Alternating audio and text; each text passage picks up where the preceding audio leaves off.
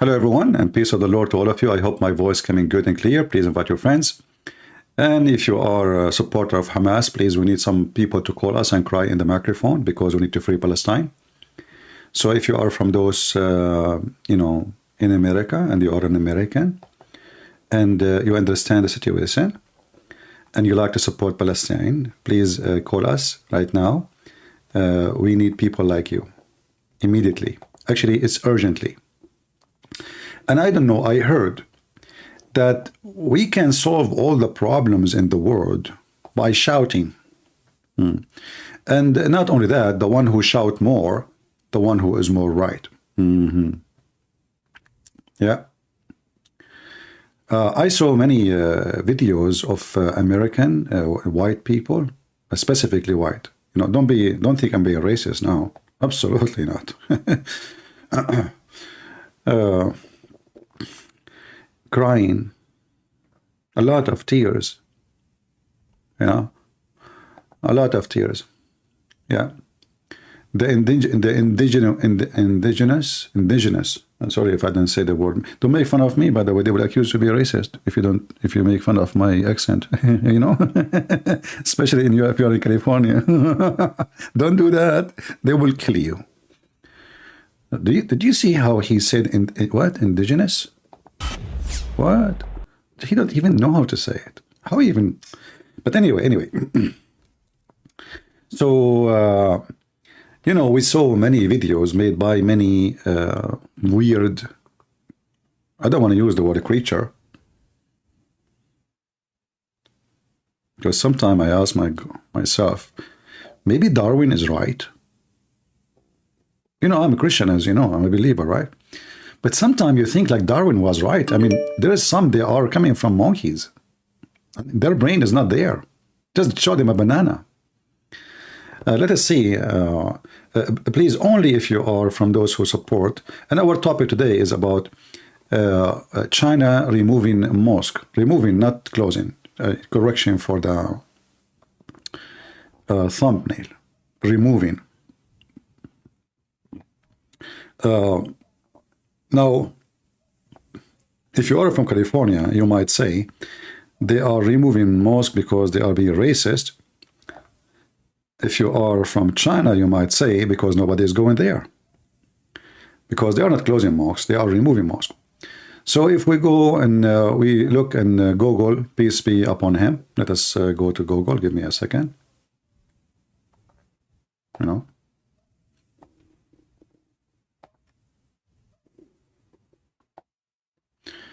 Here in The Guardian, 5 days ago, it says, closing hundreds of mosques.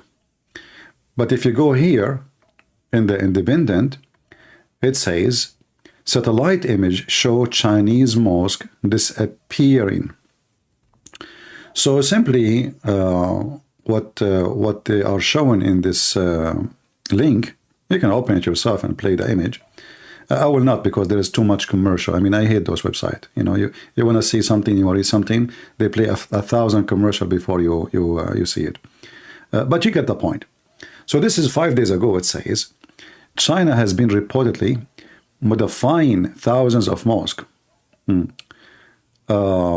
then they are showing you that the whole mosque is gone. Like mosque after mosque after mosque. The total, according to them, is 3,000 mosques are gone. 3,000. Now, you notice that everybody protesting against Israel, right? And Israel is not fair. But I don't see really the Muslims protesting, and they are talking about like an open jail in Gaza, etc. And the Muslims, the only one protest, the only one is a hero, I see him, is Mimi Hijab. And you remember when he did the striptease, which was very, very powerful. We have to be honest. I mean, it was really moving, an act, like a moving act to be done by someone like Mimi Hijab. And, since then I heard that the Chinese are not really closing mosque no more. They are destroying the mosque. They are removing the mosque totally.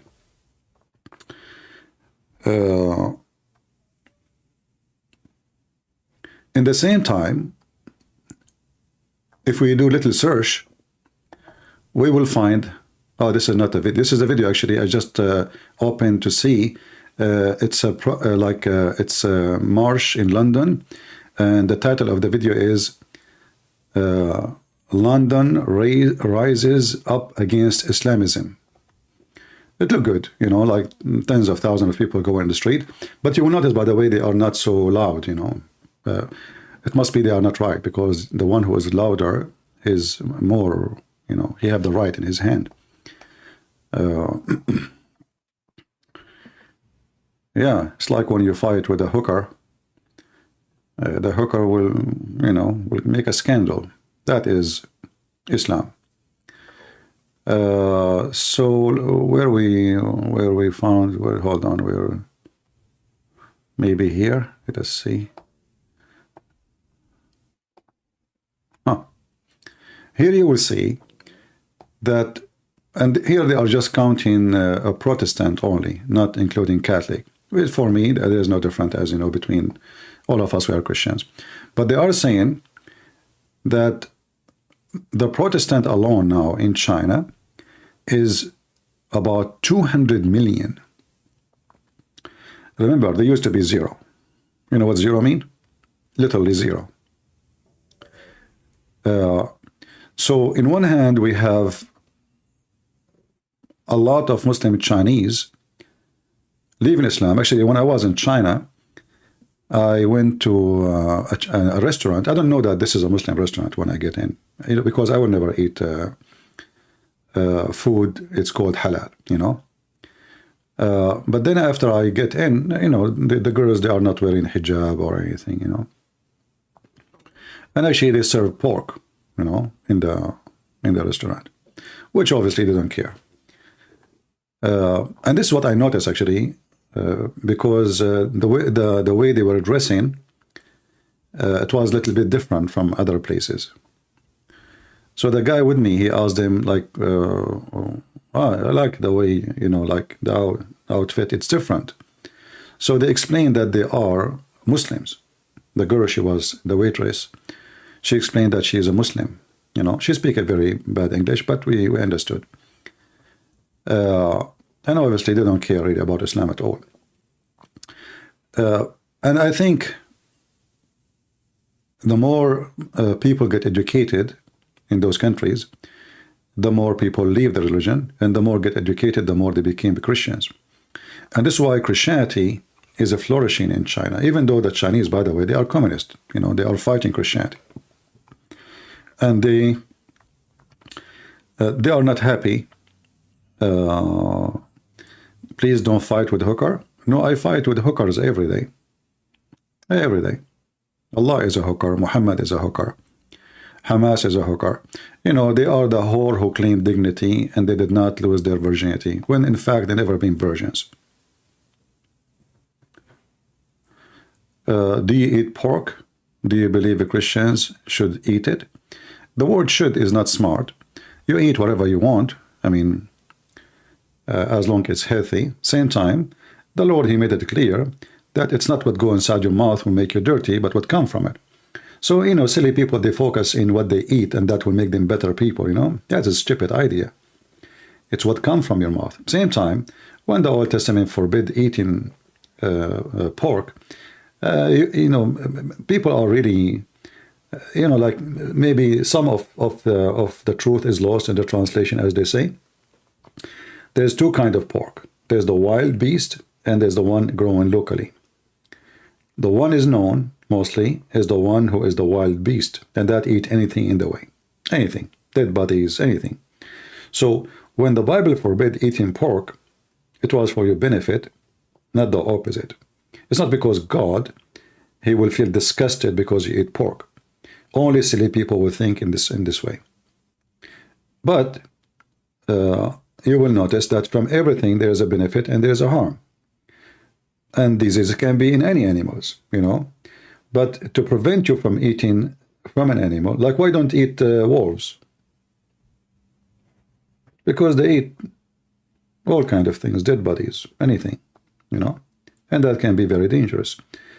a dead body which died from the illness or disease, they will eat it. They will not notice that this is this dead animal died because of a disease. So it was for your protection, not the opposite. Same as the Sabbath. Many people, they are silly and stupid. They worship the Sabbath when the fact the Sabbath is to worship God. This is why Jesus said, Sabbath was made for the man, not the man was made for Sabbath. So people who have a very limited frame of intelligence or knowledge, they focus in the paint, not what is behind the paint. We as a Christians, we focus in the value, not in silly stuff. Like, the Muslims, they focus too much in pork, right? But they don't have a problem to have sex with a little girl. But they are believers. Did you hear the video of the previous woman I played her video? She said Muslims, they have a strong faith. Strong faith in what? What strong faith? In fact, they don't, If the Muslims have a strong faith, all of them, they will join terrorism. So if only 10% or 7% or 5% of the Muslims join terrorism, that means they don't have faith. For the one who have faith is the one who do jihad, the rest they are not. And having faith in Islam is a different story from having faith in Christianity. Like actually before I go live, I saw a comment from a Muhammad, and he said that Jesus, he prayed like the Muslims. And here you see how the whore business work. This is why I say that Islam is a whore. So Islam came 600 years after us. And now Jesus is praying like them. Do you see the stupid mentality? Do you see why I say, and I see, that the second you are a Muslim, you become a fool and stupid? So let us say I do something like the Buddhist. Now, and then I say, Buddha, he do like me. Like Abdul, idiot. Buddha was like few thousand years before you. So those idiots, in order to give themselves some legitimacy, they say obvious stupid things, but usually you will see the answers is not even smart. The Christian who is answering, he don't think about it. Still, Abdul, listen. Let us say, for the sake of argument, what you say is true. But who came after whom? So you should say that we Muslims pray like Jesus, not Jesus prayed like us. However, that's not true, by the way, because Jesus never prayed like Muslim. Never. It's a big fat lie. They say to you, oh, in the Bible it says he put his he lay down in the ground, and he, this is not like you bend up, down, which is stupid. If you are kneeling for Allah, kneel, and that's it. Why you need to go up and down like a yo-yo? All your behavior, all your prayer, is the same as a Buddhist. I was in many Asian countries, and I was shocked when I saw first time ever. This was like maybe more than 10 years ago. I was in Korea, and I was walking. I like to walk. I don't I don't go with anyone to tell me where to go. I don't even follow a map. I just walk. And then I found actually I have a video for it. I can look for it. I went inside a temple, Buddhist temple, and I was shocked when I saw how the Buddhists, they pray. In fact, if you go right now and check how the Buddhist priest and the Hindu priest dress, you will find this is exactly how the Muslim terrorists around the Kaaba, they dress, like Hamas and etc. They put a sheet, they show one shoulder, and it's exactly the same as the Hindu. They are totally naked, they have no underwear because they are not allowed, and they wear a sandal the same as the Hindus, and the sandal have to be made in a specific way like the Hindus. The Hindus have a Shiva black stone vagina penis. The Muslim, they have a black stone vagina. The penis is missing because the Jews, they cut it. And then the Muslims, they say that they have religion. In fact, everything you have is a copy of somebody else. Everything you have. You have zero religion.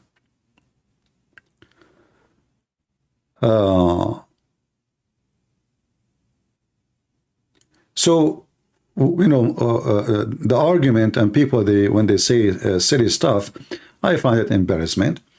You know, you as a Christian, you should not really care much about what is the food, as long as it's healthy. I think the food is good, but focusing in the food but not in your ethic and what is in good and bad, that is the stupid thing. Let us see if we have a Muslim want to join us.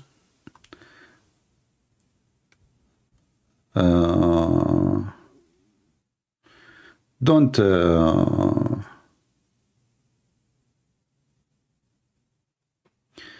somebody saying like in Arabian, Arab for Christ, he tried to learn Arabic but not all the alphabet. No, the alphabet, all of it is there. You know, just watch carefully.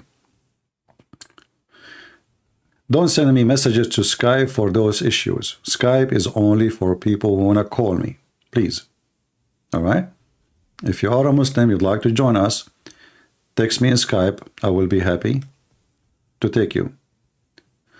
Albanian Muslim, that's a good one. Let us take him.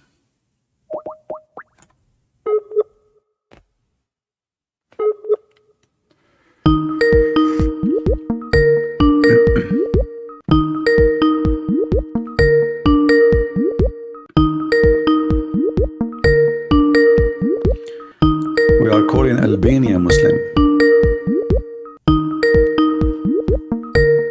Let me mute this speaker. It's annoying.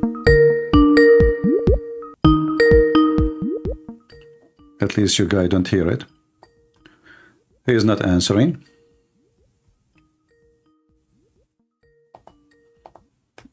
I don't know why.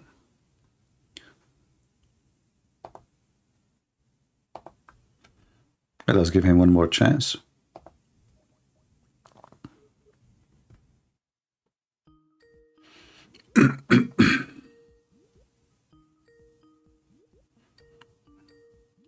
Not answering.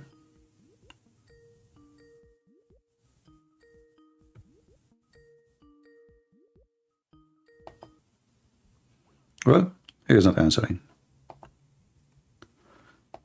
All right. Maybe he's, you know, maybe he decided to go offline, you know. Maybe he decided to go and fight the pig and they want to kill the pig. You know, Islam is a very sick or stupid religion. You know, I find Islam is a very stupid to the point. Even they believe that the Messiah, when he come back, he is going to kill the pig. I mean, how silly, how stupid you Muslims are. So Jesus will wait until the end of the time because he's going to have a cowboy fight with the pig. Why?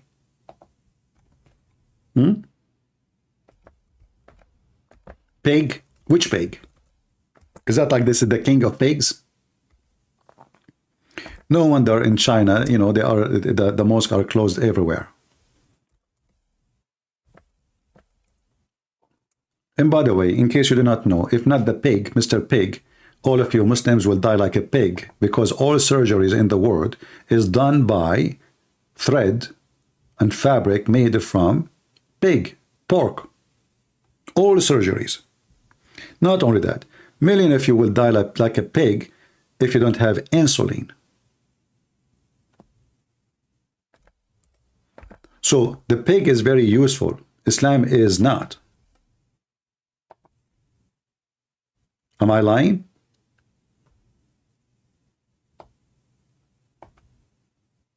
Pigs don't kill people, don't kidnap people. Pigs, they save life of people, literally. You know, when we supposedly want to insult somebody, we say pig, right? But the fact I find that a pig is way better than your prophet. Look at this pig, Muhammad. Oh, sorry, pig is, as we said, this is an insult to the pig.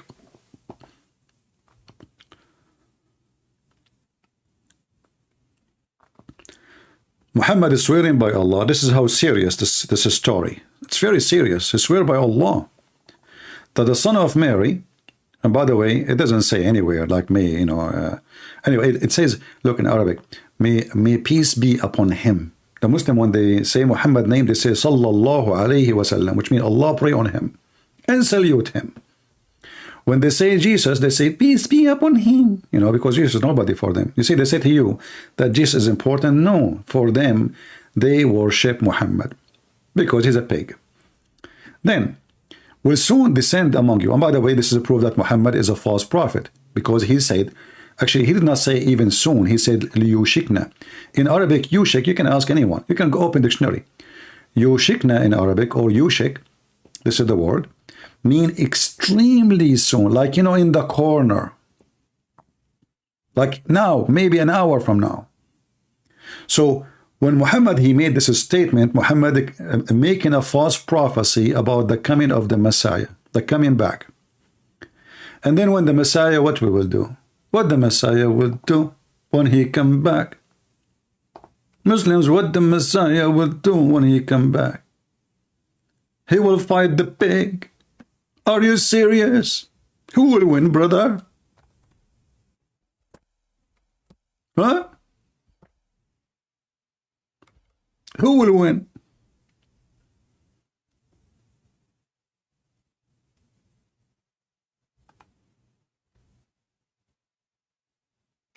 I mean, are you serious, really?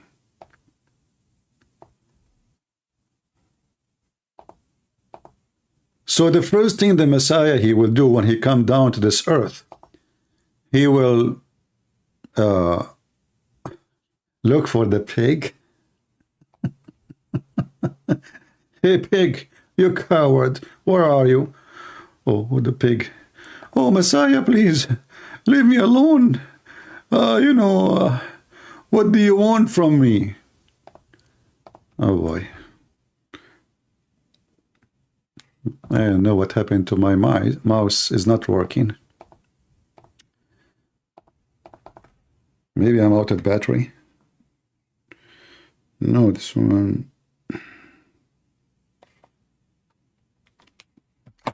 Hey, mouse. Come on. Come on. Come on. Uh-oh.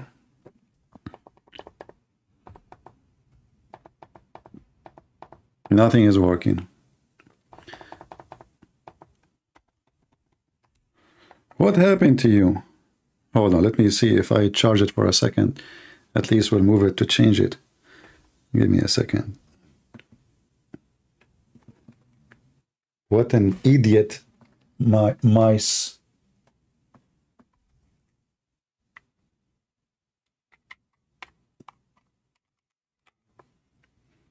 Yeah, maybe it is dead. But I don't know how that how long will take. And I don't think this might have any battery to replace. I don't think so. It's rechargeable. Okay. Let me see if I can get the other one, but I think that one too will be a problem. Let us see. Give me a second. Yeah, focus with me in the pig. The pig is busy now.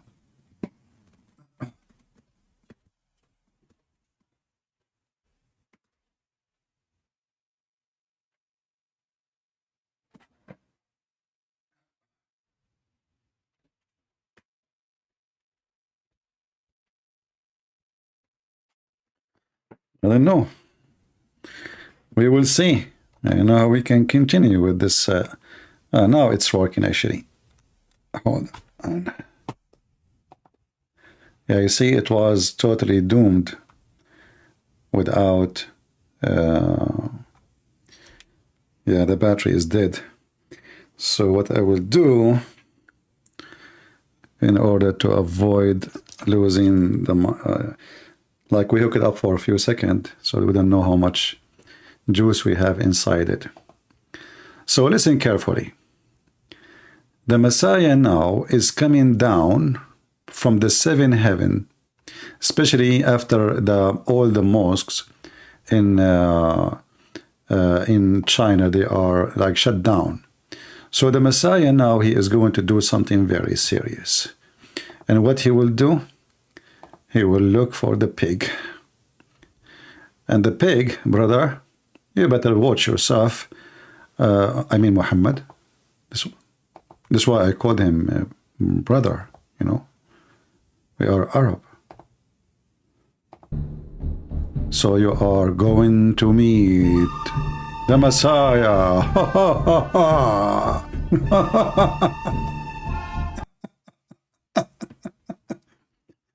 This is how stupid this cult is. The first question you ask yourself, who in the world care and what kind of a mission that the Messiah is going to kill the pig? The pig? Which pig? Like what this pig he did he join Hamas?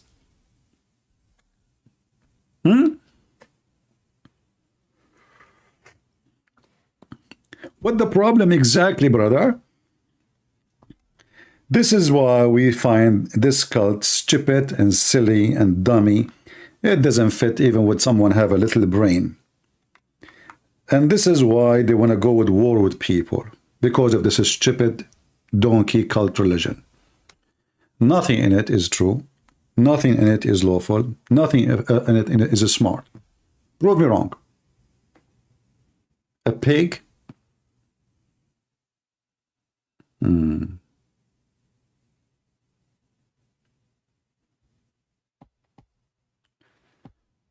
Do we have any Muslim would like to join us live on air? Who is here? Any person who want to call us to tell us about it, how to free Palestine? Who want to free Palestine? Somebody here try to call me. Let's see.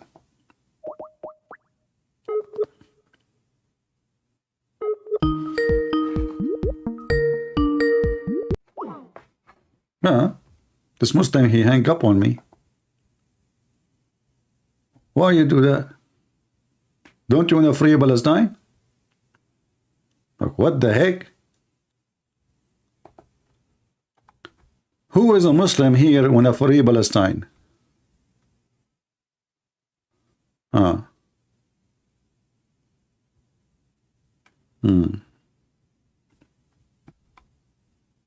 Anyone?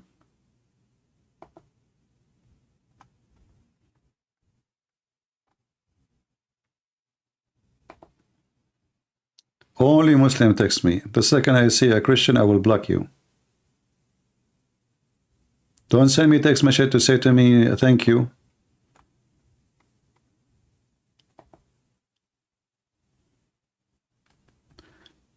Can I ask you a question? Yeah, this is one of the most funny texts I get. Like, can I ask you a question? And now you wait for it, and then you answer him. Yeah, you can ask me a question. And then it take him time to ask the question. If you have a question, just give me the question. Don't you see we are busy fighting the pig? What's wrong with people? We have a very serious issue here. The whole world is under the threat of the pig attack. I mean, time will come, my friend, and the Messiah himself will fight the pig. By the way, the hadith nowhere it says Muhammad. So I don't know why people are confused. What do you mean he will kill Muhammad? I just told you that pig is very useful. Muhammad is not. So it cannot be Muhammad. And Muhammad is dead already. What are you talking about? The Jews killed him.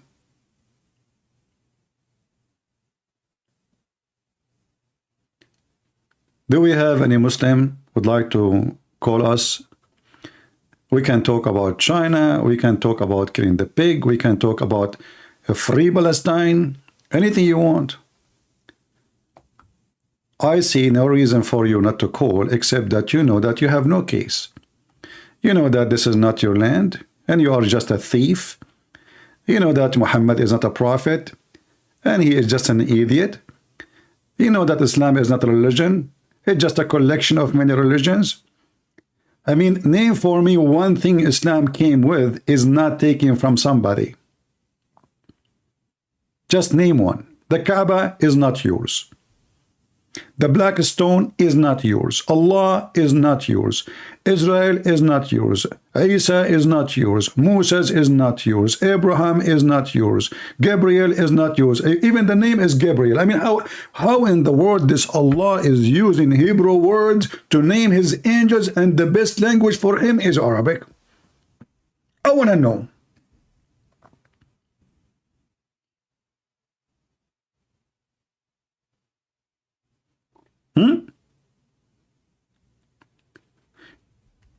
You know, when Allah created Adam,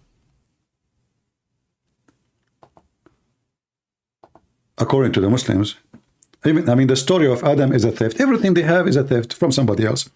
Gog and Magog is a theft. Alexander the Great is a theft. I mean, Harut and Marut. Don't talk about Harut and Marut. Please don't talk about Harut. Case sensitive. You know.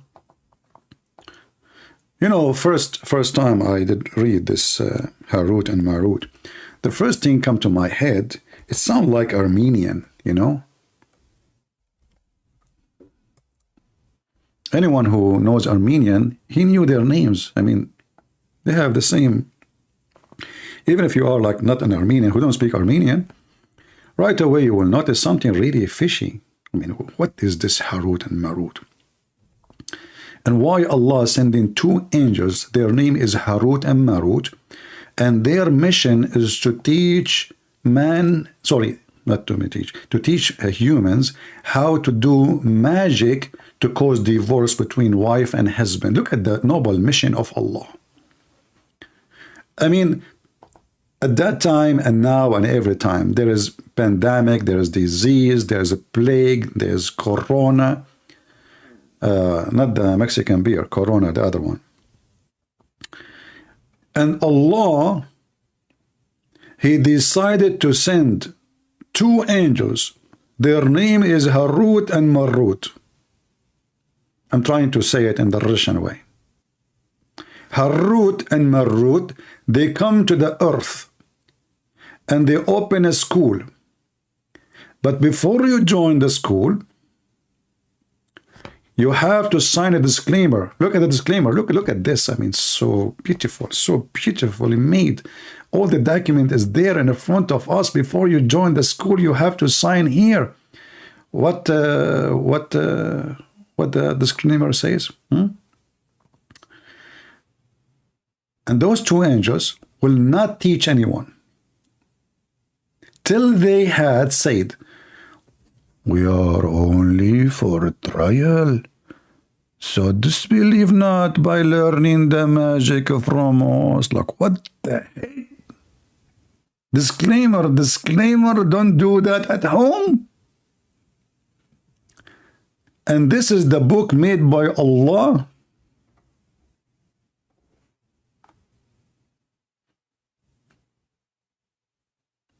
Don't do this at home.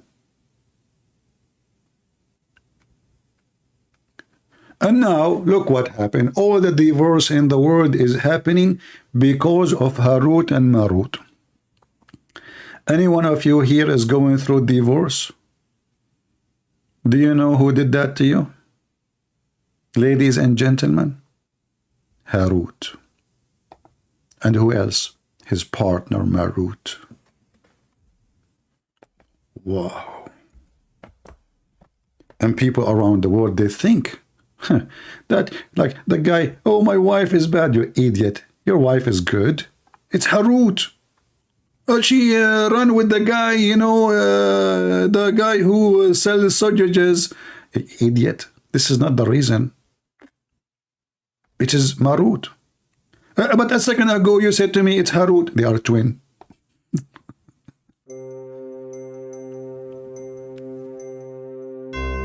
Harut and Marut. Toot, toot, toot.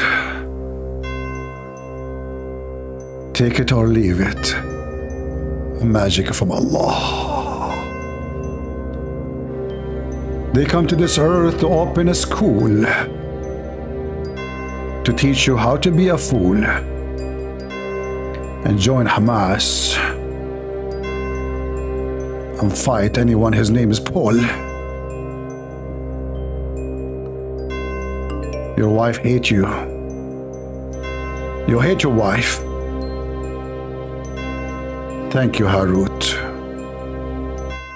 Commercial break. If you like to join Hamas and you are an idiot, please join us right now and call and shout Free Palestine.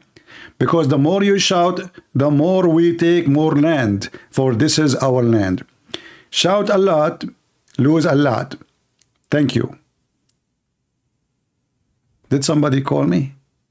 Are you trying to disturb my Harut and Marut story, Abdul? Is that the plan? Is that the plan?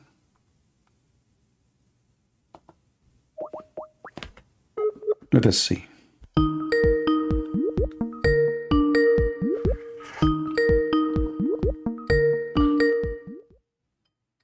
I will mute the microphone, the speaker, until he answer. Yes, my friend, are you a Muslim? Hello? Hello? Prince, can you hear me? I do hear you. Are you a Muslim? Okay, let us hang up and see. Maybe it's from my side. I don't know. Let us check. Let me check the audio.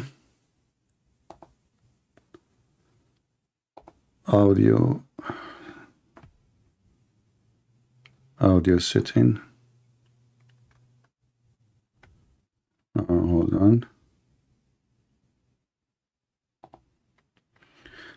All right, let us see if I don't know. It looked fine. Let us call him again.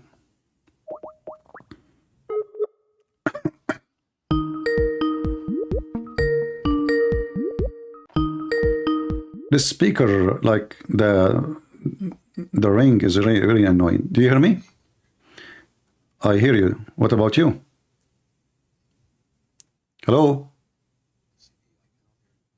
Oh, he have a problem. I don't know. Okay, my friend, go and check your audio. Check your audio. And because I don't know. I mean, I did check my audio here. It says fine. You know, the microphone give me the whole link. I mean, the dot to the end. So it's from your side. So check your audio before you call me. Do we have any Muslim who would like to join us? Anyone?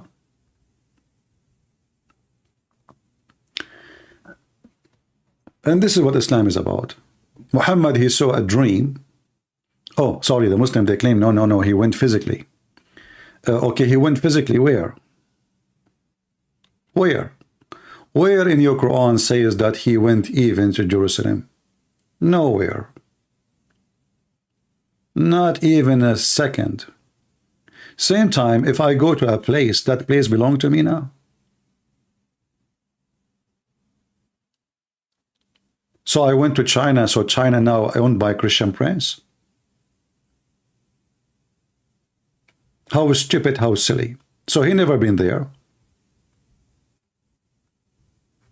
He have no idea what is there. And not only that, he claimed a very funny, stupid story that there was 124,000 prophet with 124,000 donkey in Jerusalem. And yet nobody, not even one person from the history or historian report that they saw 124,000 donkey, 124,000 prophet, each one of them he have a flying donkey. Where they met in Jerusalem. Where? In the temple of Solomon. Who was waiting for them? The Messiah.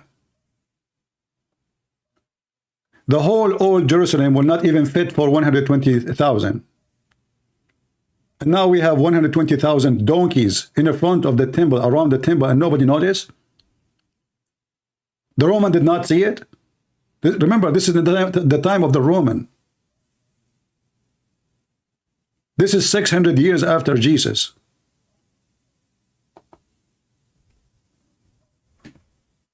Let us see.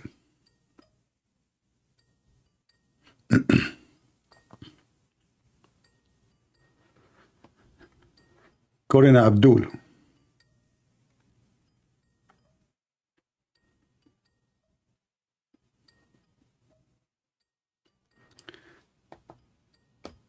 If Abdul, he texts me and he did not answer my call, I will block you.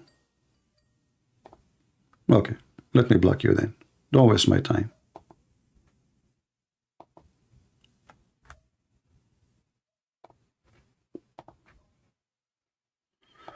Let us see this guy.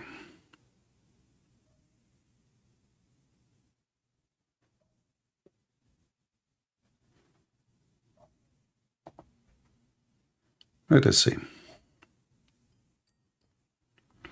Hello? I hear you. Do you hear me?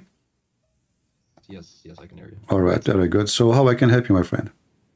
Yeah, so the thing is, the last few months, I watched a lot of content from you and from Sam Shamoun. All right. And yeah, well, first off, thank you for all the information that you guys give. So I was raised in a Muslim household. Okay. I never paid attention to Christianity at all. And thanks to you, I am looking into it more. So yeah, and the few questions that I have is more on some of the signs from Islam. So one of the Science? things You mean science or sign? Science? Science, you mean? science. Science, No, okay. science. Okay. Not science. I mean, like a proof, like the things that they use in order to prove that it's the truth. All right. Okay. So I haven't seen a video that you discuss on this. So the thing is, like the minor signs of the end of times Like what? of Islam. There were a couple of things. So one of the things that they gave was that in the end of times that the Bedouins would raise up big buildings and they would compete over Well, that. the Bedouin, they have big building before Muhammad. This is called Yemen. Go check it out. But also with regards to the rest of the world, so that they were that much bigger. Same time, the Bedouin, my friend, he's talking about is the Arab Bedouin, not the Bedouin who live in China. He's talking about the Bedouin, you know. And same time, if this is true, then the end of the time should happen since they have those buildings. This is the sign of the end of the time, right? Did it happen? Same time, can you read for me the hadith about this, like what this hadith says? I don't know the number from the top of my head. Okay. I can check it out. But... does it count many things or only this thing? So this particular hadith, I don't know the one that says this. I just saw like some analysis online. I don't know like the exact reference to it. Yeah. Well, the hadith, as I know, it counts many things, and this is supported from the sign of the hour. And you will find the second we check them out, we will find many things doesn't make sense and they are stupid. Let us let me go and find some of those hadith. Yeah. Okay. And I will put it for you on the screen. You see my screen? Wait, just a second. Yeah. Yeah, but it's wait. All right. No, it's still on Harut and Marut. Okay, now it's going to refresh and will be with you. Okay. All right.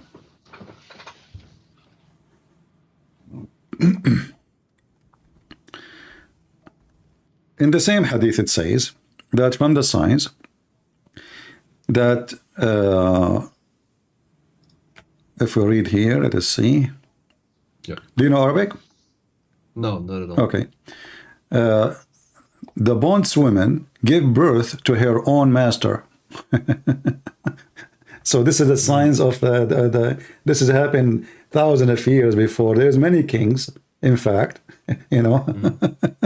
They are born, you know. I mean, what this guy is talking about, this is a sign. So the bondwomen gave birth to her own master. But isn't this the case for every king who slept with the woman she is as a slave? And then the king, the son of the king will be a king.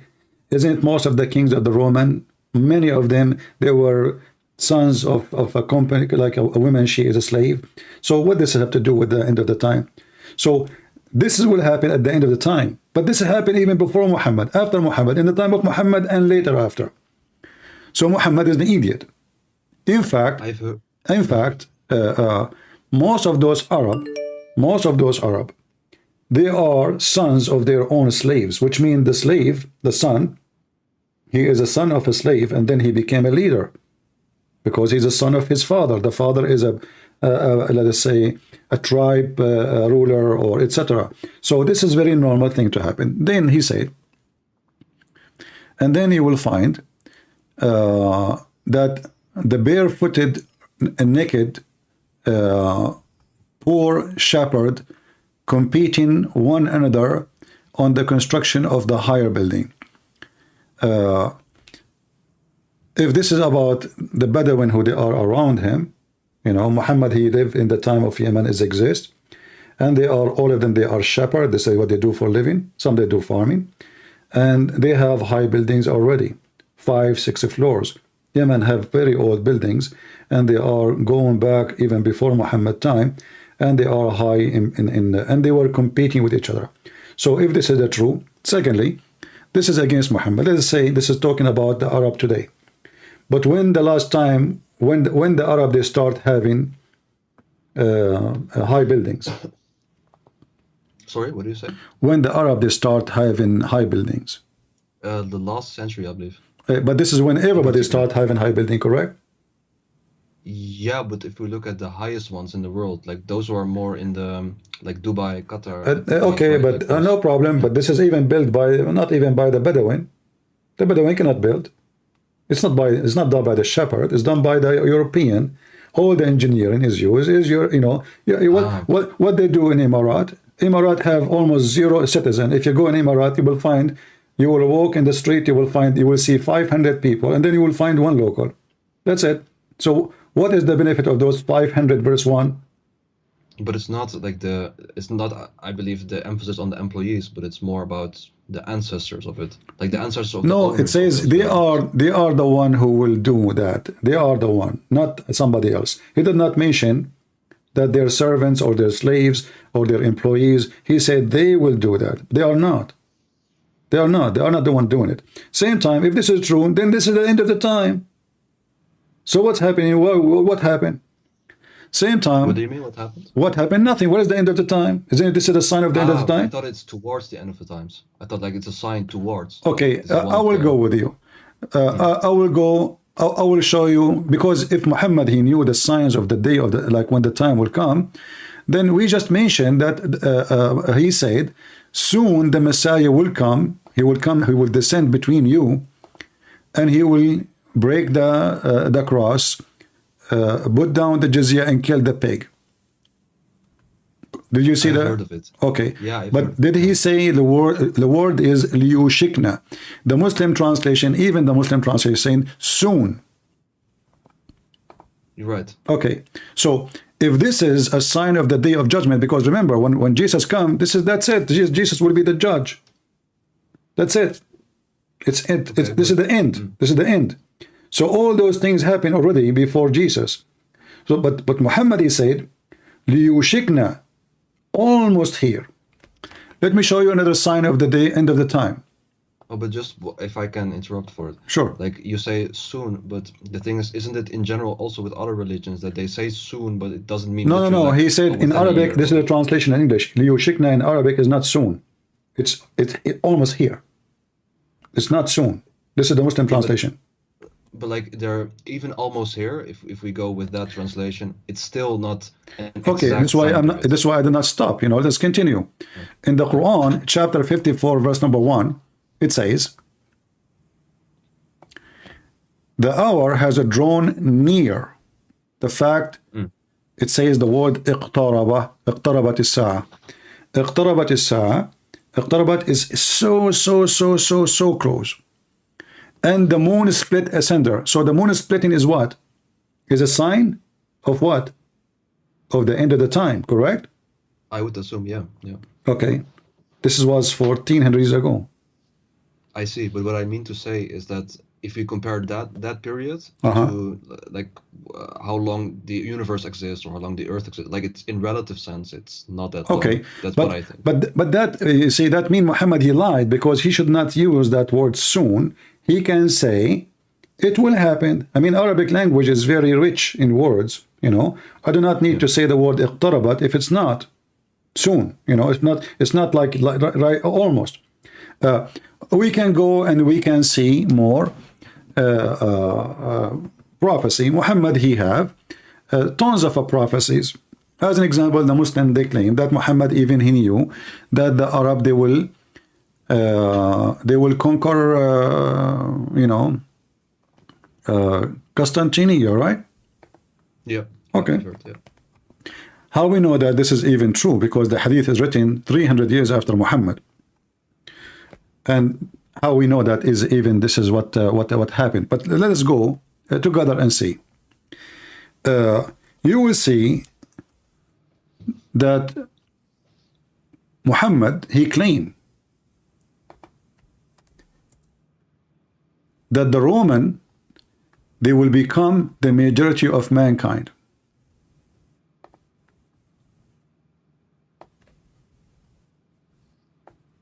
I heard Allah Messenger saying, the last hour would come when the Roman would form the majority among people.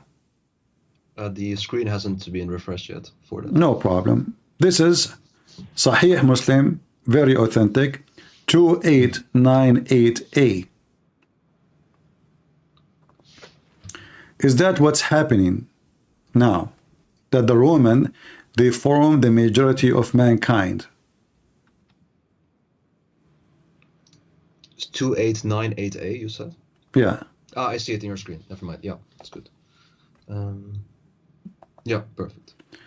Is it true that the Italian government, they announced that the population of Italy is declining in a massive way and they are encouraging people to have more children?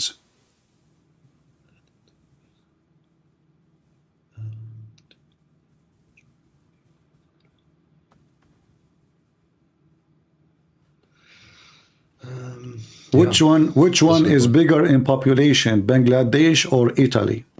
Yeah, Bangladesh, obviously. Indonesia or Italy? Yeah, Indonesia. Egypt or Italy? Egypt, yeah. So how the Roman, they will become the majority of mankind? Isn't it, and you are a Muslim supposedly, isn't it the Muslim, they are proud about their number? Yeah. So how the Roman, they will become the majority? And then the Muslim, they try to fix it. They say to you, oh, he meant the Christians. Read carefully. He did not say even the word Christian, because in the Quran call always the Christian Nasara. Never call them Roman. Never. The Roman is the Roman. The Christian is the Christian. The Quran used the word Nasara. So he said the Roman will form the majority among the people. So Muhammad, he made a false prophecy again. We can give you more false prophecies. Very powerful. I don't know, there's a boy, his name Ali Dawa.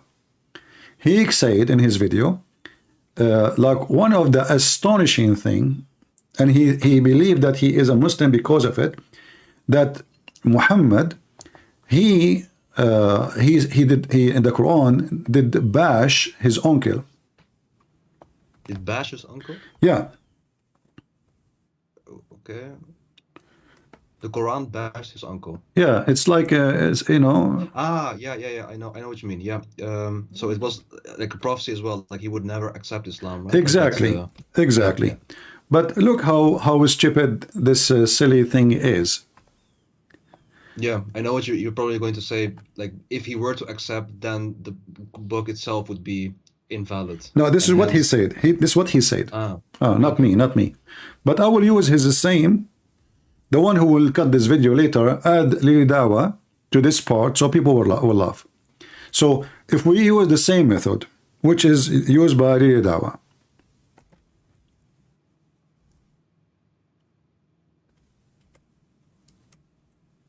we will find that Muhammad, he made it clear.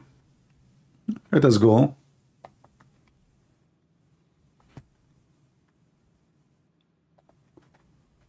To the end of the Quran, the chapter of Al-Kafirun.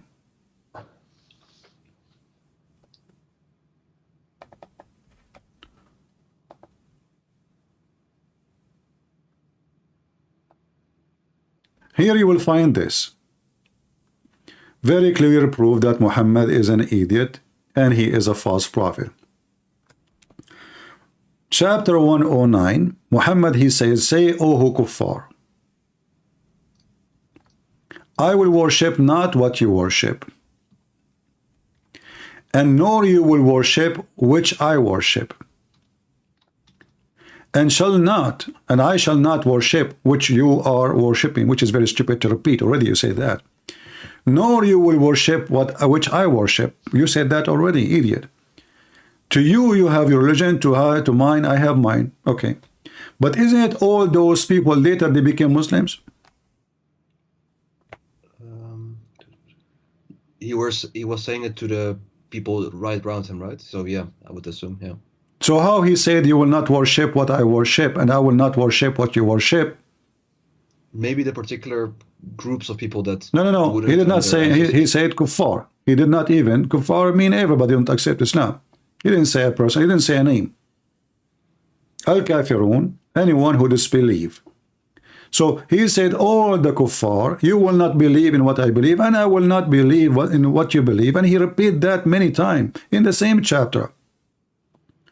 But then we find that all of them, they become believers. So using the same method used by Lili Dawa, that Abu Lahab, if he converted to Islam, that will make Quran invalid. This is his method. Okay, well, this is Islam invalid because now one person did not convert to Islam. That make you believe Muhammad made a prophecy. And thousands of people who supposedly Muhammad said they will not believe in Islam, they become Muslims. And that will not make you leave Islam. Sorry, can you repeat it? If Lilida was saying that because Abu Lahab, he did not convert to Islam, because if he convert, that will make the book invalid, correct? Yeah. Okay, that Abu Lahab is one person. Right. Okay, but Muhammad here saying all the kuffar, including Abu Lahab. Yeah, but okay, he says this, but he says like that person, like Abu Lahab and the other kuffar. No. They do not. In that verses, only Abu Lahab. He's talking about Abu Lahab. You know, he's bashing Abu Lahab and his wife specifically, 2 persons only. Here he's saying the kuffar, including everybody. Kuffar is everybody, but all of them, you know, or let us say the majority, because later either they get killed. So we cannot talk about the one is dead. He convert or not, we can talk only about the one who's still alive.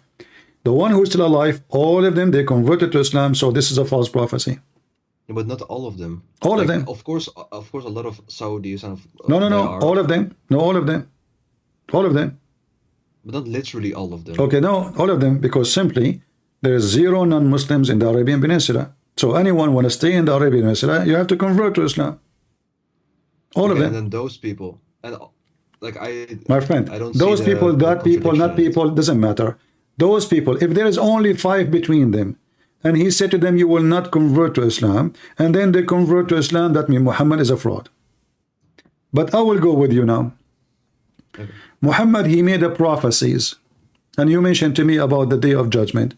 Well, Muhammad do not know about what's happening in his time, how he knew about the Day of Judgment. As an example, when Muhammad, he mentioned that how the baby is made, and the one is talking is Allah, right? And we can, by the way, we can read the hadith, but I'm going to read Quran is more powerful than the hadith, right? Because the Muslims still, they can say, as I said, it's written long time after Muhammad, it can be false. But if we go in the Quran, we will find. The problem is with the embryonal development, I have no knowledge on it in general, so I'm not a doctor, my friend. I'm not a doctor.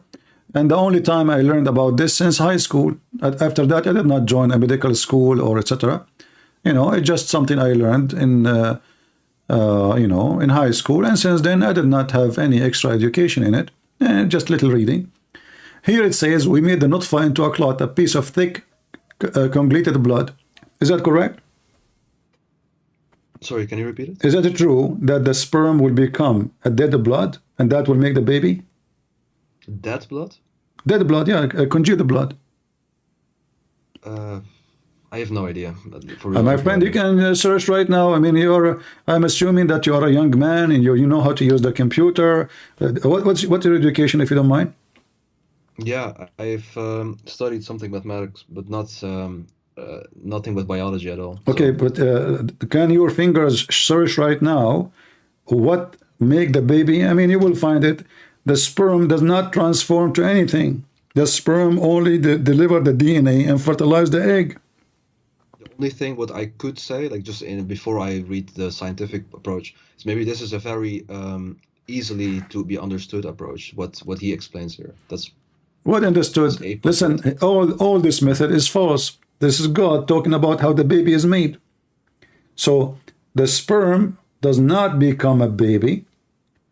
It is the sperm fertilize the egg. You see, if here he's not giving details, I will say, okay, you know what? He just make it let's say metaphorically, you know, like you are from the semen of your father. I will let it go. But no, he's talking about the stages one by one. He's talking about the semen itself, how the semen is transformed into dead blood, and that dead blood become something else. As we see here, it says it became a clot, and then into a little lump, and then of a flesh, and then made out of the little lump of a flesh bones. But this is absolutely false. None of this is true. So how this can be coming from God? I have no idea. I'm just checking a bit on Google. Okay, I want you to just to make it simple. You know what you are saying to me, that Muhammad, he knew signs of time, but none of Muhammad's signs of time is working for me. If there is anything you find it's very strong for you to keep you as a Muslim, give it to me. Let me see. No, for me it was science, not science. Like science as in the Science, whatever you want. Yeah.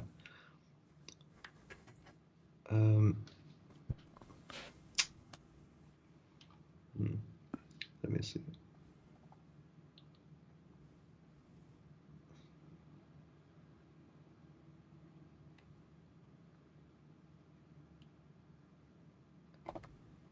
Give me something you think it's really good. The best. Right.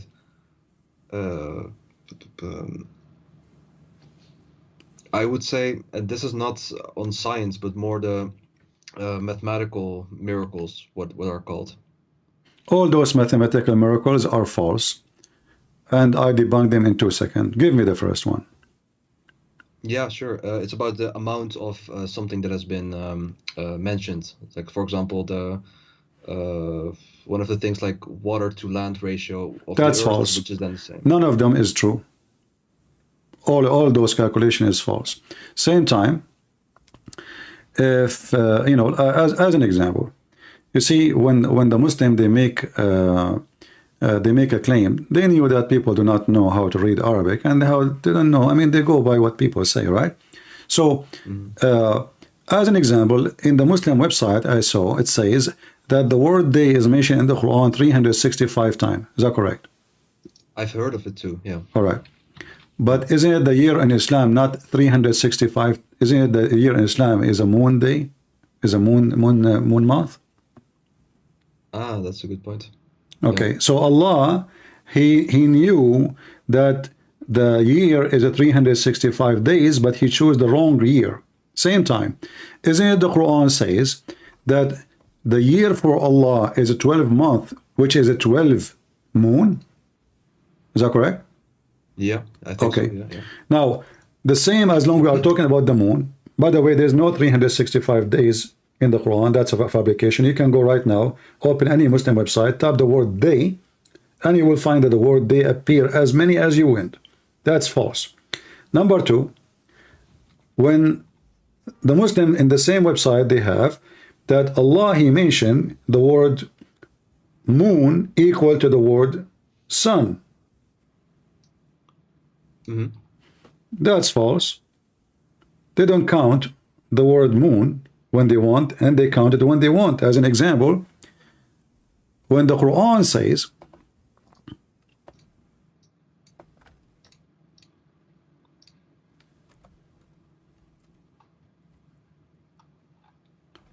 the Ramadan. Okay. So the word Ramadan, you see the translation here, it says Shahr, the month of Ramadan. Still needs to be refreshed in a few seconds. Yeah, chapter 2, verse 185. Oh, okay.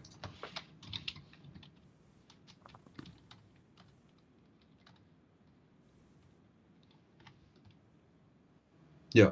All right. So, but the word there is not month, it's a lie. That word is a moon.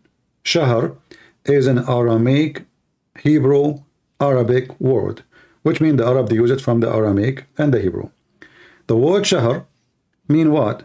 Mean moon. They don't count it. But look, we're not done. Here it says... The moon of Ramadan, it says, instead of the month? Ramadan is the name of the moon, not the name of the month. Every moon... Okay. Every moon have a name. Okay. But like if you say it that way, then the moon that belongs to the earth is just the name of Ramadan, like for the whole year, instead of just every month is a moon in Islam, not a new month. This is not true. This is because this is coming from the old pagan practice of the Sabian. They believe every moon is a new moon. There's 12 moons. Read with me here carefully. In chapter 9, verse number 36, it says, the numbers of the months for Allah is a 12. That is again a false translation. It is the number of moons. The number of moons. Yeah. Okay. So the number of moons, not the number of months. How we can prove that? Very easy. We go back to the previous verse. Try to open two browsers so you don't exit like just a switch. Oh, just by the way, just because I can't speak Arabic, but I just looked at what moon is in Arabic. Isn't it qamar? Qamar in Arabic, yes, is exactly. But the word shahr is a word mean moon too. Qamar is a moon, shahr is a moon. But usually, every name describes the size of it. And now we will find out what we are talking about. So look what it says in the line after. It says, whoever of you cite between two bracket the crescent of the first night. The crescent. What crescent is? The small part that you can see of the moon. This is what shahr is. So there's a 12 shahr, 12 moon. All of them, they are like this, crescent moon. So whoever of you, this is why it says shahida. Shahida mean he saw, he witnessed. You don't witness a month, you witness a moon. Do we agree? Yeah. Okay.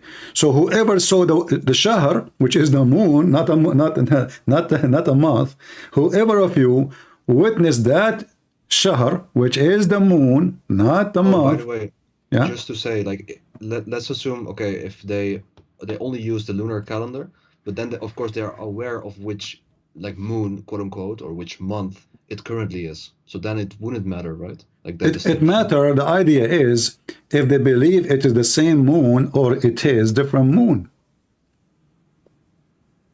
No, what I mean to say is, how should I say? Like, for example, with the Western calendar, lunar calendar, like we don't say like the X amount of sun, but still, like, you can, if you were to every day track the sun, you can eventually like make it up in the same way as how we normally were to track the calendar. Like my friend, even the sun calendar, you have to do correction. We have something called lab here, correct? That's correct. Yeah. Okay, so even that is not perfect, but just focus with me. Okay. The Arab, who they are learning from other nations using the lunar calendar, they used to correct that calendar too. But look what Muhammad did. And now you will see that Muhammad cannot be a prophet from God. Did you notice that you as a Muslim, sometime you celebrate Ramadan in July and sometime in December? Yeah. Okay, why? Because it's not the same as the sun calendar. So therefore it's kind of no, so to say. Like, no, that's not the reason. The reason is that the smart Muhammad, he decided not to do the correction. So the Arab before Islam, they used to correct the calendar. So they add few days at the end of the year to fix it. They are not stupid. They learned that from the Jews. So Muhammad, he said to them, this is from the kuffar. We will not take it. And by doing that, hadith for that? No, this is Quran. This is Quran. This is not statement that you make. I mean, about what? For the statement that you make, that this is Quran. He called it an-nasiyu, the ziyadatun fil kufr, chapter 9, verse number 37. Muhammad, he claimed that correction of the days of the festivals is a kufr, is an act of shaitan, when in fact this is the only way to make the calendar work good. And now the Muslims, their July become December and their December become July, because the year keep moving. So how that can be from God? Shouldn't Allah say to Muhammad, what are you doing, you idiot? They are doing it right. So now if you are a person who's born in January, next year you know what January is. Now because of Muhammad, January became August, became February, became March, became May, became April, because every month, every year, the calendar is moving. This is why the birth of Muhammad is all around the year. Even sometimes the birth of Muhammad can have two birthdays in 1 year, because of this stupid move of Muhammad. So how that can be from God? But just like, okay, I see indeed what the ayat that you show, like, but I don't know the context of the ayat, like the reason why that's this one. Here we go, the context in front of you. The Quran says, read the verse before it, and you can read the interpretation if you want. The numbers of months with Allah is a 12. The months of moons, you remember the moons, not months. Yeah. And then he says, and those who they increase in the days, like they add days to fix it, those are going astray. Those are unbelievers. Don't follow them. This is kuffar. This is act of shaitan. But this is stupid. And now the Muslim, their religion is messed up. Like you ask a Muhammadan, when Muhammad was born, well, you have to go and check in the computer, not because he did not know the date. He knew the date, but he do not know now what is when it's going to be. Because in the time of Muhammad, if it was August, now maybe it is December, maybe now it is February, maybe it is January, maybe it is July, because the calendar is mixed up. This is not an act of a person. He knew just simple math. You are the one who mentioned mathematics. Yeah. Another stupid thing in the mathematics, like they say to you the miracle of number 19, correct? Mm-hmm. Okay, you go to verse number 1 and they say to you there's 19 letters. Do we agree? It says they say that? I haven't heard. I have not heard of this. I don't know. Well, this is what number 19 is about. They start from verse number 1, and this is made by somebody. His name is Rashad Khalifa, and the Muslim killed him for the same reason, because in order to make the number 19 work, he have to delete many verses in the Quran. Not only that. Oh, just by the way, can we go back to the moon instead of month thing? Like, let's say that, okay, in Arabic it says moon or like shahr instead of month. Yeah. But still, isn't it still not correct? Like, aside from that difference in the word. It's not correct, Like because the year is not a 12 moon. So Allah, he have a wrong mathematics, because it's not 12 moon. Is it? No, true. If we are adding 10 days, then it's not 12 moons. Yeah. So even if you say it is 12 months or 12 moons, still it's wrong. Yeah. All right. So the Muslim, they have tons of website talking about number 19. And if you go to Al-Fatiha, the second I start calculating the numbers of the letters, I will find that they are way more than 19. You see, in Arabic, I will try to zoom in just to show you how they lie and they fabricate when they claim those claims. You don't know anything about Arabic at all? No. All right. I want you, after we finish today, you can download the video and bring a Muslim who speak Arabic very well and let him defend what I am saying, which means against me, not with me. Bring somebody he hate me very much. Do you see? Let me open my screen pen so I can show you what I'm talking about. In the screen, we have the sentence which the Muslim, they claim this is the total numbers of the letters is 19. And if we destroy this sentence, the whole numbers already is gone. I mean, the whole calculation is false. So if we look here, you will find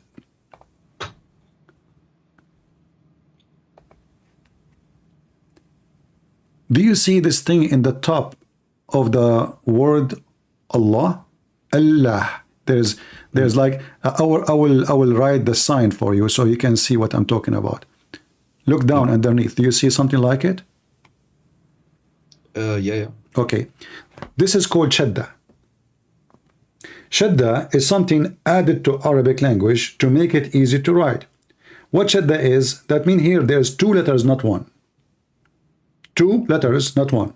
So instead of writing the letter L twice, we put shadda. This way, the one who is reading, shadda mean extend, like you put it, put it more, longer. So when you pronounce it, you extend the way you say it. So now, here we have two letters. Okay, the number 19 is gone. Not only this, and the one after it here, Ar-Rahman,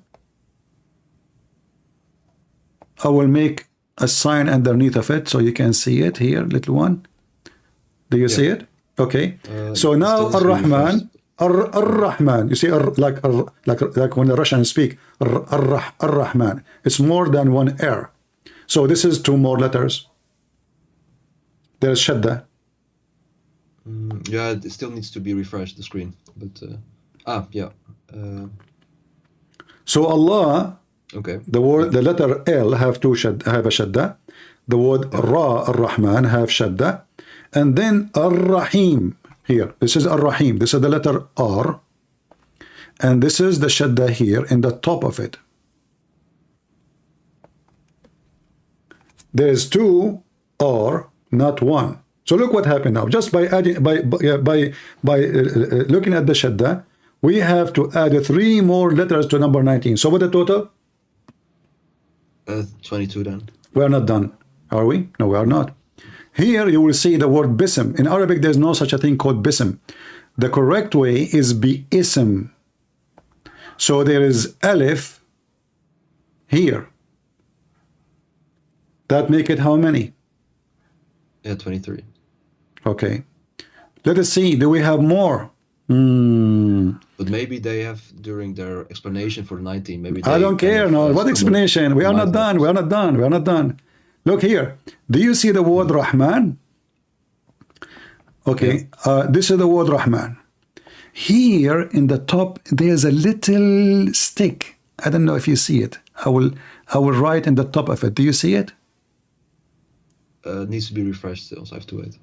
It shouldn't be refreshing to, I mean, I don't know, maybe your internet is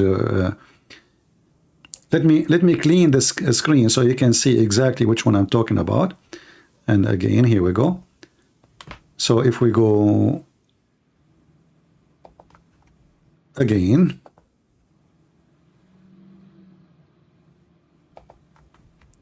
so here there is a little alif. I will draw in the top of it just to show you, and then I will erase it so you see what I'm talking about. Here, let me erase it. Actually, I will cover it. Here we go. I will make it in red. Do you see what I'm talking about? That it's really slow. Like now it's just empty, but I have to wait a few seconds. Okay. You will see it. So you will see here, there's a little alif. Alif, this is A. So this is the word Rahman. Rahman is not written as you see it now. The right way is to have the A. Ar-Rahman. So now we have 24 letters or 25? 24, I think, yeah. I think we have, yeah, maybe 24, I'm not sure, yeah. So the number 19 is gone long time ago. But maybe the way that they no, it's not up to them. Either you are calculating the letters numbers or you are not. What do you mean? What do you mean the way? I can change. No. So is it about a way so I can play games and make it fit with me, or it's about how many letters? you make a good point. The only thing is because like I've heard that nowadays the way that it's written is a bit changed in order to read it more easily. Exactly. Also so this is not the Quran then. If you change it, but if you then look at the original, like my friend, you just said they changed it, correct? No, just the way that they write it. Exactly. More okay, so we have to go by the way it is, not the way they write it. Same time, even in the way they write it, the shadda, anyone knows. There's a guy, his name is what's his name, guys? Khan? Something. He's from Pakistan. I know what you mean. Yeah. He have a program. He explained to you how Ar-Rahman is a two-er, because he's trying to show you a miracle. Actually, he is making this to show you a miracle. But he totally agree with me. So the second you see shadda, the R became 2. The second you say shadda, the alif become 2. The second you say shadda, the M become 2, etc. So this is how it is. This is Arabic. It's not up to me. It's not up to them. It's not up to anyone. So they deceive, they lie to make it fit. Like, how come the one who made this false calculation, he did not notice that the word Rahman have alif? This is just an artist way to write it. This is not the way the Rahman is. The same as the word Bism. There's nothing in Arabic it's called Bism. I will type the way correctly and you will see it all over the Quran.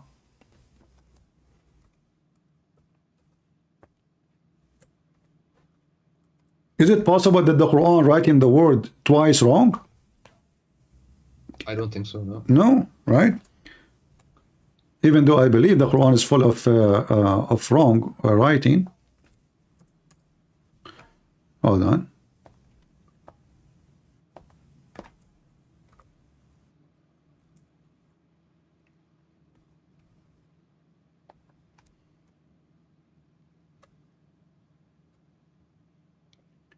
Read carefully with me. All those are bi-ism. Do you see it?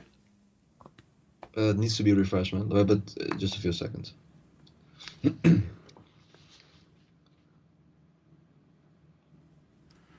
So this is the way to write the word. This is the correct way. You know? And this is the way it came to Muhammad. As an example, chapter 96, verse number 1, it says, اقرأ باسم ربك الذي خلق.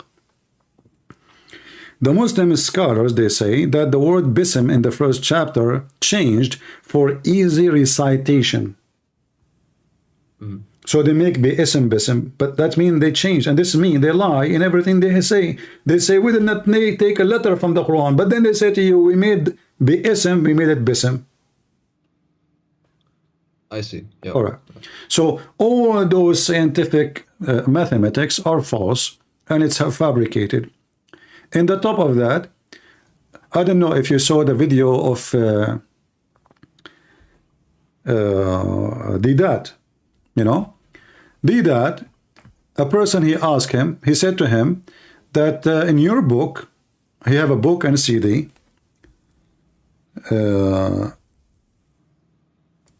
You appreciate the miracle 19 miracle.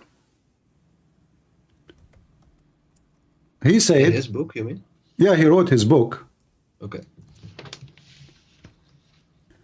So did that now because he don't want to accept Rashad Khalifa. He said, well, yeah, at that time I found it a very good way to make people believe.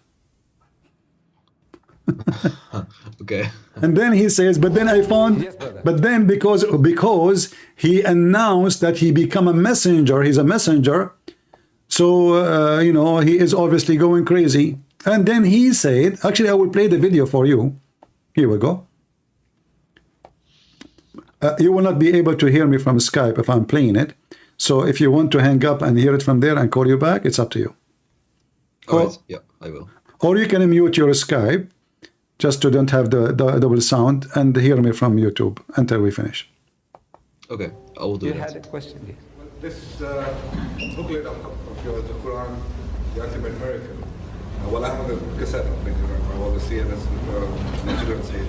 But whenever I try to show it to our mullahs, you know, they don't accept it and they don't believe in it.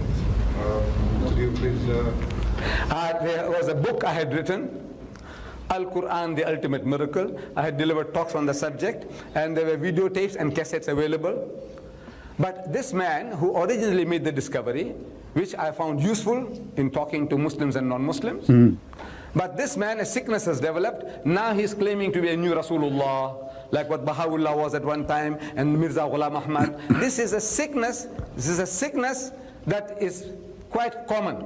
You see, once a person, he finds that he's so clever, that people are, hero worshipping him. And, whatever I say, I know these people will believe. So the man creates a sickness. This man, I can make claims. Today, this guy called Rashad Khalifa, he is the man who discovered this theory, alayha tisat ashar. Now he said he is a new Rasul. He's a messenger of God. There are certain flaws in the theory, but besides...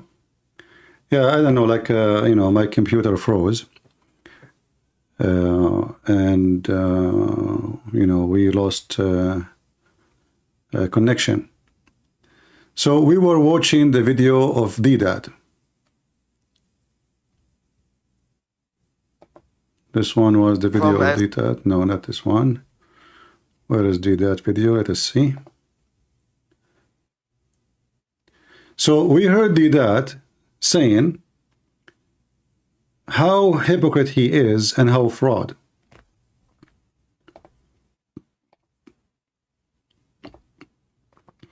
He used that statement from that guy, and he made a big chapters of it in his book. Big fortune to make money.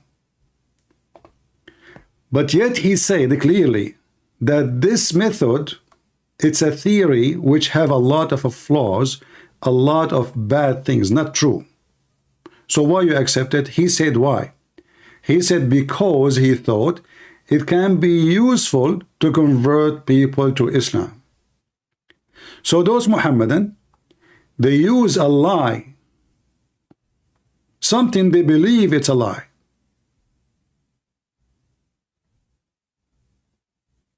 to convince people.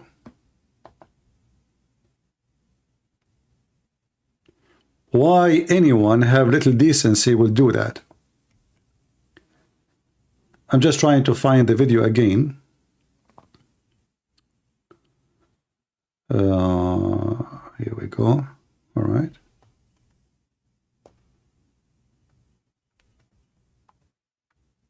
Where is...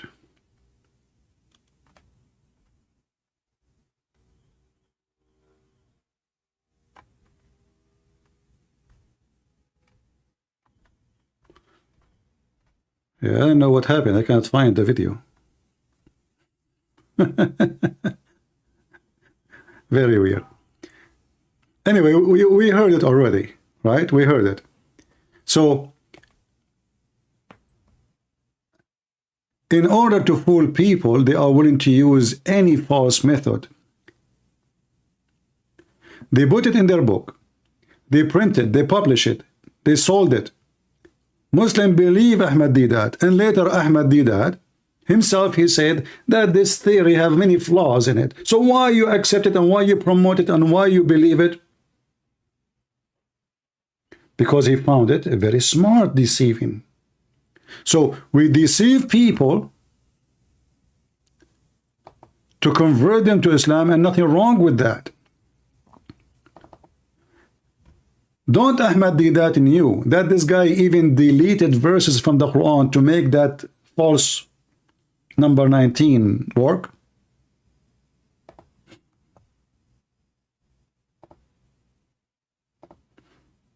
Let us call our friend back.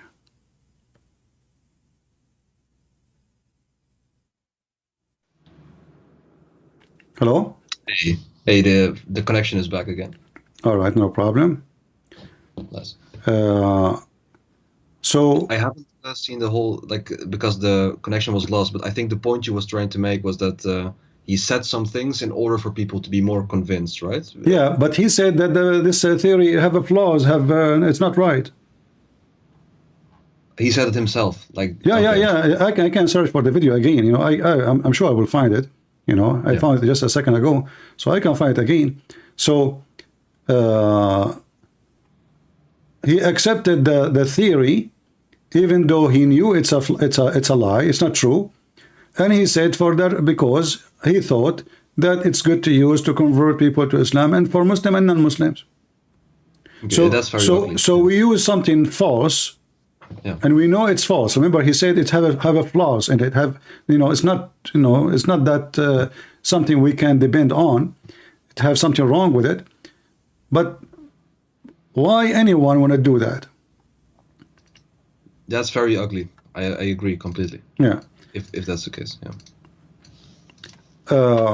So all of those are fabrication. In the same time, I mean, why I need to go and find Muhammad prediction? I can predict now, and something will happen tomorrow. I will show you something. Do you have predictions that are not true? That we can. Okay. Everything he said is not true. Everything we said until now is not true. So what we were doing in the last, half hour. Everything, the Roman will become the majority of mankind. Even when he spoke, okay, if I go right now,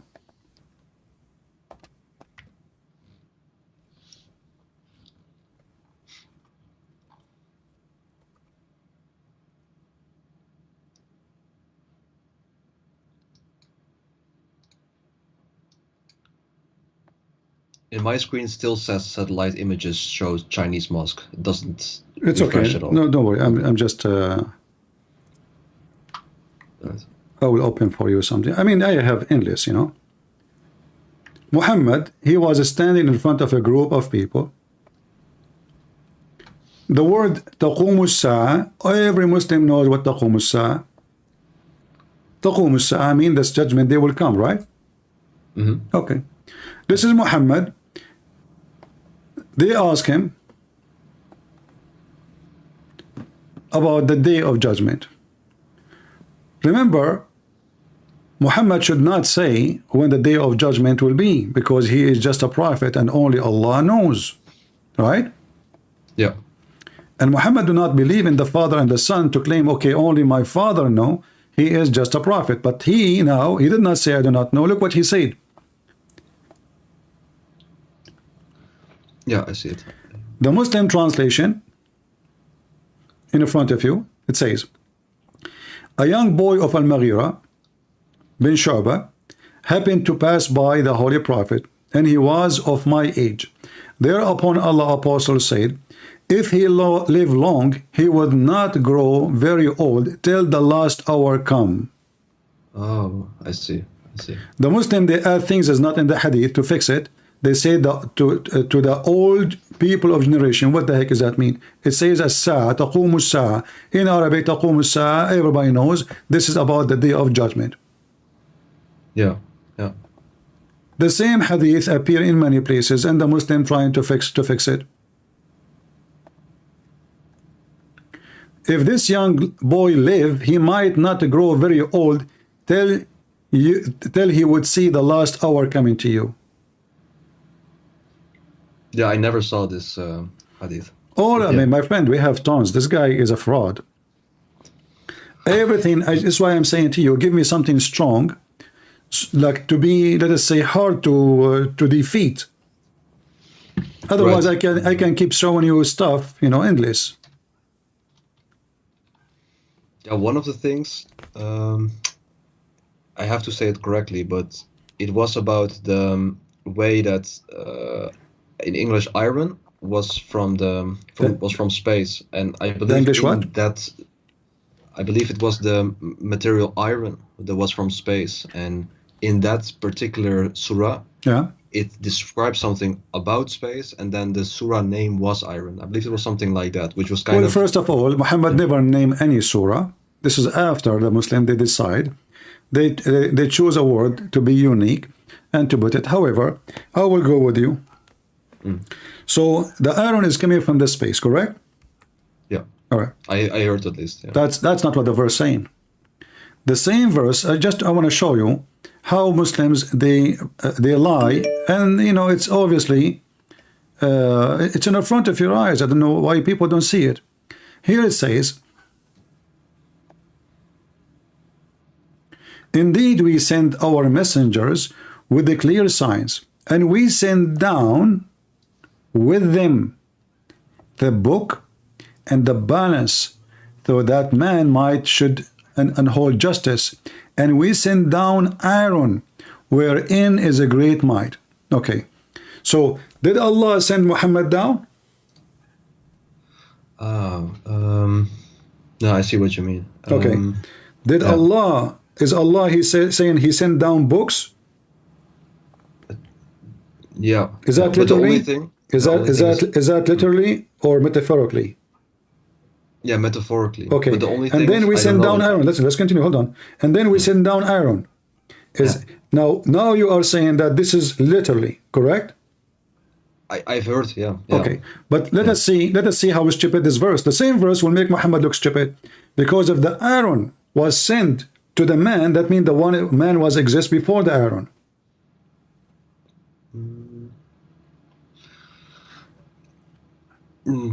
No, it doesn't. It doesn't, right? Like it could have been like the iron would have been sent down to earth prior to the existence of man. Okay, secondly, this is absolutely false, because no scientists say that the iron we have is sent down from the space. They say some of the iron in the crust is from the space, because we have the magma, and the magma is full of iron. Okay, yeah. But still, then there is some that is from space. If some doesn't matter, but Allah is saying that everything you have, we send you down. Okay, the Quran says Allah He sent down clothes for you, libasan wa rish, cloth and feather. Did Allah send us any clothing and any feather to cover ourselves? Not in that way, no. Oh, there's other way. How come we take the iron literally, but we don't take the feather and clothing literally? Is the same word for sending down used in those? Same exact word. Anzalna. Okay. Here we go. Chapter 7:26. Children 7:26. Okay. Children of Adam, and this is the word in Arabic. يا بني آدم قد أنزلنا عليكم لباسا يوري سوآتكم. أنزلنا. You see the word أنزلنا? أنزلنا. Yeah. Okay. This is sent down. Yeah. We have sent down on you garment to cover your shameful part. But did Allah really send any garment? As I know, all of them, they are made in China. Yeah. Okay. Did He cover us by feather? Look, do you see the word feather? I just see the Arabic part that you marked. All right, you will see the English one. And feathers. Since when human being, they are covered by feathers? Why? Are we chicken? No. Okay, so what he is talking about? What feather? Maybe the feathers within certain, what's it called? Like very primitive clothes. I don't know. Something like that. No. Muhammad is a mentally ill person. He think that, most likely he's talking about chicken. So Allah, He clothes the chicken with the clothing. But this is very silly and stupid to name it a clothing. This is part of them. Clothes is something you add in the top of it, in the top of you. Something you wear, not something is you are born with it. It's part of you. Otherwise, it's not a clothing. So here is sent down, there is sent down. Allah sent down the Quran. Allah sent down the messengers. Allah sent down rain. Allah sent down everything. So suddenly the hadid, which is the iron, only is the miracle. How Allah knew? Same. This is false, because the blood of the man have iron. Is that true? Yeah, but okay. It's a different. Okay, but isn't it Allah? No, hold on. I will go with you. In the Quran, isn't it Allah? The last thing He created, it was the man. Yeah, I think so. Yeah. Okay, so that's mean the earth is completed and nothing is missing, correct? Sorry, can you repeat it? That means everything in the earth is sent down already and completed. I see point. Yeah. Okay, yeah. So if Adam was the last thing, then why is iron? Did we receive the iron after Adam? Yeah. I see it. Yeah. Because Adam, a human being, if we don't have iron in our blood, we die. Iron deficiency causes death. Yeah. Okay. So if we don't have iron in our blood, we will die. Iron exists even in our water, in the magma everywhere. So if the scientists, they say some, not all, some of the iron came from the space, this is have nothing, because look, I will go with you just to take one side. Yeah. If the iron came down from the space, that means all the iron which is not from the space is not from Allah. That will destroy Islam. No, but that's that implication you can't just use. Like, I No, know I what you're trying can. to No, say, I can, because the iron from the space is little compared to the iron was existing in the earth from the beginning. So, but the iron from the space in this ayat was actually meant as a application, like an outside, like outside of the body, like you can use that material. my friend, all the iron is outside of body, because simply, like when you eat a tomato, there's iron. When you eat meat, there's iron. Vegetables, there's iron. What are you talking about? No, I mean with the material part, like to No, you use see, in order to build something. my friend, I mean, either you take it literally or you don't. Listen, because here it says to have a benefit for mankind, and even he mentioned what is to kill with it. A mighty war. where does it say mighty war? وأنزلنا الحديد وفيه بأس شديد ومنافع للناس. بأس شديد. What بأس شديد? بأس شديد is a word you use for mighty of war, mighty of strength, sword. So Allah claimed that He sent the iron, so people they will use it for war. I see. Yeah. So is the iron sent, or we have the iron before? Same time, I want to go with you. You know, was the iron created? Was the earth created by Allah, all of it in earth, or Allah He sent from the space other stuff? He said from the space, other stuff.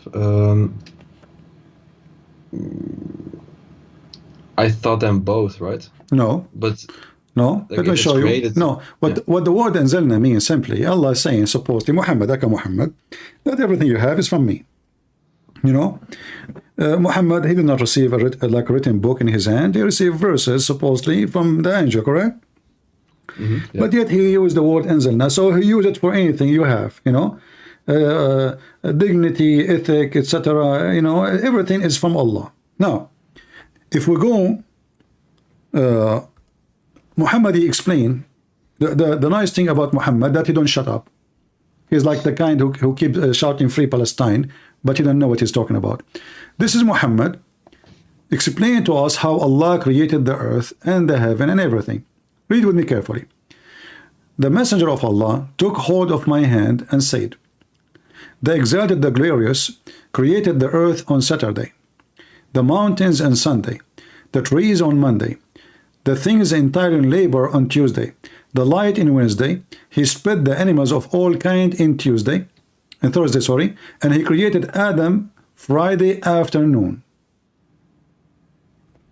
Right. Okay, how we will work with the scientific miracle in the Quran, according to Muslims, where it says that those came through billions of years, when Muhammad talking about Saturday, Sunday, Wednesday, Tuesday, and the whole creation is done, and now we have Adam. I see. But yeah, but then according Hold to on, we are them, not done. like- We are not done. Do you remember the video of the dad making fun of the Bible, saying how the sun is created on Wednesday? I haven't heard, but You can search for it. Here we go. This is Muhammad copying from the Old Testament when God created the sun. But in the Old Testament, you will find something different. That God, He said, let be light before the sun is created. So we have sun before the light. And that he was saying, how the whole earth will have no light. He was laughing because he's an idiot. He did not know what his prophet said. So look what happened now. When they asked Zakir Naik about 6 days in the Quran, what Zakir Naik said, the Quran said 6 days, but in the meaning it didn't mean 6 days. It means 6 period, and 8 period is a billion of years. So when the Quran said that did, he's talking about period. It's not true. So now suddenly the 6 days, Saturday, Sunday, Monday, Tuesday, become 6 period, and each one of them is a couple of billions of years. This is how hypocrite they are. It says suddenly, and not only that, Muhammad, he said Friday afternoon, don't love at your prophet. Friday afternoon, Allah created Adam afternoon. I see. Okay. Okay. Now hold on, we are not done. The Sakanaki impression was great. So Allah created Adam on Friday afternoon. The Quran mentioned, isn't it? The Quran says if Allah want to do something, He make it. He say B is going to happen. Yeah, was it for one particular thing, right? Or just in general? I thought it was Anything. for a specific thing that he said this. Well, hold on. So are you saying to me Allah was so slow in one thing and was so fast in one thing? No, but I thought like if he wants to do it in that way, if he just He's wants talking to about do creation. Talking about creation. If He wants something to happen, He said B. Look what happened. If we go in the Quran, it says وَكَانَ الْإِنسَانُ عَجُولًا. Okay, human being is ever hasty. What does that mean? You go to Ibn Kathir and read. It says that Allah, when He was creating Adam, He breathed into him, and then Adam, he started feeling his, his limb. He's looking at his limb. So he wanted to get up, and he could not. And then, while his spirit was coming down, Adam said to Allah, Allah, please finish me before the sun set. What do you think about this story? Chapter 17, verse number 11.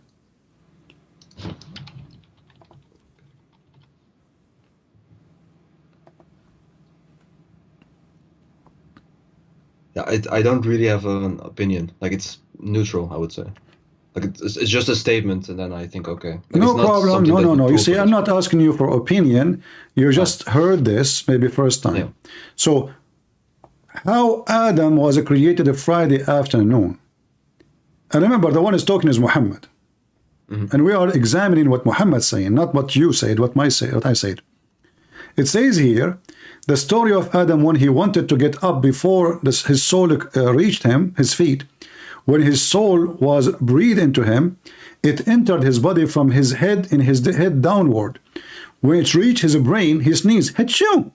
And he said, Alhamdulillah, Adam, he speak Arabic from the first day. That's it. I mean, the guy is not even finished yet. He speak Arabic. And then between two brackets, praise Allah.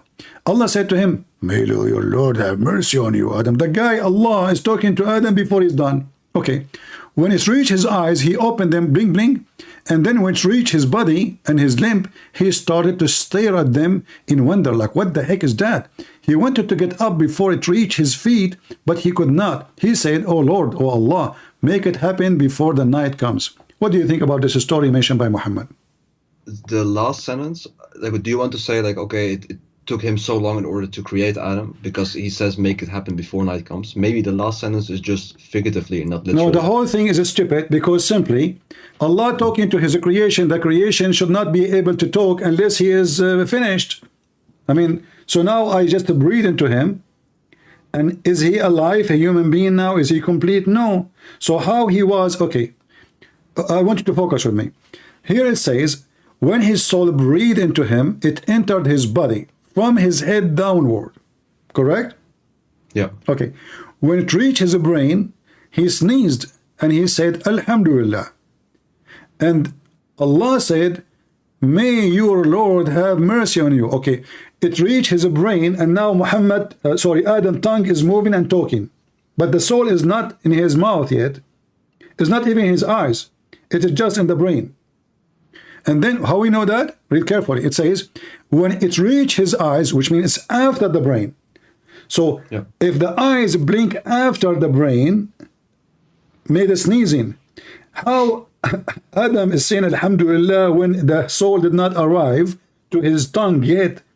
Remember, it's coming down. I see. So each part will be activated in order of who is up and who is down. The brain first, eyes second, nose, mouth, tongue, chest, hands, whatever, down.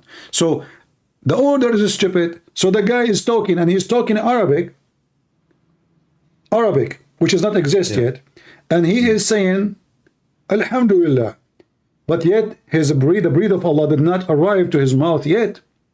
And the proof of that, because after he sneezed, the spirit, the soul came to his eyes.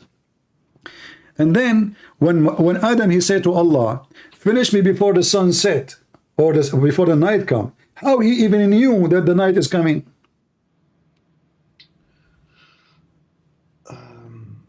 Yeah, okay, but maybe he just got the information, like some instinctive information on it. That's what I would instinct. think. Okay, so the guy, he became like, he is born with geography and he knew the sun is coming. Same time, it's same not just time, same instinct. I know time. that. Okay, but same time. Finish me Allah before the sun set. That mean Allah is slow. That mean Allah, he have to finish him before the sun set. That Because mean literally, Allah. then yeah. That mean Allah, he, at night he cannot function, he cannot see. Because what difference was going to make if it's sunset or not? Why is it what's sunset? So the whole story proving Muhammad to be a fabricator. What the heck is this? No, but just if we just focus on the last sentence, if it's literally, then I agree with your. Well, the your hadith criticism. says it's literally because it says a Friday afternoon. Does it say Friday afternoon? Ah, good point. Yeah. Huh? Yeah. Okay. So, and here now we go back to what we mentioned about the Aaron. So, which day Allah sent down the Aaron? Because after that, Allah did nothing. That's it. The creation is complete. Yeah, I see. Okay. Now, let us go to the Quran and love together. We are not done.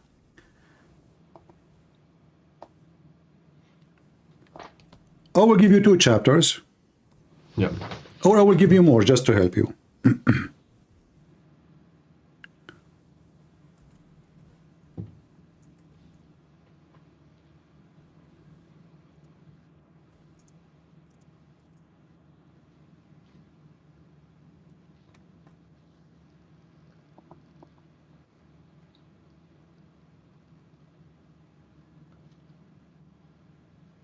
Chapter 2, verse number 2:9. Can you read for me and tell me what do you understand from this? 229. Chapter 2, verse number 29. Yeah. Right. Okay. He's the one who created everything in the earth for you. Then he turned towards the heaven, forming it into 7 heavens, and he has perfect knowledge of all things. Okay, which one, based on this verse, created first, the earth or the heaven? The earth first. But I thought Allah, he sent the Aaron from the space. According to scientists who speak about this issue, which one is created first? Ah, the other way around. Yeah, they say the other way around. So how Allah saying that the earth created first? And if you go, you can check. You will find every scientist, sorry, every scholar of Islam agree that the earth was created first and then the heaven created second. Yeah. All right. Yeah. So now this is here actually. Does it say he created for you that all is in earth? Yeah. Okay, so so why they are saying that Allah later he sent the Aaron down? Okay. Yeah. Good point. I see it. Yeah. All which is in the earth created in the same time. Does it say created or said sent down? Created. So all of it is exist already. Do we agree? Yeah. Okay, so if we go with their statement, that means the Quran have a contradiction because it cannot be created all in the same time and then later sent down. Yeah, I agree. Okay, so now what the Muslim will do, if they are listening, they will say, no, no, no. Obviously, the interpretation of that verse about send down the Aaron is false, is wrong. So you see, then they will find that they are very flexible in order to avoid the contradiction. Because remember, the Quran says, if this is a book made by other than Allah, you will find in it a lot of contradiction. Correct? Yeah. All right. Yeah, correct. Now you agree with me, this verse is making it so clear. Actually, we can open the interpretation. It says that Allah created the earth before the heaven. Yeah, and also in the ayat it says already. All right. But what if I show you verses in the Quran saying the opposite? Allah created the heaven before the earth. Yeah, can you show? No problem.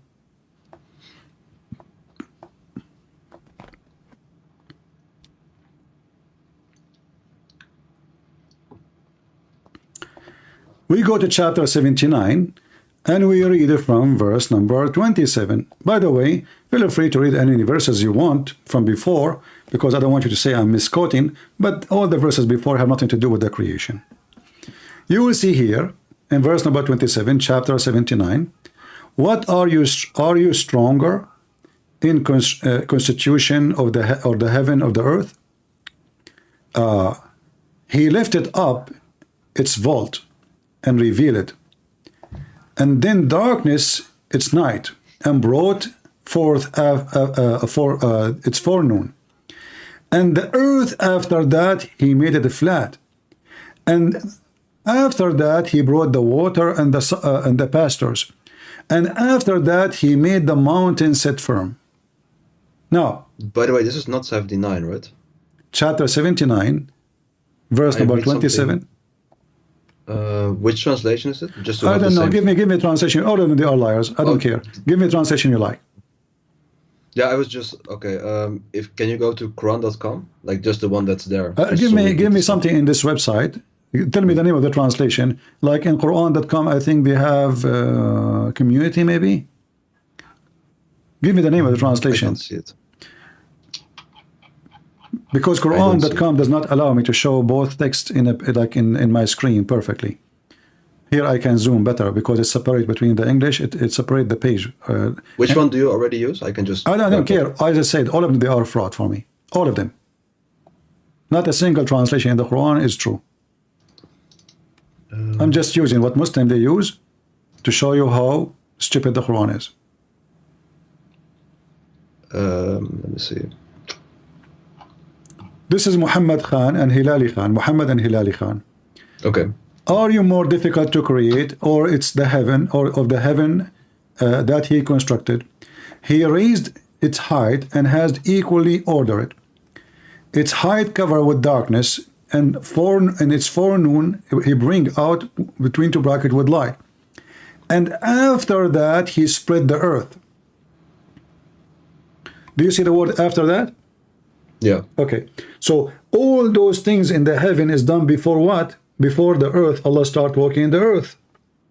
But he does say he spread the earth. So in particular, spreading instead of... Actually, it says a flat. The ha is a flat.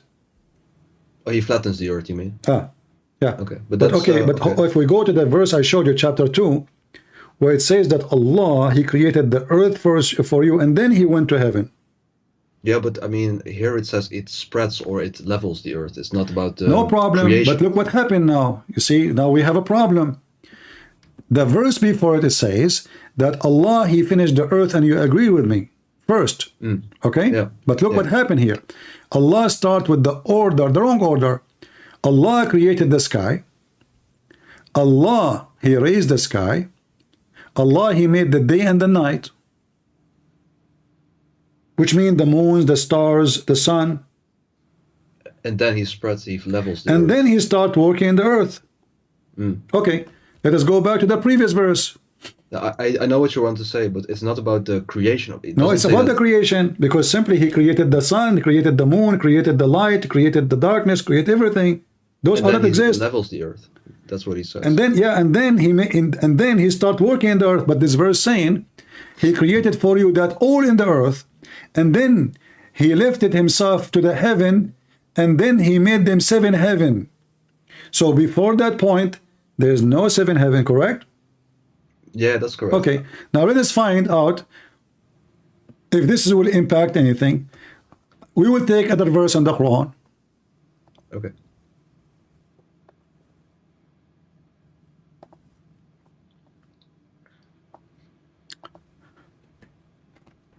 We will find this.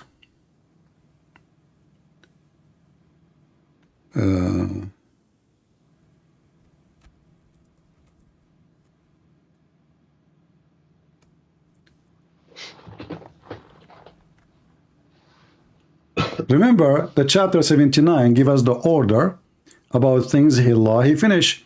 In chapter 79, Allah finished the heaven, and then he start making the earth flat, and he put the mountains, etc. Correct? Yeah. Okay. Now let's read together chapter 41 and read it from verse number 9. It says, Do you verily disbelieve in him who created the earth in 2 days and set up revels? That is the Lord. I mean, this guy is adding too many brackets. You can read them. Okay, set up revels in worship with him. That is the Lord of al-Alamin, which means all mankind and genie, which is funny. And then, so what is the first step here he did? He created the earth in 2 days, correct? Yeah. Okay. And then this is next. He placed therein on the earth mountains. So number 2, what he created? Mountains. Mountains. And then he made for in it is a substance which is like water, grass, trees. Do I agree? Okay. All Yeah. right. Yeah. In 4 days. Okay. And the earth was in 2 days. You mean that? All right. Now we continue. And then, do you see the word then? Yeah. Okay. When we say then, which one is before, which one is after? The then part is after. Okay. Then he is istawa, which means he rose up toward the heaven, but it was a smoke. There's nothing. Okay. Correct? Yeah. Yeah. Okay. And then he completed the heaven and he finished them. He finished their creation into 7 heavens in 2 days.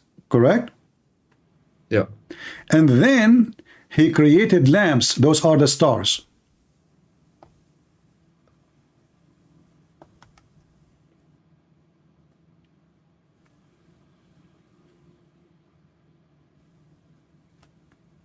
Correct?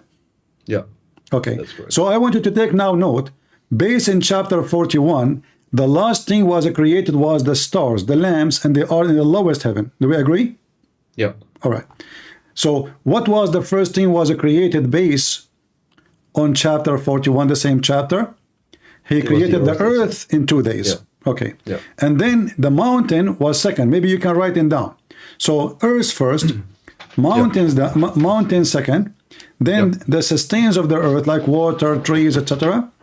And then he went to the sky. The sky was nothing. There was a smoke. And then he created the 7 skies. And then the last thing he created was the lamps. Okay, now let's go to the other verse. And now you will see why we are laughing.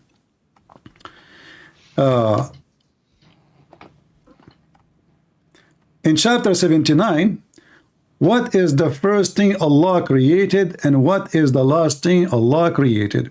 So, He created the sky.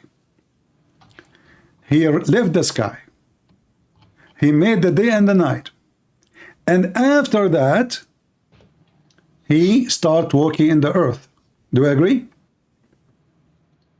Yeah. Okay, but we just saw in chapter 41, the last thing he did, he created the stars. But here he's saying he made the day and the night before he started working in the earth.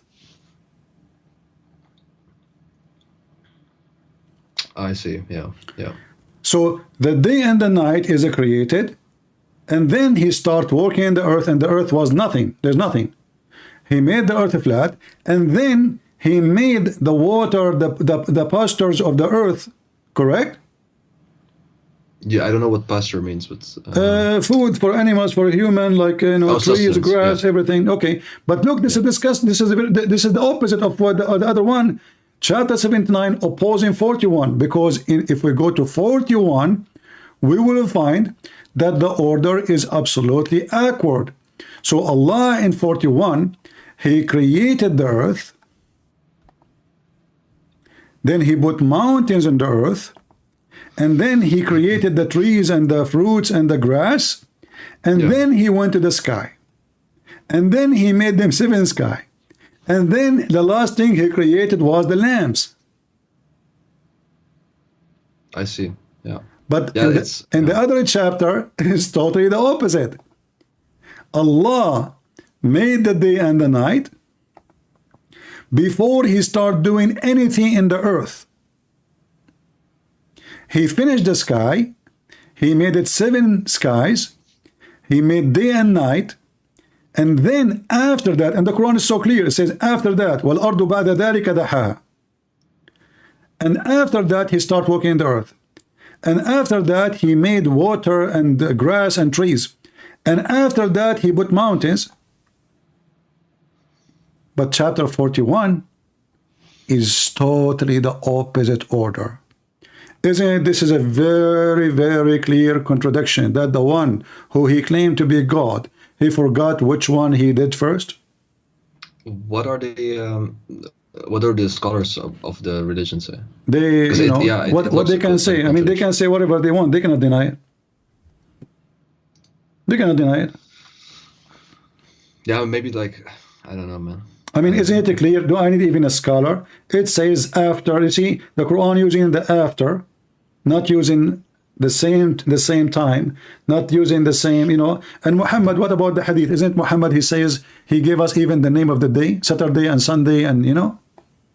Yeah. Okay, so what, you know, based on the hadith, where Muhammad, he said,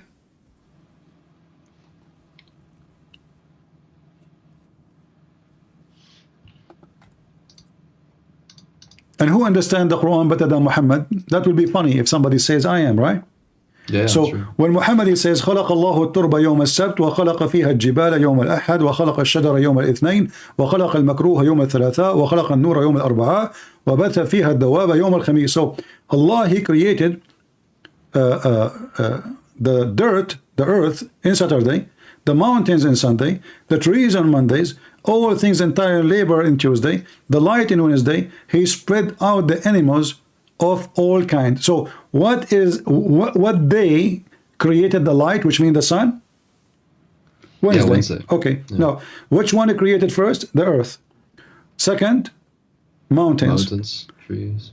And then number three is the trees. And number four is evil stuff. Number five is the light, the sun. And then he spread the animals. But look what happened here. If we count the days, just to show you that Muhammad is a false prophet, can you count for me how many days now we have in the screen? We start in Saturday, right? 7. We end at Friday. How many days total? Yeah, in total, like it's all the days are noted, so 7. This is not 7, this is 8.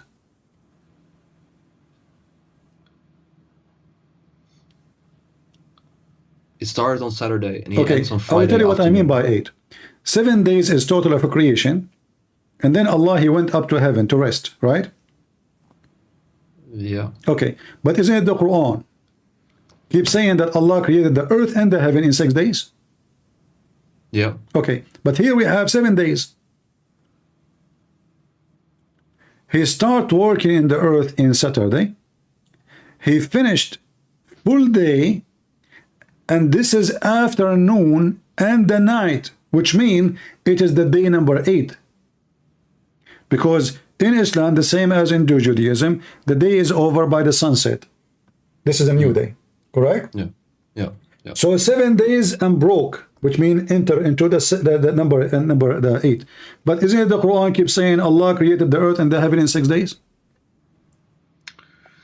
Yeah.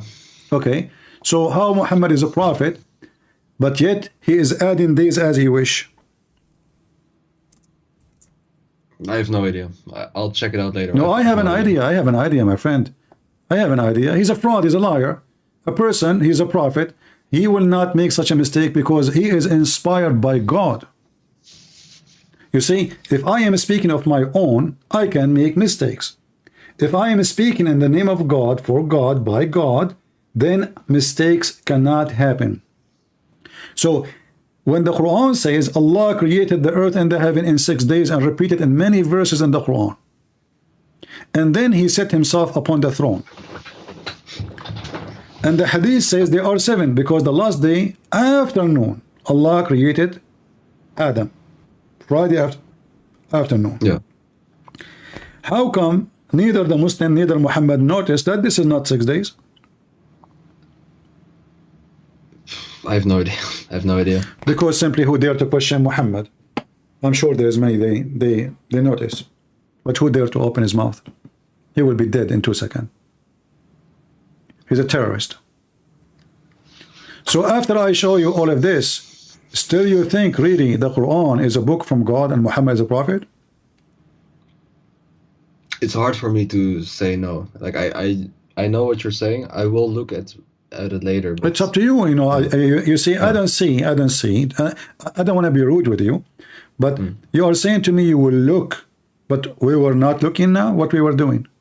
yeah, we were. No, I mean, just to see another perspective. I mean, What perspective? only- Do you have two brains? No, I don't mean that. Like, but like from my understanding at least, like I've read some parts of the Bible that just to compare it. And what I know My is friend, that the Quran is nothing to do with the Bible and have nothing to do with the Bible. This is not a spiritual book, as you see. This is 1, 2, 3, 4. You know, Allah created this and then and this. This is not like a metaphorical and maybe he meant something. Maybe he's no. It is says it clearly, and after that and before that. So it is about the stages, and the stages are absolutely contradiction. And the Quran said it clearly. If this is a book made by other than Allah, you will find in it a lot of contradiction. yeah, that's true. Okay. So if Allah himself, Aka Muhammad, said to you that this book, the way to know if it is from God or not, is contradiction, then, well, the contradiction is so clear. The whole Quran is contradiction.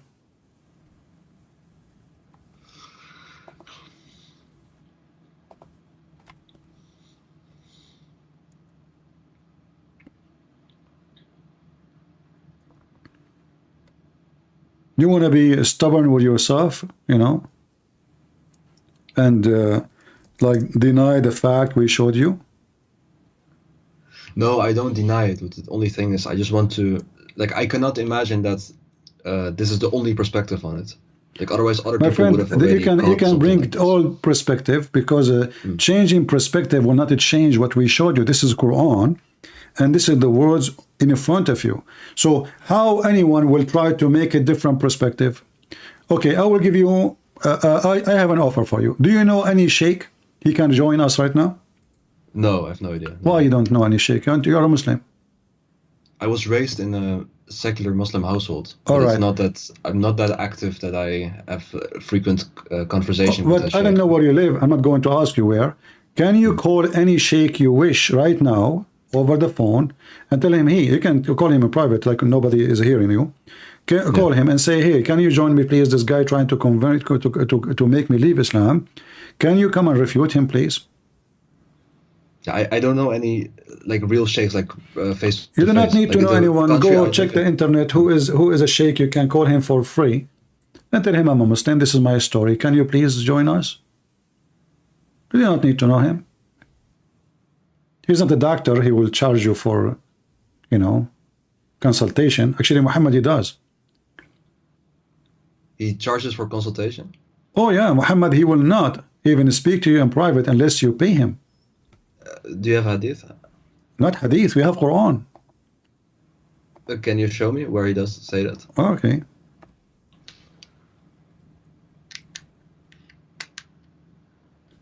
Here we go.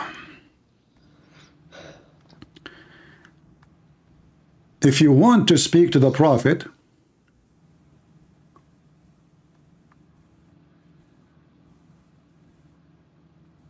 let us see.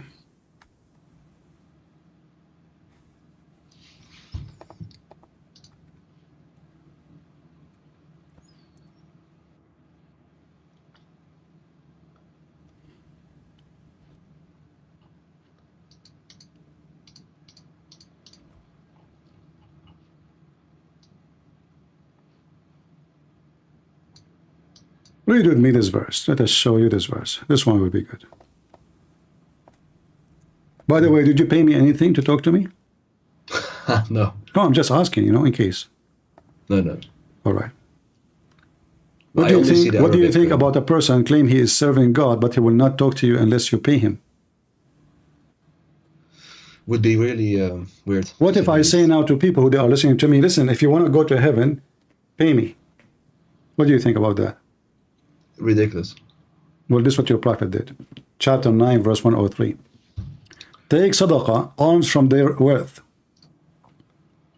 103.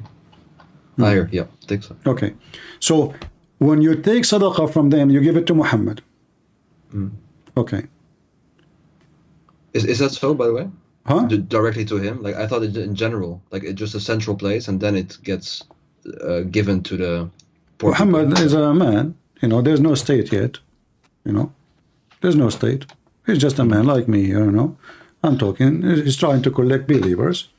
And then There's some they accept, there's some they don't believe, but he's saying to them clearly, you know, if you pay me, that will purify you. So do you believe if somebody gave money to someone claimed to be a prophet, that is a reason to purify you, which means it will delete your sin? No, but I thought in general with most religions it's just you give alms or sadaqah in this case, and that is a good thing. Well, if this is what is meant, then that will not purify you, because simply if you give, that will not purify you, and the forgiving sin is not by donation. If somebody donate to me, his sin is not forgiven. What does it have to do with forgiving? It's a good deed. It's a good deed. There's nothing called good deed. That's not a good deed. Why is it a good deed? Because simply, if you are being a good man, yeah. So how you are going not to do a good deed anyway? So when the Lord, he says, from their fruit you shall know them. Yeah, from the so Bible. Right? It's not a deed, it is how you know the good tree from the bad tree. So if this is a good deed, well, you give it to the poor, not to Muhammad. Yeah, but this, okay, I see what you mean, but this sentence in particular, no it's just problem. about... Let us go to the different one. I will show you this one. But just, I want to know, I want to understand. Like, for example, like they say, okay, take the alms from their wealth, and then what happens is like, okay, they take the alms and then they give it to the poor people. So, yeah, I don't see the particular problem with that aspect. It's not. It doesn't say it has to go directly to the prophet. Like nowadays, of course. Who is the one will go, you know, to him the money? Muhammad, he have 13 wives. What his job to pay for 13 houses? And all of them, they have slaves and servants. Who of us can open 13 houses, 13 women, 13 meal a day, extra 3, and then in the top of that to close them, food, or whatever cost of a house. How many? Not by the alms, not by the sadaqah. What is the job of Muhammad then? What he do? Okay, but I think like he especially throughout the later parts of his life, I thought he earned quite a lot of money as well as he prophesied. I thought that. Okay, so if you are a prophet, you know, the purpose of anything, there's a purpose, right? If I give money, there's a purpose, right? Yeah, of course. Okay, so does it say there that the money they will pay is made or paid to purify them, or because it's a good deed? The money that's being given is made to purify them, or is because it's a good deed? You say that? Okay, if it's a good deed, then that's not enough to purify you. Because purifying you mean erase your sin. Yeah. Okay, so if I pay Muhammad, my sin is erased, correct? But that's not what it says. It just says like give the alms like to the poor people. To do what? To do no. Where is the poor people? Where is the poor people? Well, that's what an alm means, right? That's what sadaqah means, I assume. So, you are giving it to Muhammad. But it doesn't say that it goes to him. Sadaqah, no, it doesn't say it goes to the poor. Sadaqah, he is the man. Okay, let us go. Let us find something more clear. Maybe this one for you is not enough.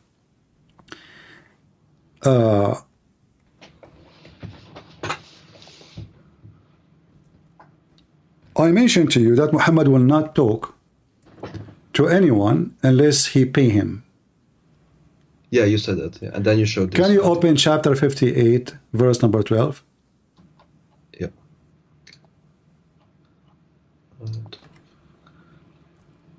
Do you want me to read it? Go ahead. Out loud? Okay. O believers, when you consult the messenger privately, give something in charity before your consultation. That is better and purer for you. But if you lack the means, then Allah is truly all-forgiving, most merciful. What is this? Okay. Why, if somebody want to talk to Muhammad, you have to pay Muhammad? Okay, I see what you mean. The only counter I can give, and like I don't want to just attack in that case, but the only counter is maybe that he says, okay, you get the consultation, which is great, of course, but then just do another good deed by giving charity to poor people. Maybe no, you see, focus with me. This consultation is the reason to pay. Is that correct? Yeah. Okay, Yeah. so but shouldn't people give anyway? I mean, what is the connection? Before you talk to the Prophet, you better give something. It does say in charity. It's charity to Like- Muhammad. You see, you are focusing behind charity. It's charity for sure. I mean, you know, I pay the Prophet, but charity should not be have for return. If I give a charity and I receive return, so if I go to the doctor and then I pay the doctor in order to speak to the doctor, how in the world that is a charity? It's not, no. Okay, so Muhammad now is a prophet, and in order to speak to the Prophet, I have to pay the Prophet, and then he said this is a charity. He's just covering the you know, his love to money. Doesn't it in Arabic say something similar to sadaqah, and then it would imply charity to My poor friend, it says najwaakukum sadaqa, but this is still to meet Muhammad. The reason is, if I say to you, I cannot talk to you, sorry, unless you pay me. How in the world that is a charity? Can you show me the tafsir? Maybe that if the tafsir says the same thing. The tafsir always they will make Muhammad the angel, or you know, those are Muslims who worship Muhammad. What you expect with tafsir? But even tafsir, still you have to pay Muhammad. Yeah, but if do they say that the charity goes My to friend, a charity. Do you agree with me that it's charity? They can say whatever they want. Does the Quran say that charity goes here and there? No, it says to Muhammad. So anything will be added later. It can be anything. I can add now. He gave it to the poor. But the It Quran doesn't say directly that the charity no, goes you see, to him. no, it have to go to Muhammad. Okay, when Muhammad, he was sent by God, correct? Yeah. Okay, did Muhammad promise those who give money to Muhammad multiply of reward in heaven? Sorry, can you repeat it? Did Muhammad promise that those who give money to Muhammad, they will have multiply of reward in heaven? I think so. Okay. Did Muhammad paid it back, or Muhammad took it and never, or the promise is just a promise to be in heaven? I have no idea. All right. If we go in the Quran, we will find very funny thing. Do you think God need money? No. Okay. Who is that he will lend Allah a goodly loan, so that Noah. he may multiply it to him many times? Do you know what chapter and verse? Chapter 2, verse number 245. Okay. 245. So that he may multiply it. Goodly loan. You know, there's a goodly loan and bad loan. No, but maybe there's meant something else instead of this literal thing. Like that's Loan why is a I have loan. no idea, but it doesn't So make what sense. is the if it's purpose literal. of this loan, and why Allah will multiply to you your loan? Maybe it's something different than a loan that what we know in the financial No, world. it's about money. You can open the interpretation, no problem. Anything I say to you, by the way, take your time and it's money. It's money. Who is the one who will lend Allah a goodly loan? Can't Allah support Muhammad with all the gold and the silver in the world? If he wanted to, yeah.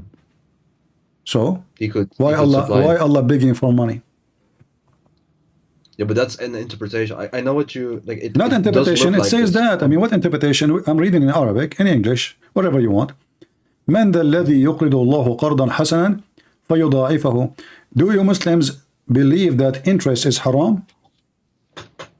Yeah, it is. But isn't it this is interest? Yeah, but if it's the similar loan as we know it in the financial world, then yeah. It's money. It's money. It's not anything else. It's money. It's just money. Yeah. But what I mean to say, like, can we open tafsir for this ayat? Okay, we will go to the tafsir, chapter 2, verse number 245. All right.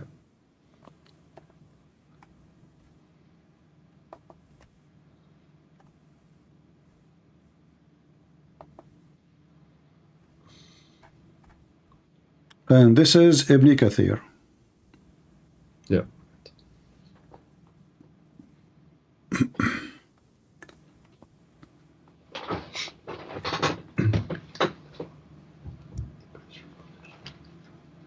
Here we go. This is Ibn Kathir. Yeah. In this ayah, Allah encouraged his servants to spend in his cause. Allah mentioned this same ayah in several other parts of his glorious Quran. And the hadith mentioned, وَمَنْ يُقْرِضُ غَيْرَ عَدِيمٍ وَلَا ظَلُومٍ. Who would give the loan, he would be neither poor nor unjust. Okay. And then he says, فَيُضَاعِفُهُ لَهُ أَضْعَافًا كَثِيرًا. Then he will multiply for him many times. Okay, so now it's the same. You give money, Allah will give it, multiply for you many times.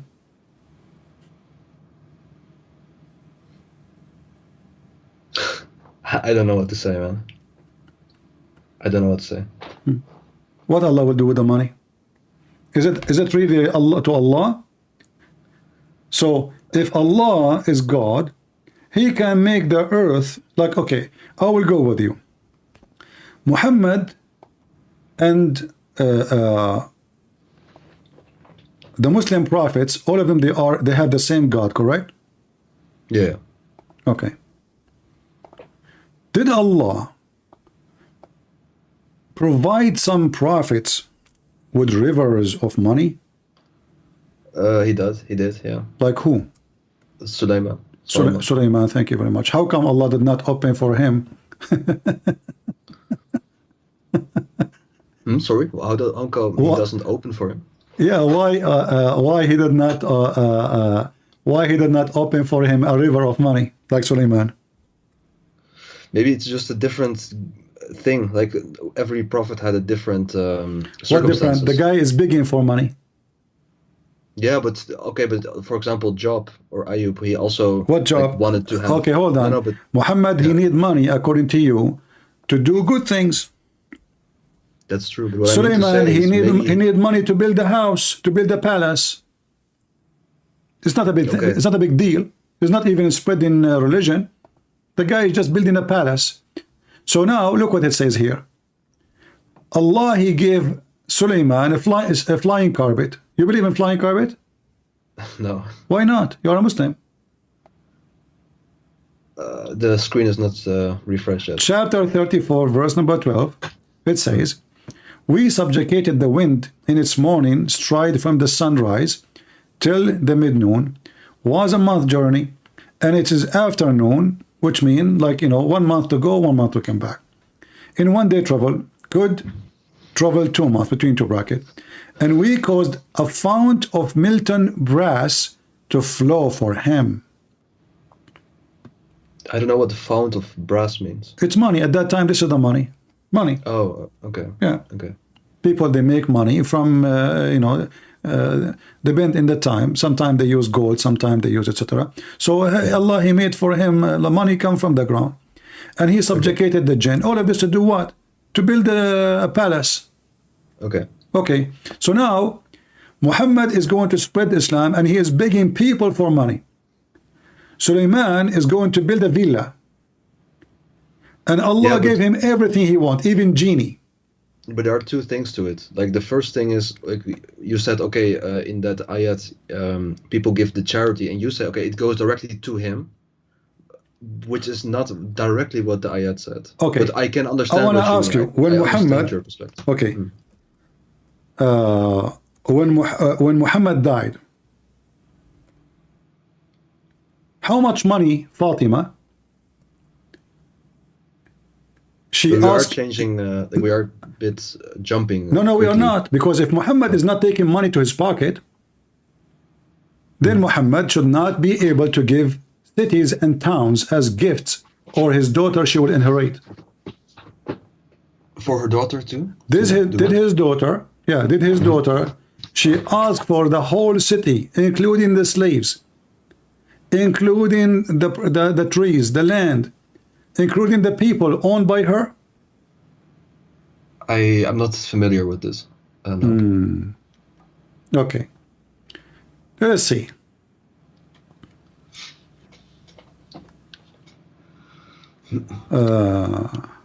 But does this have to do this with the same as the previous? Well, I mean, this guy Muhammad, he was orphan. He have no money.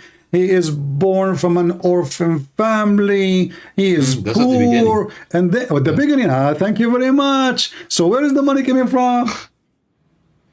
Okay, but not okay, only I will give you an charity. option. Muhammad, he invested in the stock market in bitcoins. What? Ethereum. No, but just I'm serious. I'm serious. I'm asking you where the money coming from. If Muhammad, he take the money, he give it to charity. I do know, like, because of one of your videos, you showed in the hadith that it was from war bounties as well later in life.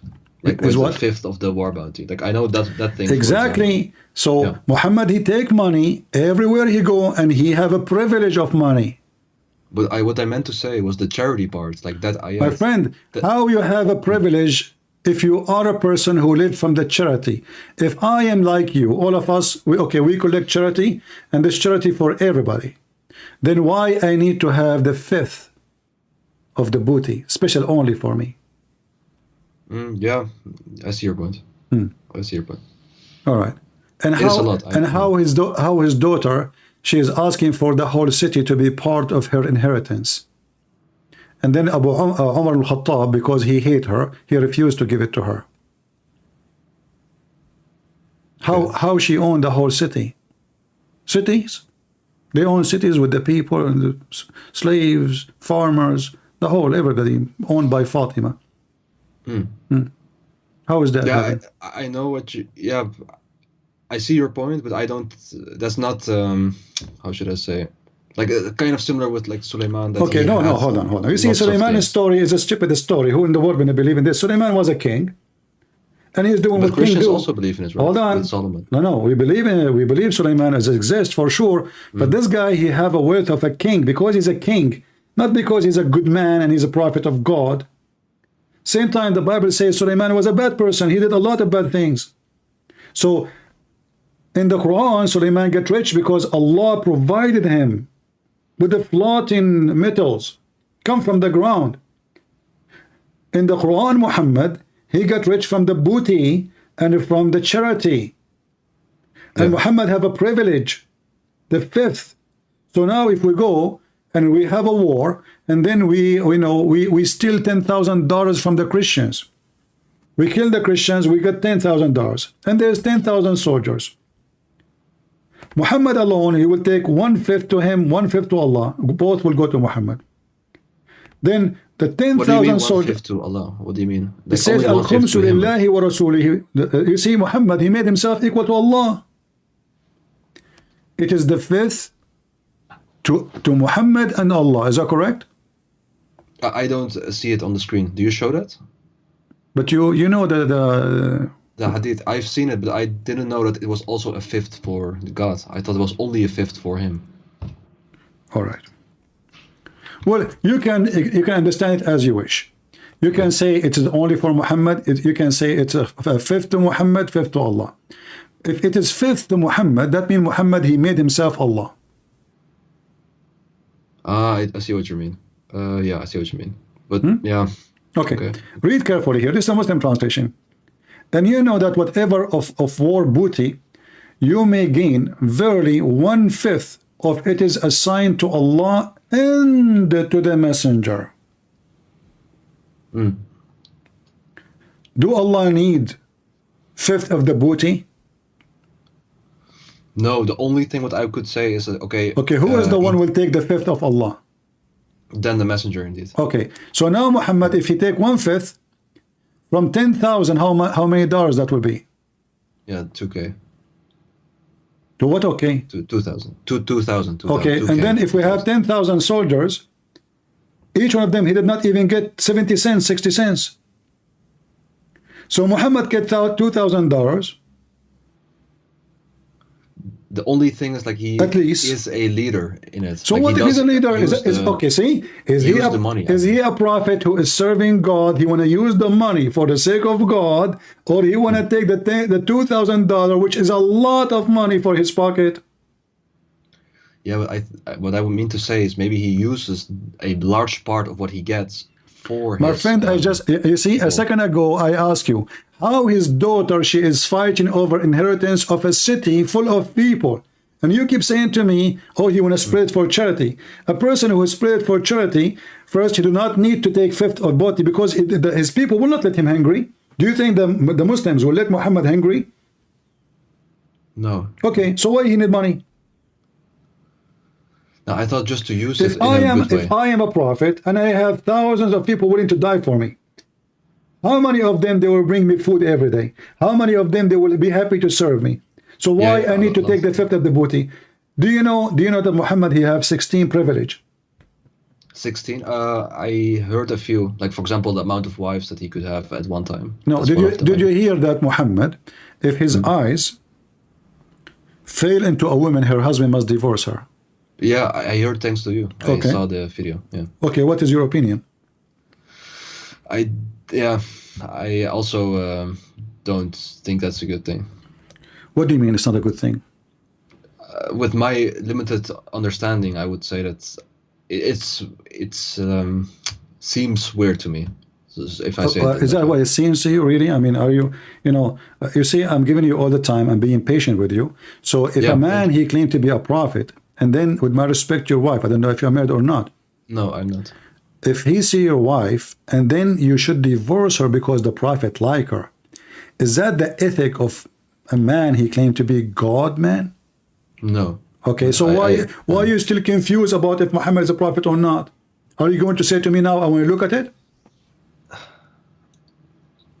It's hard to just make a statement, like it's not a statement. It's not a statement. Did I show you anything without proof? No. Okay, this is Muhammad, and this is the official government website of the Kingdom of Jordan. I can show it to you from Saudi Arabia, doesn't matter. And this is the book of Al-Qurtubi. And here it says, if the prophet, his eyes fall into a woman, her husband must divorce her. He have 16 privilege. More than 80% of them is about money and sex. What the privilege is about. And not to make it more even disgusting, read with me. Number 10th, if he see a woman, her husband must divorce her. He must divorce her. This is Google translation. In Arabic, it says, إذا وقع نظره على امرأة وجب على زوجها طلاقها. If his eyes fall into a woman, her husband must divorce her so the prophet can F her. I see. Yeah. What do you see?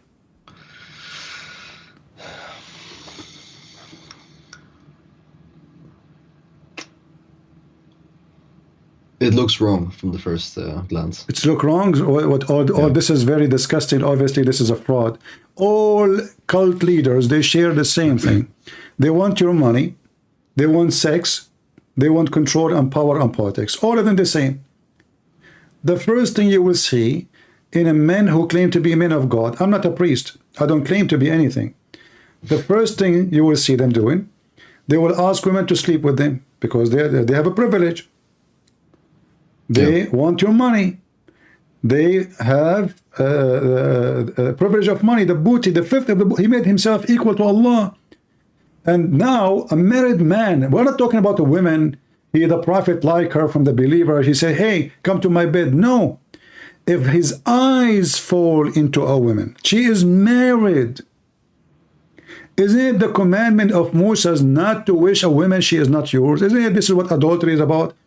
Isn't it this is what cheating is about? Isn't it this is what disgusting a man going after a married woman is about? Yeah. Okay. Isn't it Muhammad, he went to his own son's house, Zayd, and he flirted with the wife, and actually this privilege is about that woman? Yeah. Okay. So Muhammad, he went to his son, and he saw the women alone at home, and he flirted with the wife when the husband is not there. If I come to your house, my friend, with my respect to your family, and because you are my friend, your wife, which you don't have, she opened the door for me. He said, hey, Christian Prince, welcome. My husband, he trusts you. You are his friend. And then after I enter inside your house, I started flirting with your wife. What you will do to me? Yeah, I can better not say it on YouTube. Yeah. Okay. So? Yeah. So are you willing to kill Muhammad? If you are not willing to say it, I will say it. Are you willing to kill Muhammad if he is the one who come to your house and he did what he did with your wife? Just a question in it, like if you're completely honest, right? Is there something similar that is seen in the Bible? Like, because I really don't know, but is there something, Well, a prophet in that the did Bible, this? in the Bible we have a story, like even mentioned in the Quran, about David. But David was condemned by God, and not only that, God, he made him lose his son. He did not cheat. He married the women. He sent her husband to go to war, so he died. And then he took the wife from the husband after he died, and he married her. But what God of the Bible did? He caused him misery. He punished him. And that mentioned in the Bible. Here, it's a privilege. There, it's a curse. So in the Bible, when we do something, Bible, it is making like exposing us if we do it. In Islam, the Prophet is a good guy. It's a privilege. In the Bible, it is a sin. It's condemnation. It's not a glory. It is not something he can be proud about. So the Bible condemned the man, and David, he repented to God. Yet God, he caused his son to go to die. So we cannot compare.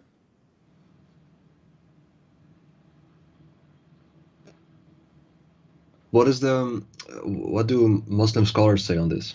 They say what I Because say. it They sounds say really- he went. crazy. They said he went to his own son. I can show you the story, and it says, you know, when he saw her, he says, "Subhanallah, mu'alliful qulub, praise be to Allah who made my heart flip for you." But what, according to the scholar, what's a good thing about this? Yeah, What's this the is a positive? scholar. Those are scholars, my friend. This is Al-Qurtubi. It says a privilege. They are saying this is a privilege. Why? It's a privilege because he's a prophet. He can do that. Because he's a prophet, he can take women from their husbands. Muslim women, not the enemy, not the booty.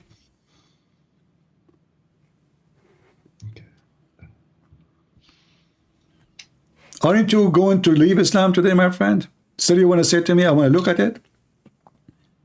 Mistakes in the Quran, contradiction in the Quran, the sperm coming from the backbone, and the ribs of the women. Who is the crazy man when I say that? I want to ask you, do you know where hail coming from? Hell? Hail. Hell? Where it comes from? Not hell, not hell, hail. Like the Hail. ice. Oh, just like the snowstorm kind of thing, right? Yeah. mean that? Yeah, the ice, like the ice rain. Yeah. Where is coming from? It's just what's the English word? From the clouds, so to say. So I don't know how to explain. Like it gets formed in the clouds. I heard that hail is coming from mountains in the sky where Allah, he break it and he throw it at us. Yeah, if you can show me. You know, I show you what? I'm just fabricating a story now. Okay. So what do you think if I say that? Is that like a good thing or? I don't think so, no. So you think it's a bad thing, a stupid thing, a smart thing? Give me a title. Describe me. Do I look stupid for you if I say so? Yeah. Okay, thank you. I appreciate your honesty. I hope now you will not change your mind after 2 seconds. This is what the Quran says. Allah, look at what the Muslims they do to fix it. They say he sent he sent from the sky hail like mountains. When in the Quran it says من السماء من جبال فيها. He sent down from the sky from mountains in it. From where? From mountains. So the God of Muhammad, he think that there's a flying mountains like the movie Avatar, and he break ice and he send it on us.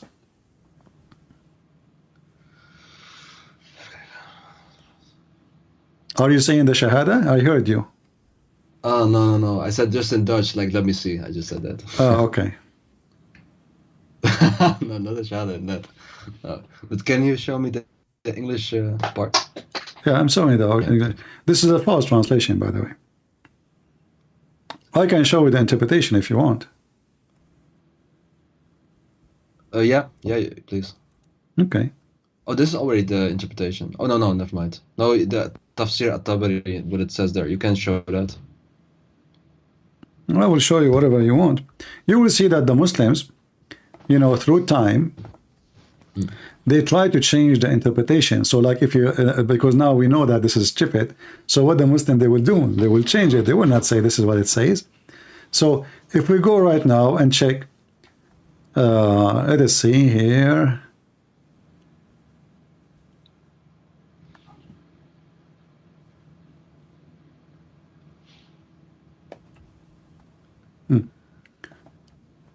Let us show you this. And then we will show you another one. Okay, you know what? Let me, because it's in Arabic, I will use Google. Let me use Ibn Kathir in English. Is that better? Yeah, that's so good. All right. So we go to Ibn Kathir in Arabic, in English, sorry. For that will give us a better ability to read. Chapter of An-Nur.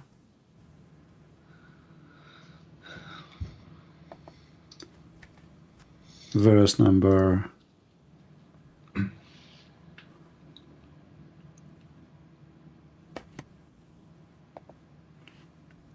I hope people are watching, they are learning, you know, and they are taking notes. I advise people who they are watching later, you can download the video because, you know, it's full of reference. All right, verse number 43, 44. All right. So read with me what Ibn Kathir is saying.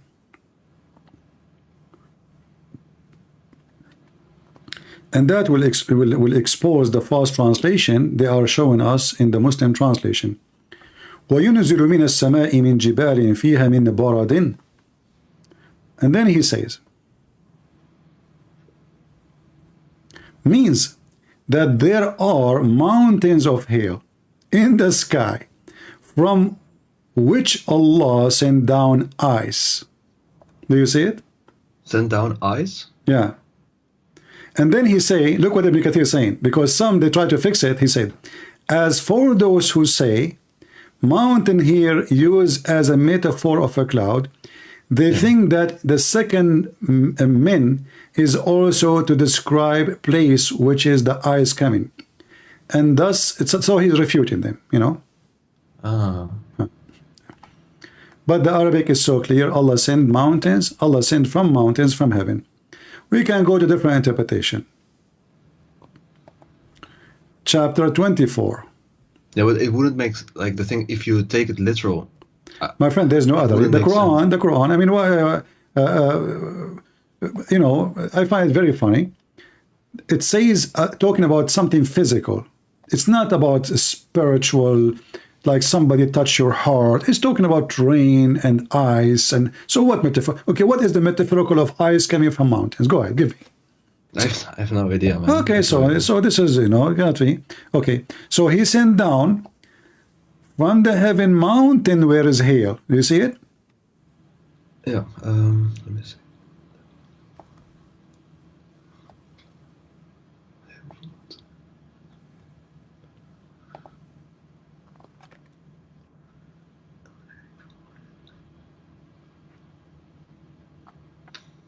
Yeah, it's all literal. He means literal, yeah. So still you want to believe in Islam after all what I showed you?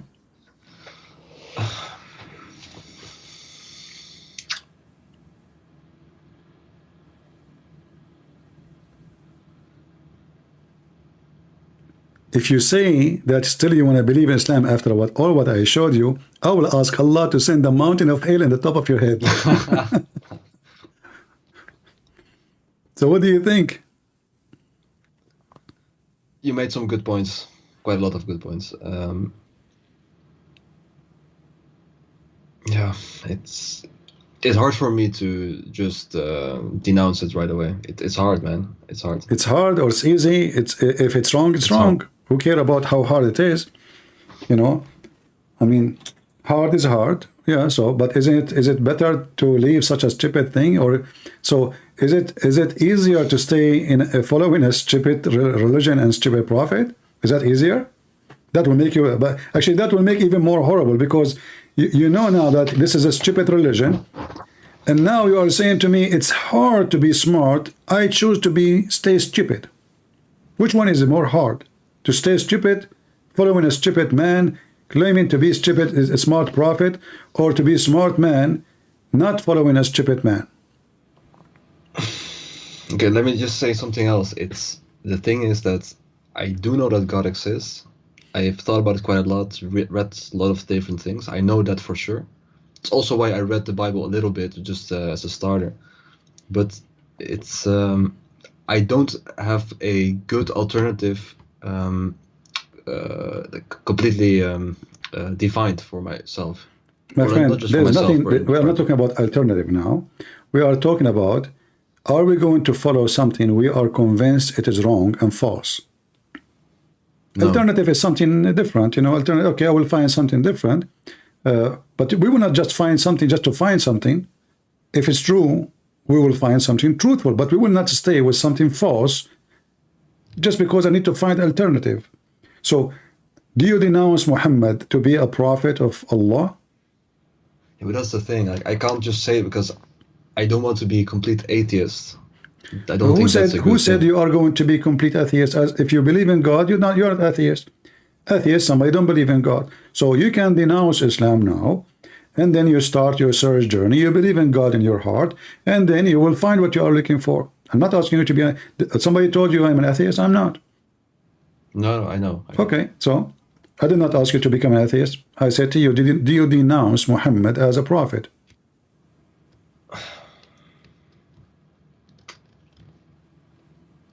With the information that you give, I have to. Thank you very much. I'm so happy for you. And as long now you are not a Muslim, you are an ex-Muslim, I'm so happy for you. Let me invite you to believe in the Messiah, our Lord and our Savior. I don't want you to be an atheist, and you should not be an atheist. So what do you think about the Messiah, Christ? Yeah, yeah. So the thing is, I do think, like, I thought about it quite a lot. I do think he's a good, at least a good human.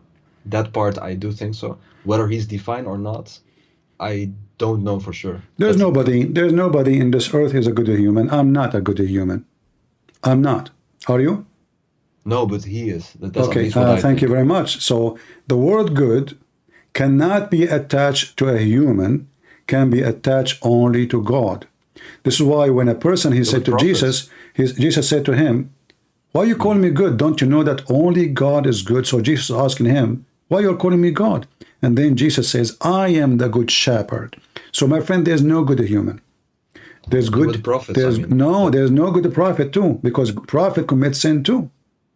Prophets commit sin. You see, just to make it simple for you, like, do people born prophet, or they grow and they become men and etc.? They do, right? Yeah. Okay, so when you are a teenage and whatever, and you are young, and you know, don't we do things which is not right? Yeah, but we are just normal people. Doesn't matter. All people are sinners. All people are sinners. So people commit sin, but Jesus never did. So what makes Jesus different, that every human being is a sinner. However, God in the flesh is not, for Jesus is the good God. So when we, as a Christian, worship Jesus, we don't worship him only because he can walk in water and he resurrect people from death, for he have no sin.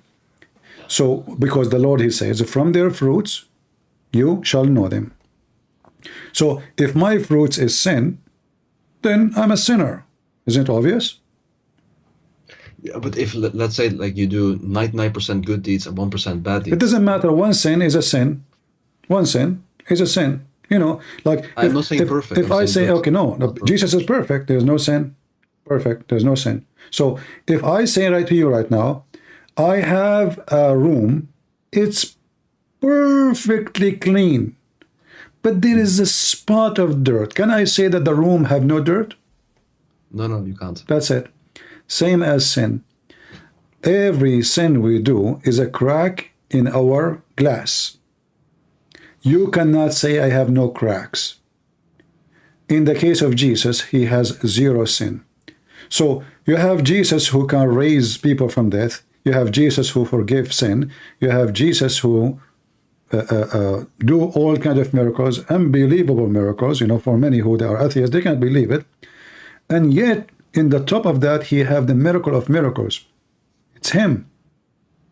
Not only he is born with no father, not only he is still alive, yet he have something nobody have. Zero sin. Which means his nature is a nature of divine, because divine don't do sin. It's against his nature, not because he cannot, but it's against his nature. It's saying, like, can the holy become dirty? No, you cannot. Because simply, not because he cannot, but because it is his nature to be holy. So no dirt can affect him. Like, you know, the Muslim, when they say, you cannot take the Qur'an to the bathroom. Haram, haram. Okay, why? Yeah. Because, okay, is Allah in the bathroom? They will say no. Okay, who's in the bathroom? Shaitan. Which is very funny and very childish to believe in such a thing. All of us, we knew that if you have a swamp, and the swamp is a very dirty water, and then this swamp is exposed to the sun, slowly, slowly, slowly, the sun will destroy every single bacteria in the swamp, correct? Yeah. So the sun is going inside the water, but yet the sun is not getting dirty. I see. Yeah.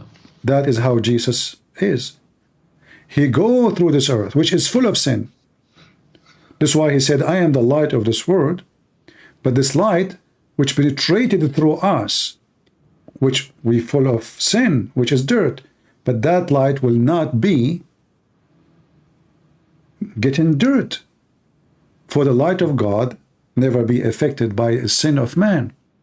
But just another question. If we look at, for example, in Judaism, like just an older Abrahamic faith, there isn't a concept of multiple person in one God, so to say. No, that's false. You know, from the first book of Genesis open, it says God and his spirit, you know. And then you will find in Genesis how God, he appeared to Abraham. Appear as what? Three men. The Lord himself, he came to Abraham as a three men. And then Jesus said, before Abraham I am.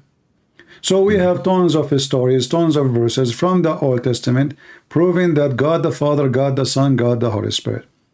God is a man too, not only just God as the Father, God as a man.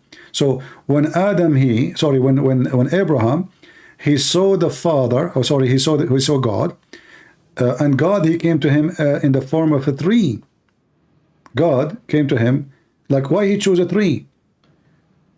I mean, yeah. Why not four? Why not five? Why not six? You know. So always in the Bible, the numbers mean something. They are not. It's like just for it's a fiction movie. Numbers have to be connected with God's message. So when God, he came to Abraham, and Abraham, he bowed down to worship God. God who came to Abraham was a man, in the form of a man, and he called him Lord. And the Lord, he promised Abraham and his wife to have a son. And Jesus says, before Abraham I am. When the Jews, they said to him, what are you talking about? You're not even 50 years old. Yet you claim that you before Abraham. He says, truly, truly, I say to you, before Abraham I am, and he saw my day, and he rejoiced for it. So, yeah. And at the same time, like you will see a Muslim speaking about the monotheism, he think he have something powerful. You see, monotheism is not an advantage or disadvantage. If somebody, he believe in 7,000 million God, but they are real, well, he's not wrong. They are real. Yeah, I agree. I agree. So the idea that you believe in three gods and you believe in one God, which is not true. We don't believe in three gods. But even if they say so, it's a very silly thing. Is it about how many they are, or it's about how truthful what you believe? Yeah. So if I refuse the 35 million gods of the Hindus, it's not because the number is funny. It's because the belief is funny. But if they are 35 million God, then what they can do about it? It's me who decide how many God they are.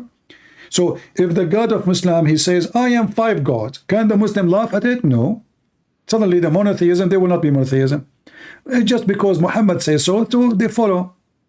So it's not about how many, it's about who is your God. The ethic of Islam is down zero. The logic of Islam is so stupid. Like, what is the logic? If I believe in God, this God will make my penis English. It's even silly and stupid. What is the logic that I will have women who will never get jealous and they will be ready for me for sex? Women I never met. That is nothing but temptation of the devil. What is the point of a prophet teaching me to be good by seeing a woman walking in the street and then get horny and go to my wife, or to go after a child, she is 6 years old, and then I want to teach people about good ethic and I am the ethical prophet? If I want to see what ethic is, I will never find someone can do as Jesus did. He is not only a person of ethic, he is ethic. For I believe all ethic is coming from him. And if we have a simple dignity, any dignity, it's coming from him. It's a gift from him. Otherwise, a human being, if he decides to live an animal, he will have sex with his mother, he will have sex with his daughter, he will have sex with everybody, and he will have zero ethic. If I want to live as an animal, as an atheist, I believe in nothing except what I can get, then I can kill somebody and I will never feel guilt. I will never feel bad. Islam justifies bad things. He justify killing, justify rape, justify stealing, justify cheating, justify lying. So what is the good ethic of Islam? In Christianity, you cannot justify any. You cannot justify it.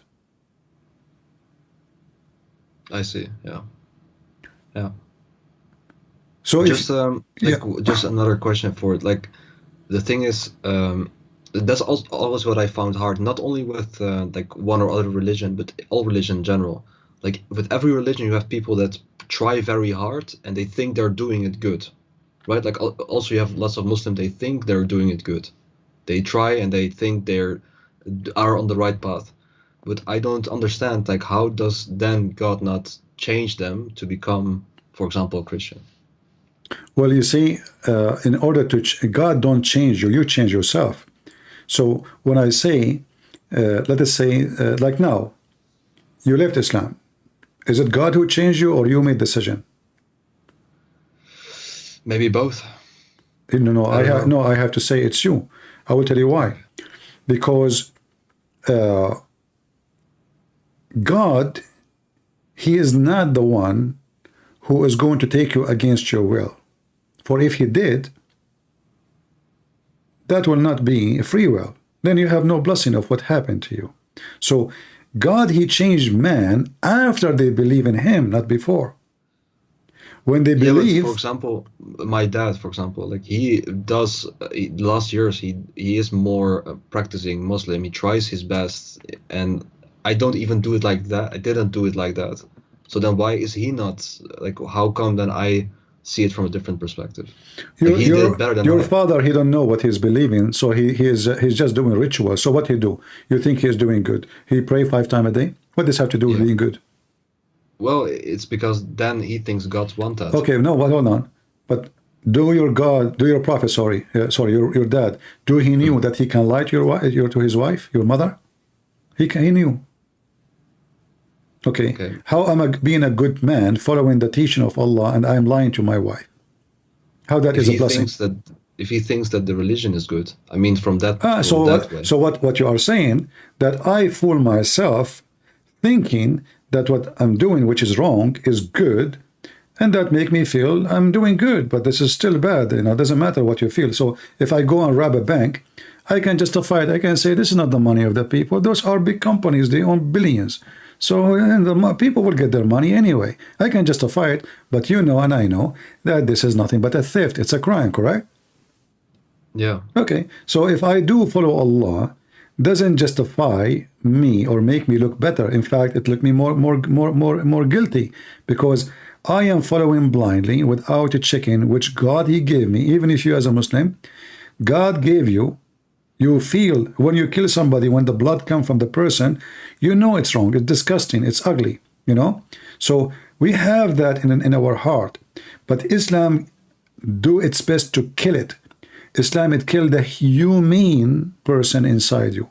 Christ resurrect you as a human. Islam killed the humanity. Christ resurrected humanity. There's a huge difference. When those Hamas, they go and kidnap children, 8-month-old, and rape a girl, she is not even 6 years old, and then they bring a woman, she is not even almost 100 years old, all of this for political gain and military gain. Where was the ethic? What about you go and you fight the prisoner, the Israeli, and even if you want to take a prisoner of war, you know, if this is what you want to do in 2023, then why you are crying if they come and take all of you together as slaves? If you do that, they can do that to you. If you go and rape women, they should come and go and rape women for you. So if Muslims believe in Islam, then they should believe that what we do to others is going to be done to us. Muslims are supremacists. They believe that they are superior and they have the right to rape everybody.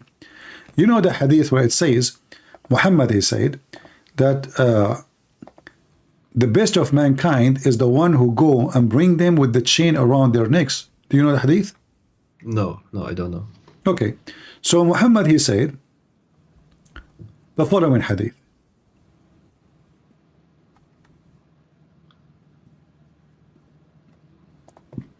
And this is al-Bukhari. You are the best people ever, raised between two brackets to the benefit of mankind, chapter 3, verse 110. And the funny, by the way, the Muslim, they keep making speeches about the Jews that they believe that they are chosen people of God, when the fact the Muslim believe in the same thing, but in a very disgusting way. So look, they are the best of mankind for the benefit of mankind. When you see the word benefit, you think, oh, that's a good benefit. Yeah. What is the benefit? To bring them with the chain around their necks until they embrace Islam. Do you see how Islam is a supreme, you know, it's like a KK, you know, a racist organization. Anyone is not from us. Does chain around their neck mean that you pull them to? Yeah, in slavery. Yeah, you drag them like dogs. Yeah, you bring them with humility, and then you will say to them, listen, we can, you know, it's better for you. We treat you better. They will not free you still, by the way. They will treat you better if you become a Muslim. Still, you will be a slave. Still, I will rape you. But you are, you know, convert to Islam. So they make you enter into humility stage. They take your land, they take your wife, they take your money, they take everything from you. And now they put a chain around your neck like a dog. And that is for the benefit of mankind. So I can say now, okay, we will go and invade the Muslims and put a chain around every neck. Everybody will say, hey, look what evil, how ugly he is. Free Palestine, you know. So what if the Jews now, they say, let us go. We are the best of mankind, and the best of mankind of us is the one who put a chain around the necks of every Palestinian and bring them here like slaves. How many people will go against Israel? Actually, already is against Israel, everybody, because they are stupid. Yeah. So my friend, I invite you to believe in Jesus, and if you have a question, give it to me. Yeah, maybe just like a general question. I saw in one of your videos that you said that you don't believe in a denomination. You said you're just Christian, that's it, basically. Well, is that correct? Did Jesus create any denomination? No, but that's it. I believe in Jesus. No, denomination does not exist. This is the creation of a priest and men who they are fighting over politics. If you check the reason for all those things, you will find it's about politics. Kings and royals, and you know, this has nothing to do with Jesus. Anything involved money, politics, power is not from Christ. So people, the one who divide us, the Bible is making it clear. The vision is not from God. The vision is from the devil. So we as a Christians, we believe in Jesus, and Jesus is our savior, not a sect. We don't believe in sect. Who is going to save us? It's not being Catholic or Protestant or Orthodox. It's being follower of Christ, for he is the savior. Christian Prince cannot save you. I cannot even save myself. So who's going to save me? Jesus. It's not a bishop. It's not the Pope. It's not a Protestant. It's not Orthodox. Nobody can save you. Save one person. That is the Messiah. This is what Christianity is about. So to be Christian is to follow Jesus, the Christ. Everything created by him and for him. It's not a bishop. It's not a priest. All men are sinners, the Bible says. All Aren't the men. theology slightly different? Like No, there's theology, slight it's not even important. If you check it out, you will find that they are very silly and they are debating about all things. It's so silly and so stupid. Like, should we say Hail Mary? Who cares if you say Hail Mary? Actually, it's in the Bible. The angel, they say to her, you know, blessed are you, Mary. So, you know, they try, you know, that's what the devil try to do. Try to divide us so we will not be united. And the division is about something really silly and stupid. Otherwise, all of those churches agree that the only Savior is the Messiah. Only. The only judge is the Messiah. The only one is coming back is the Messiah. The only one, by him, only the whole world will be saved is the Messiah. So what we are agreeing about, what we don't agree, we agree about the most important thing, which is the Savior, and we disagree about things I believe it is very silly and even very stupid. I see. Do you have general advice for someone who's either embracing Christianity or really close to it? Like to check. Don't follow a sect. Don't follow a sect. Okay. Follow Jesus, my friend. Okay. Don't say I'm a Protestant. Don't say I'm a Catholic. Don't say I'm Orthodox. Say I am a Christian. This is how the Bible calls us. We don't have other name. You follow Christ, you belong to him. You follow a priest, you belong to the priest. I will never follow a priest. Christian Prince is a sinner. Whoever follow me is a fool. Christ is not. The wise man follow just Christ then? Christ only.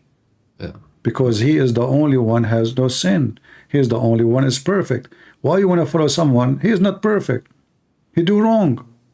He confessed his sin. All of the Bible confirmed that all of us, we should confess our sin to each other. So if all of us we confess, which means even the disciple of Jesus, they confess their sin to each other.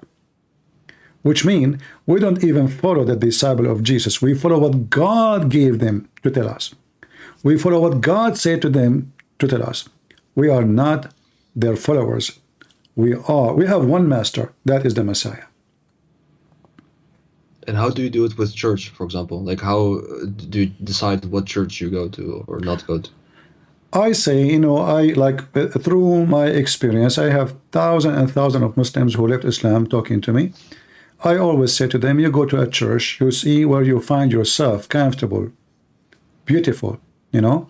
You find that there is a spirit of God in that place, then that is the place.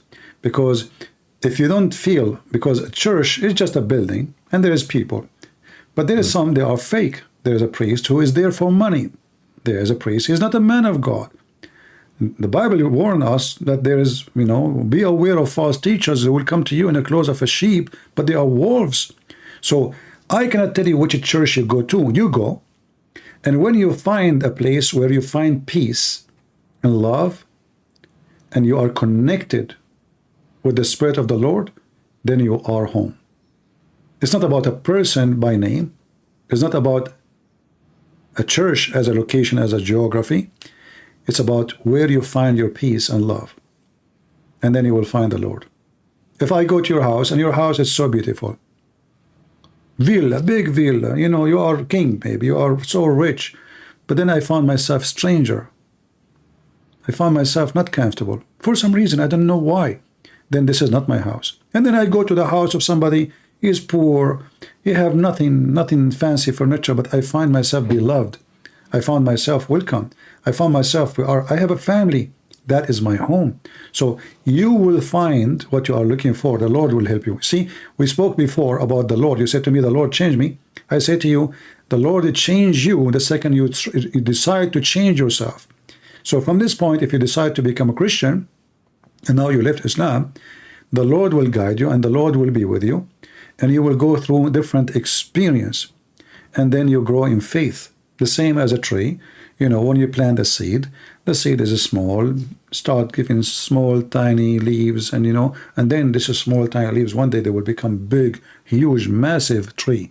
Nobody can take it from the ground, not even a hurricane. So you have to go through the process, which is going to change you from iron to steel, and that will go through a process. It's not something happen right away. So if you decide to become a Christian, always your refuge is the Messiah, and he will help you. I see. Thank you, man. Thank you. Just one final question that I have. All right. Is just about in general. Like I heard Muslims say that as a critic, but I also read on it, and I'm curious. How do you look at certain like rituals or traditions within Christianity, like for example with Christmas or with Easter, that appear to be from other religions, like for example the Christmas tree in particular? No, this is or false. You know, something like that? all what they say is just to make you hate the Christmas, because other religion, the Bible itself speak about people who worship trees. Do Christian worship trees? No, they don't. Okay, so what does have to do with our religion? This is false. So if any tradition make children happy, I am not against it. But if tradition making things ugly, like Halloween, it's disgusting. So Christmas, it's have the name of Christ. It's about love and giving and sharing. It's about family.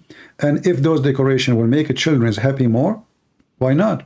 You know, Jesus want them to be happy. He said, let those little ones come to me. So some who they hate Christmas because they hate Christianity, and they are naive, they think, they fabricate stories like a Christmas. Do you know the history of the Christmas? They used to decorate trees. That's false. Those who used to do that, the Bible even speak against them. But we are not worshiping trees, and we have nothing to do with the tree as God. This is just a tradition of a beauty. And like, you know, when you get married, you have pictures. Do you put them in a frame? Yeah. Okay, why you put them in a frame? Yeah, well, I would like it just to, you know, it looks good. So it's, Exactly. That's all. Yeah. It's look good. People. not idolatry. You mean that? Yeah, Like I it's mean, not, you are not worshiping yourself, and you are not putting a frame because they are the special one from all mankind, but simply the picture look good, and picture is a memory. So Christmas is a memory too.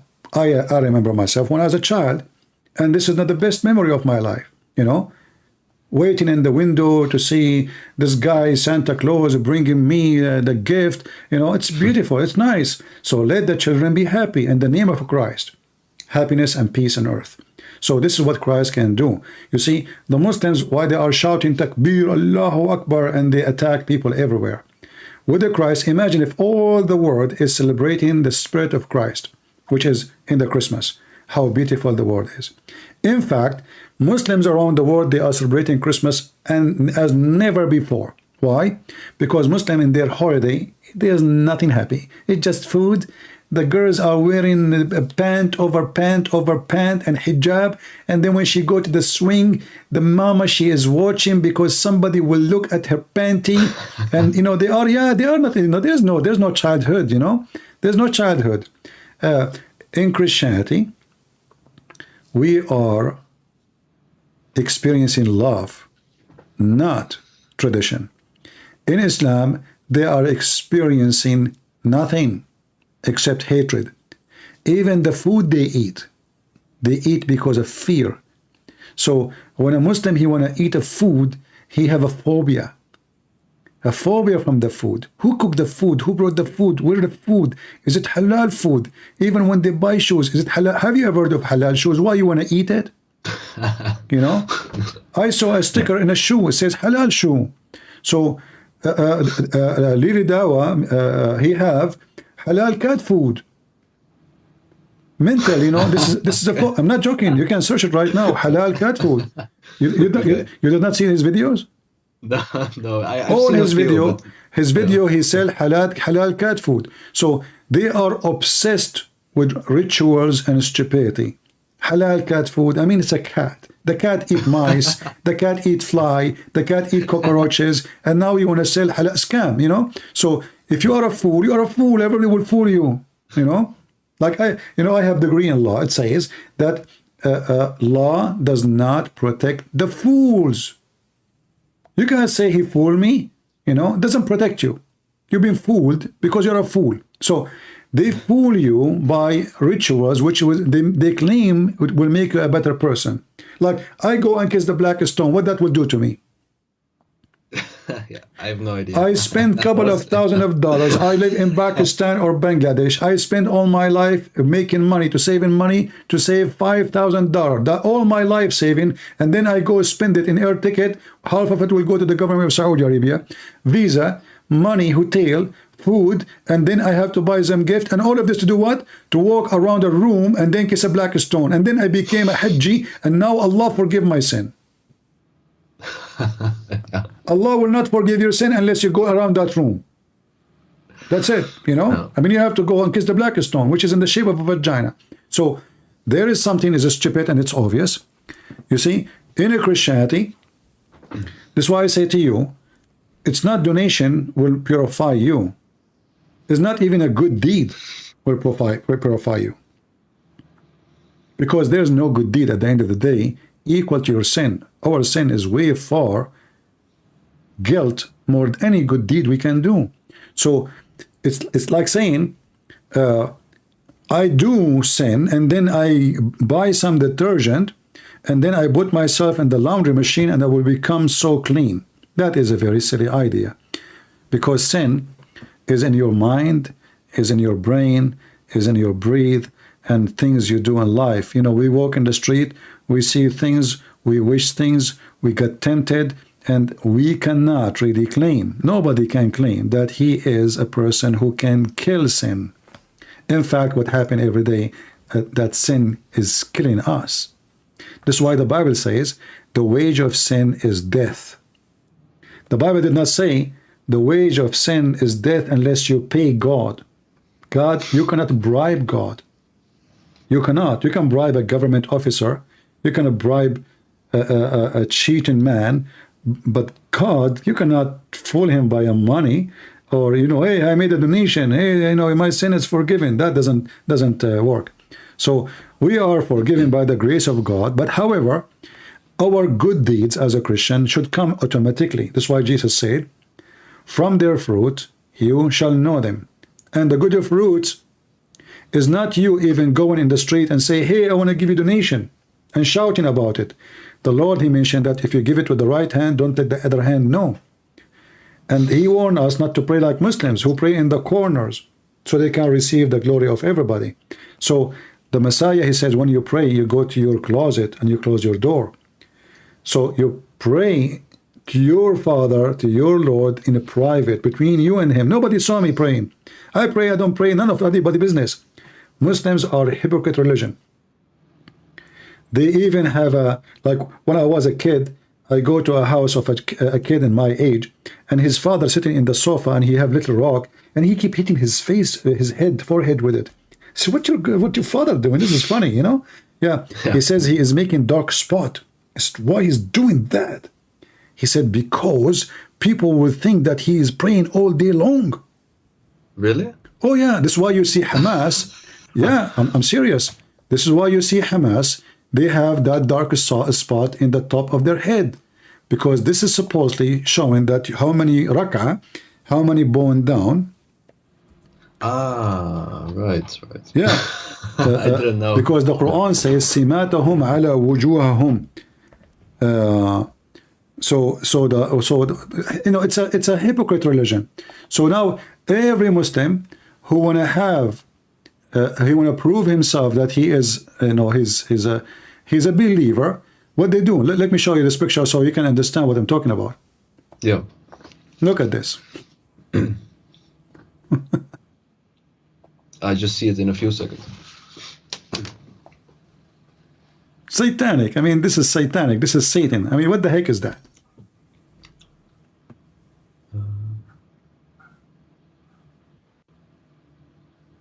I still cannot see it, but just a second. It's going to come to you. Ah, yeah, I see it. Oh, wow. This is from Hamas? Yeah, those are Muslim Brotherhood. All Muslims who they are claiming to be religious, they do that, you know, because this is the only way to prove that you are. This because the Quran says simatahum ala wujuhum. So you have a sign in your face. You have the stamp of the donkey. I call it the stamp of the horse or the mule, you know. So what the heck is this? So the guy who was sitting and he have a rock in his hand and he was hitting his forehead. He looks so crazy. I thought his father is crazy. You know, what's wrong with your dad? Why he's doing that? He said he's trying to make a dark spot. Don't talk. But why he's doing that? So people will think he is a good sheikh. He pray a lot. Oh, so, that's okay. really fake. Yeah. Yeah. We go, you know, I go to his house in Ramadan. We eat his mom. She have cookies. You know, we are kids. We go to the fridge right away, and you know, we do invasion for the fridge, for the kitchen. We eat, and I say, hey, listen, isn't it Ramadan? You should not eat. Everybody in my family eat. But hold on, before we go, hold on. So before we go to the kitchen, he go there and he put salt over his lips. So I was saying to him, what are you doing? You look funny, you know? He don't talk, because if he talk, the salt will drop, you know? You know, so he waited for some time. He keep adding salt on his in his lips. Then I said, what you did, man? What you are doing that? He said, my dad, he do that. All my family, they do that. I said, why you do that? He said, because salt will dry your lips. So when you go out, nobody will notice that you are eating. Said, So I learned a lot of tricks from the Muslims, you know, like, so, and now you know how to make yourself look fasting. You put salt for a good time, you keep putting salt, and then the salt will suck any humidity in your lips, which will make it you did not drink for a long time, you did not eat for a long time. So his father, I mean, he's a kid, there's no way he's the one who would come with this idea. He told me, my dad, everybody do that, you know, just, you want some? I said, no, I'm Christian, who care about him? You want some salt? So my friend, what do you think about accepting the Messiah as your savior? I do, yeah. You accept him? I do. Yes. I mean, to that, I'm so happy for you, my friend. And I will be happy if you start reading the Bible, and you know, so you can feed yourself spiritually, your energy, your stand of life, the way you see things around you will change. And now you will see that when you said God had changed me, now God is going to change you, because the Lord, he says, knock at my door and I will open for you. The second the door is open, your life will be changed, and I welcome you to the family of Christ. Thank you for the conversation, CP. You're welcome. If you have any question, let me know. Yes, thank you, man. All right, God bless you. Day, man. Take care, bye-bye. God bless.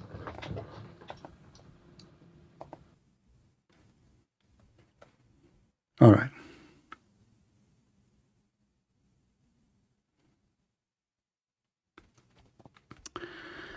All right. Look at those beautiful faces. Unbelievable. We are happy to our friend here, and now we can call him brother in Christ. And we pray, and let us pray for him that the Lord will take him from his hand, and he will be able to be ambassador for the Lord, for his family, his friends, his neighbors. So he will be able to bring more and more people to the truth. And as always, the truth will set us free. We are happy for you, my friend, my brother in Christ. You called me as a Muslim. You live as a Christian. What a wonderful thing. So read the Bible, and when you are ready, you go to the church, you think you find comfort in it. And then when it's time, you need to do baptism. So to announce yourself in the front of the Lord and the Holy Spirit, you receive the Holy Spirit that you are a Christian and you witness to Christ. So Christ can witness for you that you are a child of God. You know, the Bible says there is a happiness for one soul is redeemed. One soul is coming back. Just one. And that is the difference between Islam and Christianity. Islam destroys souls. Islam destroys life. Killing, bloodshed, all kind of madness. With the Christ, soul is this, you know, the soul of a human being is resurrected.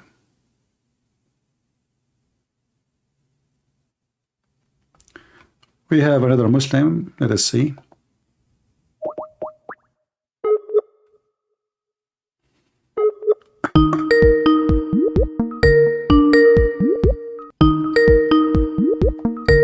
Let us mute this microphone speaker here. Hello? Hello? Can you mute YouTube, please? Yeah, I hear you. Go ahead.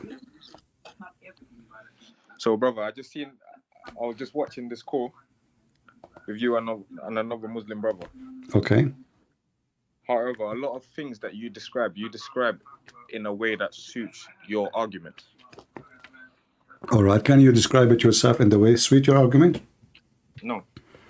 What do you mean then? I'm just speaking frankly. I know, but I'm saying I can give you the opportunity. I can give you the opportunity. Okay, because if you read some of the descriptions that you just described, if you read some of the descriptions, yeah, someone else could narrate it in a different way. No problem. I will give you the opportunity to give me the variation for anything you want. Okay, let us go. So when I said to him, which one Allah created first? The earth, or the mountains, the trees, or the lamps, which mean the stars? Give me the answer. Go ahead. Pardon? I couldn't hear you. Okay. When I said to the gentleman, you said you were listening. So I showed. I was listening. Okay. So if I say to you now, I'm not going to give you any interpretation. I do not even give interpretation. So if I say to you, which one Allah created first? Listen carefully, please. Which one Allah created first? The lamps, which mean the stars, or the trees and the mountains? The stars. The stars. Yeah. Okay. So are you firm from this interpretation? Pardon? Are you sure? I suppose so, yeah. No, I don't want suppose. I want a sure answer. Yeah, I'm sure. You see, we are talking about religion. We are not talking about I guess, I think so, maybe, you know. Yeah. All right. So we heard our gentleman here. He is saying the stars is created before the mountains and before the trees. All right. So let us go and see if that is true or not. Do you have your Quran with you? Yeah, I do have my Quran, yeah. Okay, I want you to open for me chapter 79. Chapter 79. All right. Chapter 79, you can read if you want, from verse number 27, 20, 28, 29, 30, 31. Go ahead.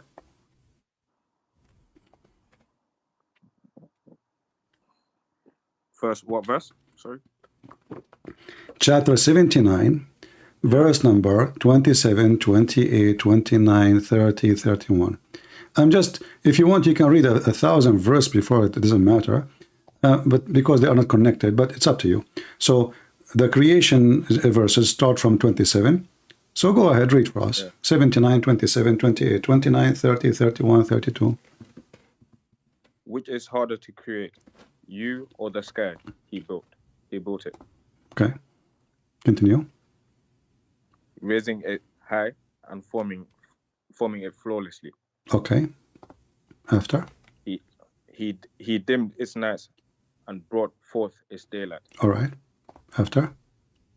As for the earth, he spread it out as well. As for the earth, or after that? As for the earth. Oh, this is a lie translation. Hmm? This is a lie. I'm not saying you are lying. I'm saying the translation is a lie. What translation you're reading? What translation you're reading? I'm reading it from the Quran. Okay, what translation you're reading? What do you mean? What translation? Do you know Arabic? Do you know Arabic? I can't speak Arabic fluently, no. You can? No. Okay, so I'm asking you what translation you're reading.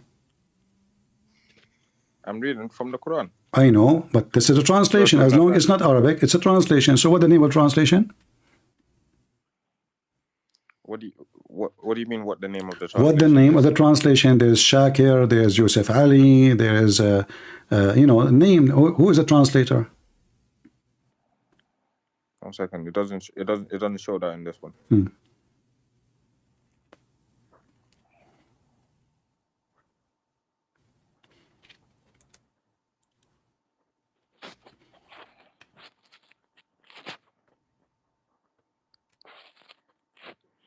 Let me go to a different website then. It's Quran.com.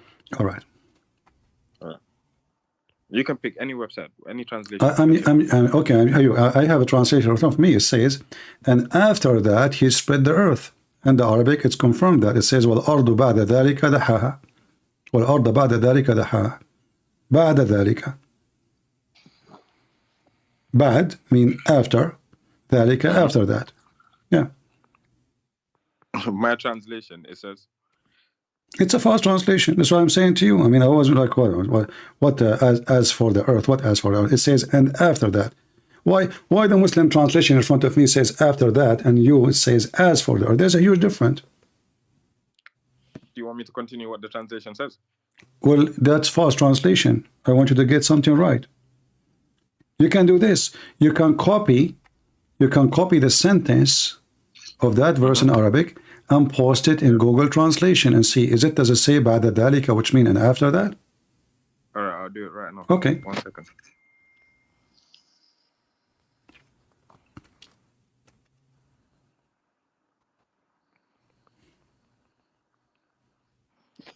You did not give me yet the name of the translator you were reading from.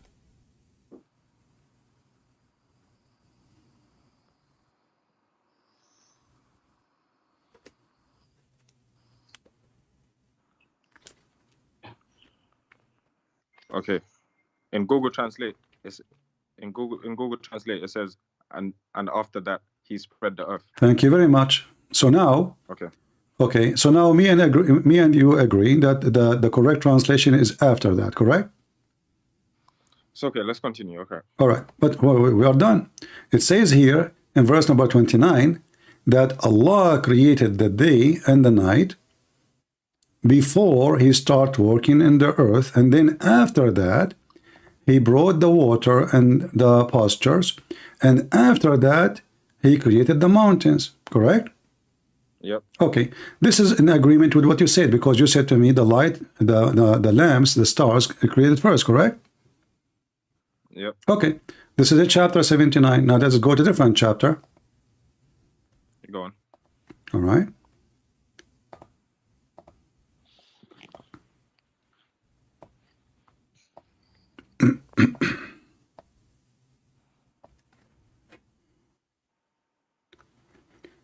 We will find this.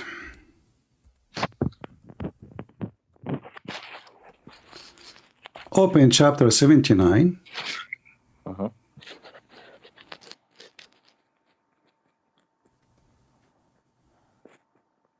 Actually, we were reading something, right? Sorry. Let's go to 41. 41. All right. If you can open two browsers so you can compare, you know, like don't close the other one so we can compare. You put them next to each other. Okay. So if we go to in chapter 41, in This verse. translation is from Mustafa Katab, Dr. No problem. Okay. Let me open Mustafa Katab. Mustafa Katab. Mustafa. Does it matter for you any translation, or some Muslims they lie? It doesn't matter. It doesn't matter. Okay, then let us keep it in Hilali Khan because I'm using it all. Okay, here. So chapter 41, verse number 9, 10, 11, 12. Read for us, please. 9, 10, yeah? Yeah, chapter 41, verse number 9 and 10 and 12. Okay. 11, 12. Ask them, O Prophet, how can you disbelieve in the one who created the earth in 2 days? All right. How can you set up equal with him? That is the Lord of all worlds. Okay. He placed on earth firm mountains standing high, showered his blessings upon it, Okay. and ordained its means of sustenance, totaling 4 days exactly for all who ask. Shall I continue? Yeah. Then he turned towards the heaven when it was smoke, saying to the earth, submit willingly or unwillingly. They both responded, we submit willingly. So he formed the heaven into 7 heavens in 2 days, assigning to each its mandate, and we adorned the lowest heaven with lamps. Okay. And for protection. Look what happened. According to this chapter. Almighty, all-knowing. Okay, so what is the last thing Allah created in chapter 41? The last thing. The last thing he said, what? The stars, right? Stars. Yeah, okay. Right, yeah. But you said, remember I asked you, which one Allah created first? The stars or the mountains? You said to me the stars. So when we did read 79, that in total agreement with what you said, correct? All right, correct. Yeah. But here is the opposite. The last thing Allah created is the stars. So here, in fact, the first thing Allah created, it was the earth. The second thing is the mountains. There is totally the opposite.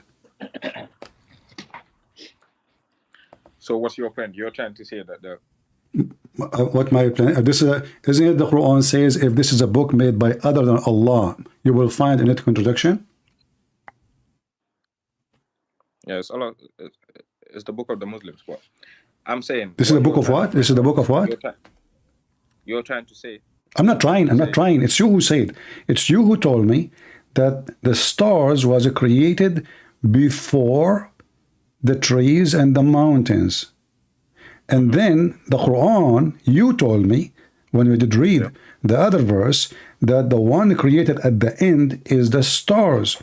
So if Allah is one God, how he in one verse in chapter saying that the last thing is created is the stars, and the first one it was the earth and then the mountains and then the trees, and in the other one is totally the opposite. Did he make a mistake in the order? Did Allah created the earth twice, 3 times, 5 times? He forgot. Okay. In chapter 41, yeah. Yeah. Where does it specifically say that just because he in that verse it mentions the stars last, but where does it specifically say? Okay. If you read with me, Okay. does it say then he rose up in verse number 11? Then he rose up, he istawa, toward to heaven. Does it say then? What Verse number 11. Does it say then? Are you reading from? Chapter 41, verse number 11. Does it say then? He said then he turned towards Exactly. So what after now? Everything is after. Then, after that, he went to the sky. And he started doing this. So anything after then is something after he went to the sky. That's why he went to the sky. استوى على العرش استوى ثم استوى إلى السماء وهي دخان. The sky was totally smoke. There's nothing. In fact, if you go to Ibn Kathir, he will say to you that even the smoke which is in the sky is not the sky. It was from the earth smoke. So this earth has a smoke, and the smoke coming up, there's no sky. So then Allah, he went up to heaven, and then he made them 7 heaven, and then he made the lights. You remember? No, it doesn't say that. It doesn't say that then. It says. It says then. It says then. It says then. 7 heavens in 2 days, assigning. Okay, my friend. It's okay, I'm reading. My friend. We adorn. My friend. We adorn. Yes. Okay, my friend. Does it say in verse number 11, then he left up to heaven, and you agreed yes? You said yes? Yes, I read it. Yeah, okay, so everything happened after that. Isn't it after this then happened? That's your opinion. No, that's not my opinion. That's what it says then. Then is about timing. No, and not only that, even the verse after it says then. You are reading false translation. Here we go. This is a Muslim translation in front of me. The website I have, I have in front of me. Huh? What one is your translation? Tell me. Let me give you the link. Here we go, so you can see by your own eyes. Let me chat. Here we go. All right, and here we go. Open the link to save you from looking. And this is Quran. Wow. And this is a Muslim. This is your Muslim friend, and the translator name is Hilali and Muhammad Khan. Both of them, 2 guys. No worries. Okay. I'll compare the both. All right. So does it say in verse number 10, 11 and 12? Then? Let me read it.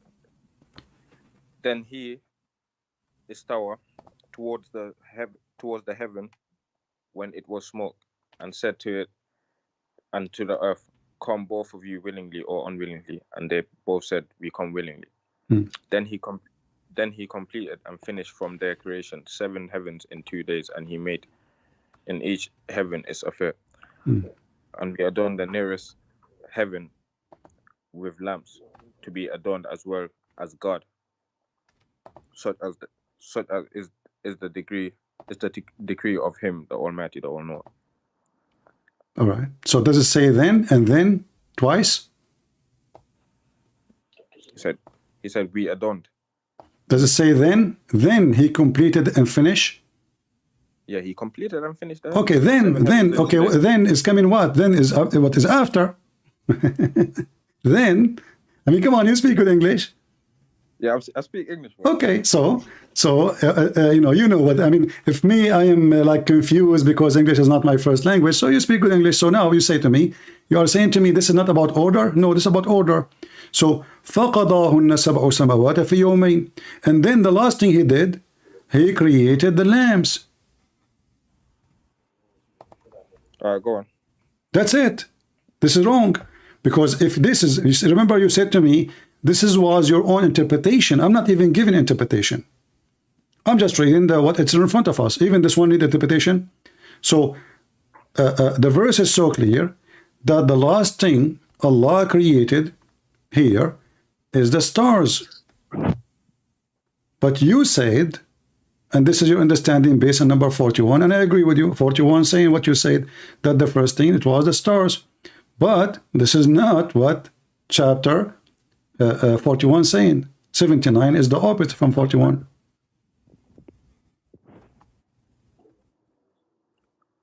In this one, it says adornment. What? Okay, okay. Lambs, my friend. Listen, I understand what point you're trying to make, but let's continue. That's it. What to continue? What? If this is God, he don't remember which one he finished first, which one he created first.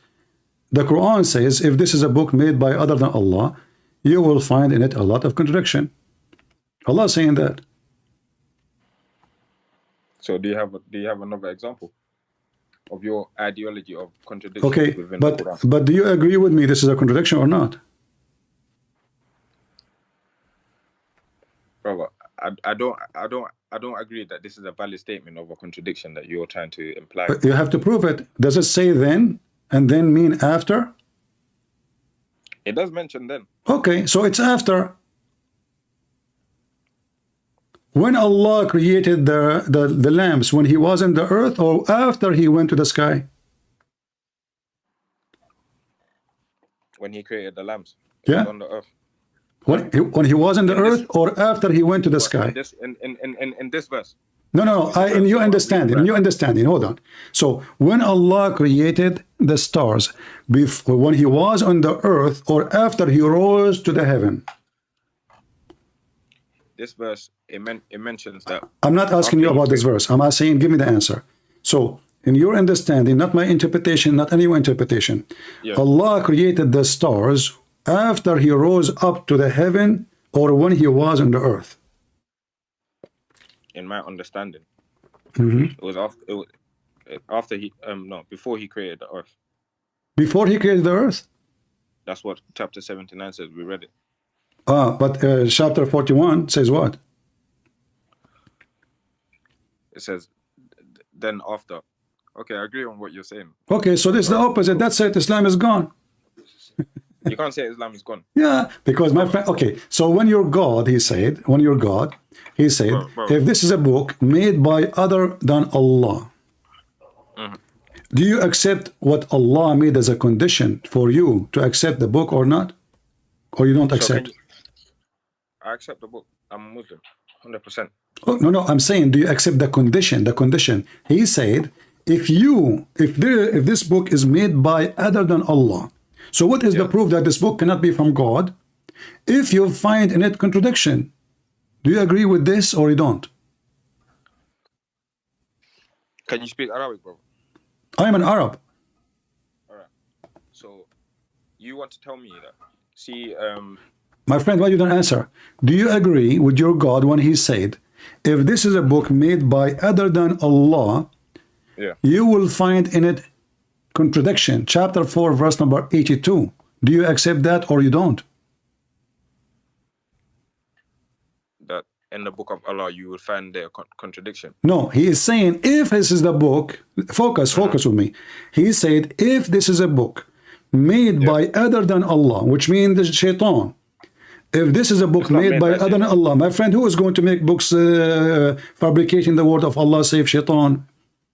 You already have your ideology of you have a bias. You have answer, a bias please, answer. So, do you agree with this verse that Allah said, if this is a book not from Allah, you will find in it contradiction? Do you agree with it or you don't agree?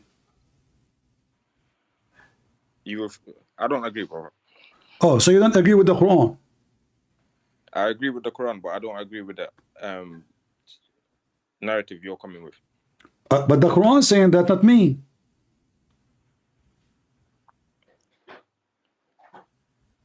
Brother, what with that? My friend, it's not me who is saying, if this is a book have contradiction, it's not from Allah. It's your God, Allah, saying that. He said, if this is a book made by other than Allah, you will find contradiction. And now you are saying to me you don't agree with it?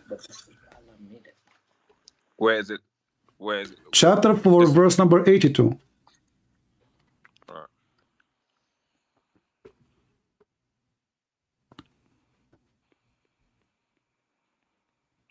Verse number 82, yeah?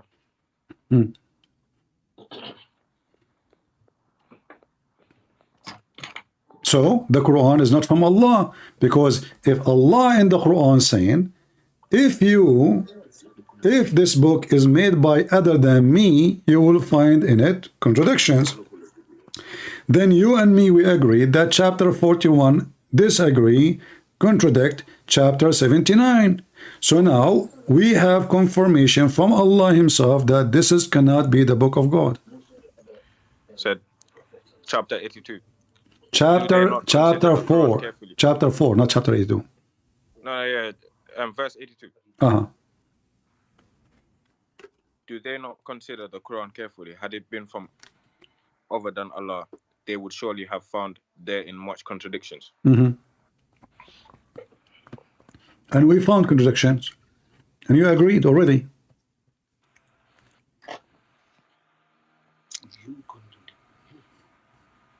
So why I don't get, you showed me one example of. Does it matter how many contradiction? Is that about examples? Are we buying falafel and tomato, like one tomato, two tomato? If it is a tomato, it's a tomato. If the food is bad, it's bad. It doesn't matter where is the bad is, it's bad. So if the Quran give us the logic of confirming what is from God, what is not, then it's not up to you, up to me to say, oh, do you have more examples? More examples of what? You are saying, you're the one asking me for more examples. Example of what? If you agree with the contradiction. Okay, well, I don't understand this, yeah? Huh? Let me ask you a question from your Bible. Why you want to change the topic? Why you want to change the topic? I don't want to change the topic. I just want to ask you a question. But we have, you know, are you confirmed now? Are you confirming with me that the Quran is not the book of Allah? I'm not confirming that, and I never will. Bro. But you agreed that the Quran have contradiction. Isn't it you who said to me, it's recorded, that chapter 79 is contradicting 41. Sorry, 41. What you're saying is, yeah, the order in which. It's not me who's saying. It's not me who's saying. No. This is not me who's saying. It's you. It's you who said that. You did read it. You confirm it. You agree with it, and now you're saying it's you who's saying that. No, it is not. I just showed you the verses. You did read it, and then you confirm, and you said yes. This is this agreement. Is the book of Satan. Huh? You said the Quran is the book of Satan. Okay, the verse in chapter 4, verse number 82 says that if this is not from Allah, you will find in it contradiction. So now, if this is a book not from Allah, it's from who? Give me the answer. Who is the one who mislead people? No, Allah. Allah does not mislead people. Allah does not mislead people? This is people.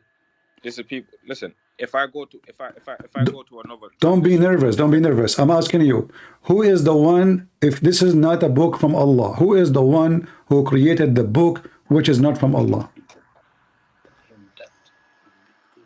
Who?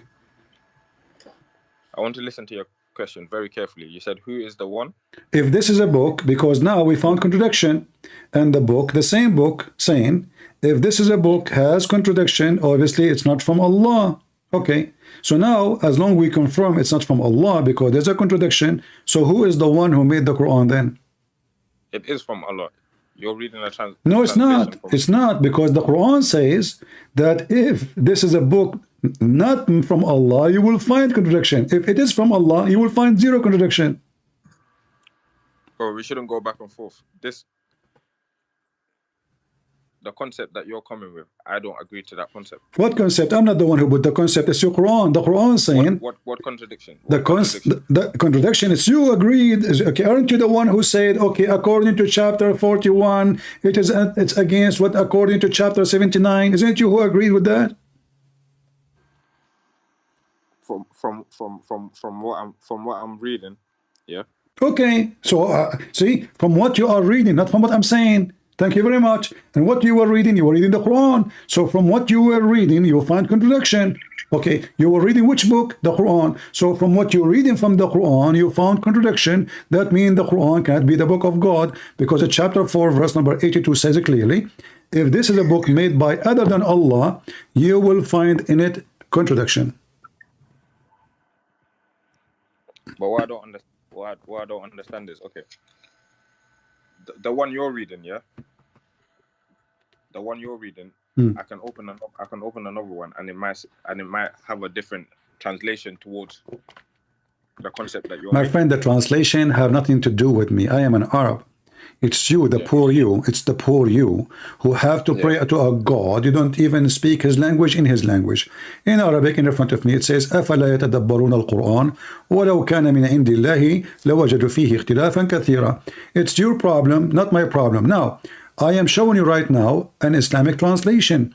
Even I say to you, okay, to see your translation. So all will lead us to one thing, that the Quran cannot be from one God. It cannot be. That's your belief. You can't force your belief onto my. I'm not forcing my belief. It's you who agreed a second ago. You said to me that based on what you are reading, you said that based on what I'm reading.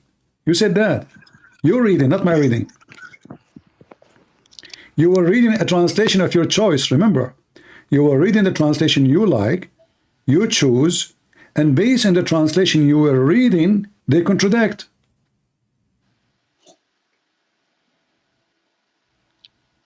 How though, brother? That's why I don't. Let's skip the topic. Let's go to another topic. Give me another contradiction. No, you said to me when you called me. Okay, hold on. You said to me that when when I'm talking to the person before you who left Islam, that I'm giving my own interpretation. What is the other thing I said? It was my own interpretation in my conversation with this gentleman who left Islam and become a Christian. It was a long conversation. I can't. What do you remember? I didn't jot down every single. What do you remember? You don't remember anything? No, me and you, we're having a conversation now. Let's have the same conversation you had with that guy. Okay. Okay. I want to ask you, in chapter 4. Yes. This is called a chapter of An-Nisa. Yeah. What An-Nisa mean?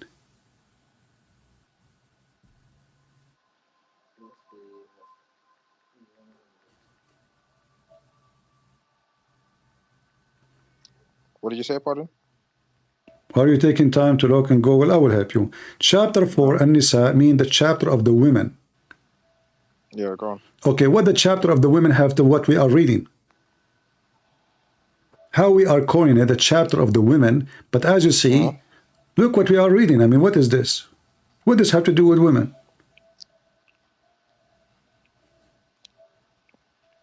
Have you read the whole chapter? I did. I did not even move my screen. It says that if you find a contradiction in this book, this is not from Allah. Okay, this is the chapter of the women. What does chapter of the women have to do with the verse we are reading? Chapter about ladies. The chapter of the women. Yeah, chapter of the women. If we talk about women, we must talk about makeup, talk about nails. We talk about. It does mention the women. If you go to verse 34. He mentioned women. 34. Yeah. Okay, so why the whole chapter called the women when most of it is not about women? Brother, he does mention the women, so I don't understand the point. No, why it's called the chapter of the women? Like here is talking about killing people too. You know, okay. Brother, You mentioned to me, you mentioned to me chapter 4, verse number 34. Okay, in 34 speaking about women. Do you agree with beating women? Remember, you are the one who quoted the verse for me. 34. So do you agree with beating women? I don't agree with that. You don't agree with Allah? As a person, well, one thing. Listen. If so you don't agree with Allah. It says as those on whose part you see ill conduct, admonish them. So one example, yeah. Let me give you just a basic analogy, yeah. Okay, what is the word ill conduct mean? Like something bad, something. Okay, if a man he did ill conduct, the word ill conduct here is here in Arabic. Let us see what it is. Here, all right, it says nushudahun. This is ill conduct according to your translation. All right, so nushuz, remember that. Nushuz is ill conduct. Now, if a woman, she did ill conduct, we beat her. Now, explain to me what ill conduct. Bad, improper, like what? Not good behavior. Okay. Bad behavior. All right. So if a woman, she did a bad behavior, we beat her. What if a man, he do bad behavior? Can the woman beat him?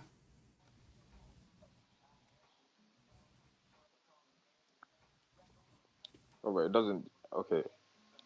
What I'm reading right now doesn't mention about a man. No problem. I can make a verse for you. Okay. Okay. The same word nushud appear in the Quran about men. Remember, you are the one who says bad behavior. Do you know what bad behavior mean? Like what? Being disobedient. Disobedient. Okay. Are you sure? Okay. Let me give you an example now. Let's say you had a wife, but your wife is doing some evil things towards you. Like what? And then like what? It could be many things, brother. Like what? Like what? Like what? Let's say, for example, she's putting something in your food or something that you don't know just because of... Like what? What do you mean putting something for you? Like she's trying to kill you? Yeah, maybe. Let's use that example now. That's false. Where you are getting this from, my friend? Pardon? A person tried to kill you, attempted murder. This is not someone you school her. You know, if somebody trying to kill you, he commit a murder because he might succeed. What are you talking about? You are making false things. Do you have any interpretation support what you are saying? I'm not saying, we're talking about just in general. Yeah, no, it's not in general. You cannot say that. You gave me an example which is a false example. Nushudahun. Okay, you know what? I will go with you guys. So if your wife, she is putting something in your food to kill you. All right, I will go with you. In a second, everybody will see that you are making things up. Okay, what if the man, he did the same act, nushud? What we do with the man? What should the woman do to the man? Yeah. Remember, you said that the word nushud mean putting poison in the food to kill you. No, I don't put words in my mouth. I did not say the word nushun means that. I told you, give me an example. You said to me, she is putting something for you in your food. Ill conduct. Okay. Give me an example. What is nushud, ill conduct mean? Ill conduct is, brother, it's bad behavior, something bad. Give me an example.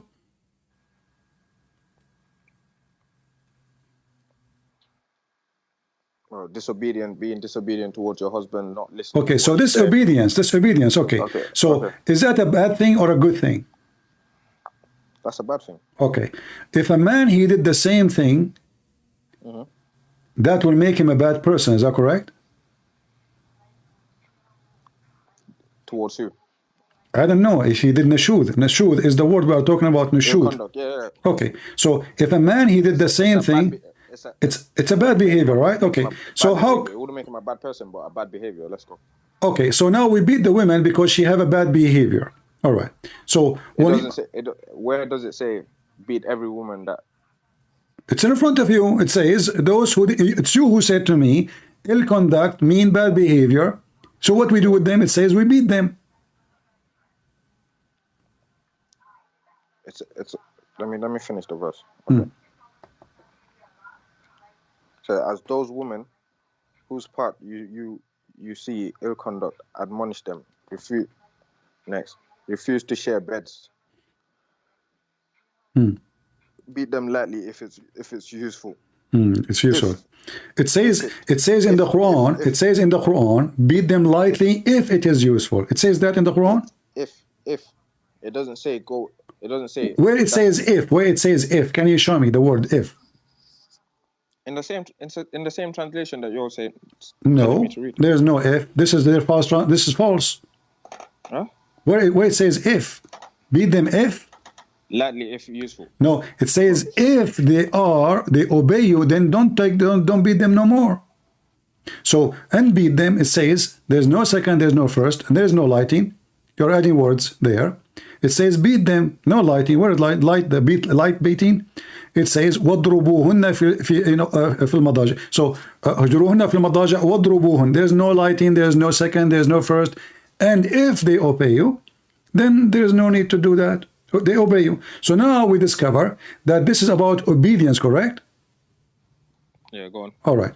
So now if your wife disobey you, according to the Quran, you beat her. Do you agree or not?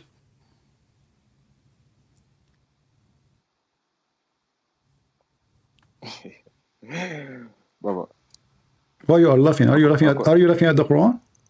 I'm not laughing at the Quran. That's not nice, my friend. That's not nice. We have to respect the book of Allah. Yeah. Okay, so why you are laughing, brother? You hurt my feeling. You hurt my feeling. So now, I am asking you a question. You are refusing to answer for a reason. I don't know. Is your wife next to you afraid? No. Okay, don't worry. Just close the door. Tell her to go and watch TV. So listen, if your wife, she is disobedience to you, do you beat her or you don't? Do you agree with Allah to beat her?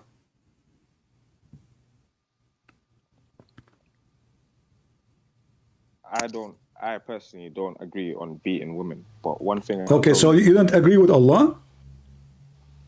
Well, you can't say I agree with Allah just because I don't want to beat women. No, you don't, because you don't accept the solution. You are saying this is wrong. That's my personal belief. A Muslim don't have a personal belief. You see, remember, when you called me, you said to me, this was your personal interpretation. Now, it's you who's doing personal game. It's not up to you. It is the Quran saying, you do this with them. This is the solution from Allah. Do you have a better solution than Allah's solution? The Quran gives you guidance as a Muslim. Okay, the guideline says beat them. If. What if? Beat them lightly if. First, there's no lightly. Stop lying, my friend. Why you are adding? Why you are adding words? That you sent me. I'm reading from the link that you sent me. Well, I am reading the same link. Here we go. Let me. I don't know. I want to see where it says lightly. Here we go. I will send you the link. Here we go. Yeah. How you are reading from the same link? I have the same page. Here we go. Open it. Open it. Read it. What it says. Open it. Go ahead. I'm in it. Okay. Where it says lightly, it says beat them. I don't see lightly. 1 second. And those who you fear may be rebellious, admonish them, banish them in their couches, which is false translation, in their rooms, and then and beat them. There's no lightly. And this is a translation, and this is a translation. Oh, this is a translation of Arbery. Hold on. Arbery. I'll send you the same link. Yeah, okay. And tell me if I'm wrong. All right.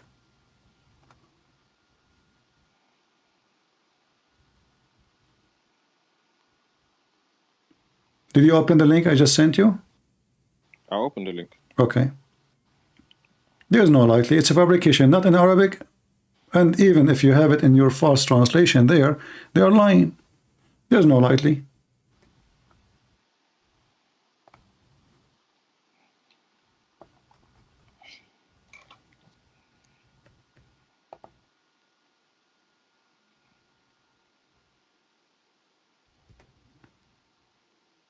Have you seen it? Huh? I've sent you the link, the same link that you sent me from the same. Okay, from the maybe same different website. translator, maybe different translator. This website have many translation, but it's a lie because in Arabic, and I change any Muslim in the word to show me where's the word lightly. Here we go. You can use Google translation. It says, فَعِذُوهُنَّ وَهْجُرُوهُنَّ فِي الْمَضَاجِعِ وَضْرُبُوهُنَّ. No lightly. Not even exist there. And there's no if. The only time the word if is exists is after here. فَإِنْ أَطَعْنَكُمْ وَلَا تَبْغُوا عَلَيْهُنَّ سَبِيلًا. So, and if they obey you, then don't go for it. So the purpose of beating the women in Islam is to make her obedience to you. There's no lightly, did your prophet support a man for beating his wife until her skin became greener than her clothes? What did you say, Father? Did your prophet support a man who did beat his wife until her skin became greener than her clothing? Did my prophet support? It says in the Quran, but what's the I'm asking reason behind it? I'm asking you. If a man he did beat his wife until her skin became greener than her clothing, is that against Islam, or this is in total agreement with the teaching of Allah and His prophet? I said beat them lightly. The word lightly is not there. My friend, don't waste my time. You see, if you want to act like a kid, it's your business. I'm not acting. Okay, can you show me the word light? Can you show me the word lightly? They are lying to you. Whatever translation you're reading, my friend, why you are doing this to yourself? Why you're choosing the translation? I'm not choosing any translation. I don't care for translation. I'm an Arab. This is a translation for you. The Muslims. This is a proof that Muslims are a bunch of liars. I am asking you in front of everybody. Can you show me, my friend? I'm asking you, please. Can you show me the word lightly in the Arabic Quran? If you can show it to me, I will apologize to you in front of everybody. Is that fair? Open the last link. Huh? I've sent you the link. This is there's a million translation there. This is false. That's what I'm saying. So you're saying you're okay. Now you agree that there's a million translations, but you use. I agree that all Muslim translation are lying because they try to make the Quran look nicer. I'm not using translation because I like it. I'm using translation because this is your translation. Because you don't speak Arabic too. If you speak Arabic, I do not need it. You do not need it.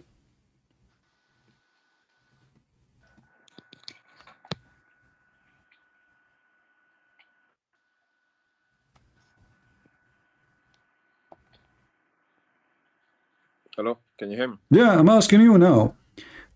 Can we find the word lightly exist in the Quran or only in the false Muslim translation?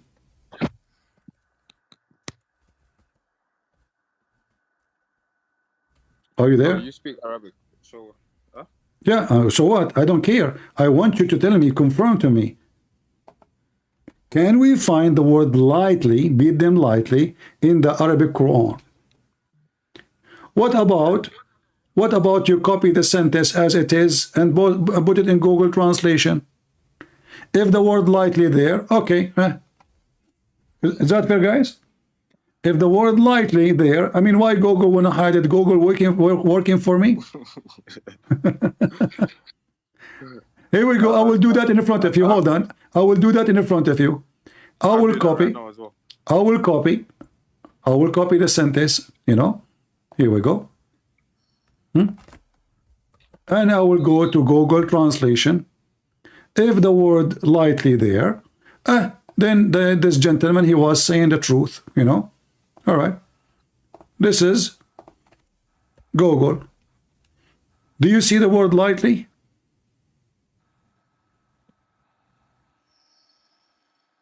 One second, sorry. I'm trying to do it.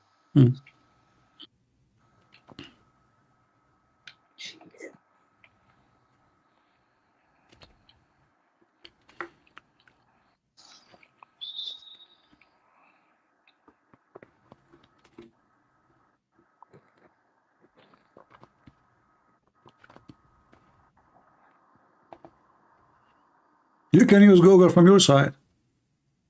Yeah, that's what I'm trying to do, sorry. Okay. And tell me if you can't find the word lightly. If there's no lightly, it means they are fooling you and lying to you. Shame on them. They are adding words to the Quran. It's not there. A translator, yeah, a translator should not add words. If Allah did not say lightly, you don't add lightly. You know, that is a false translation. You only say what is there. It's not up to me to add things.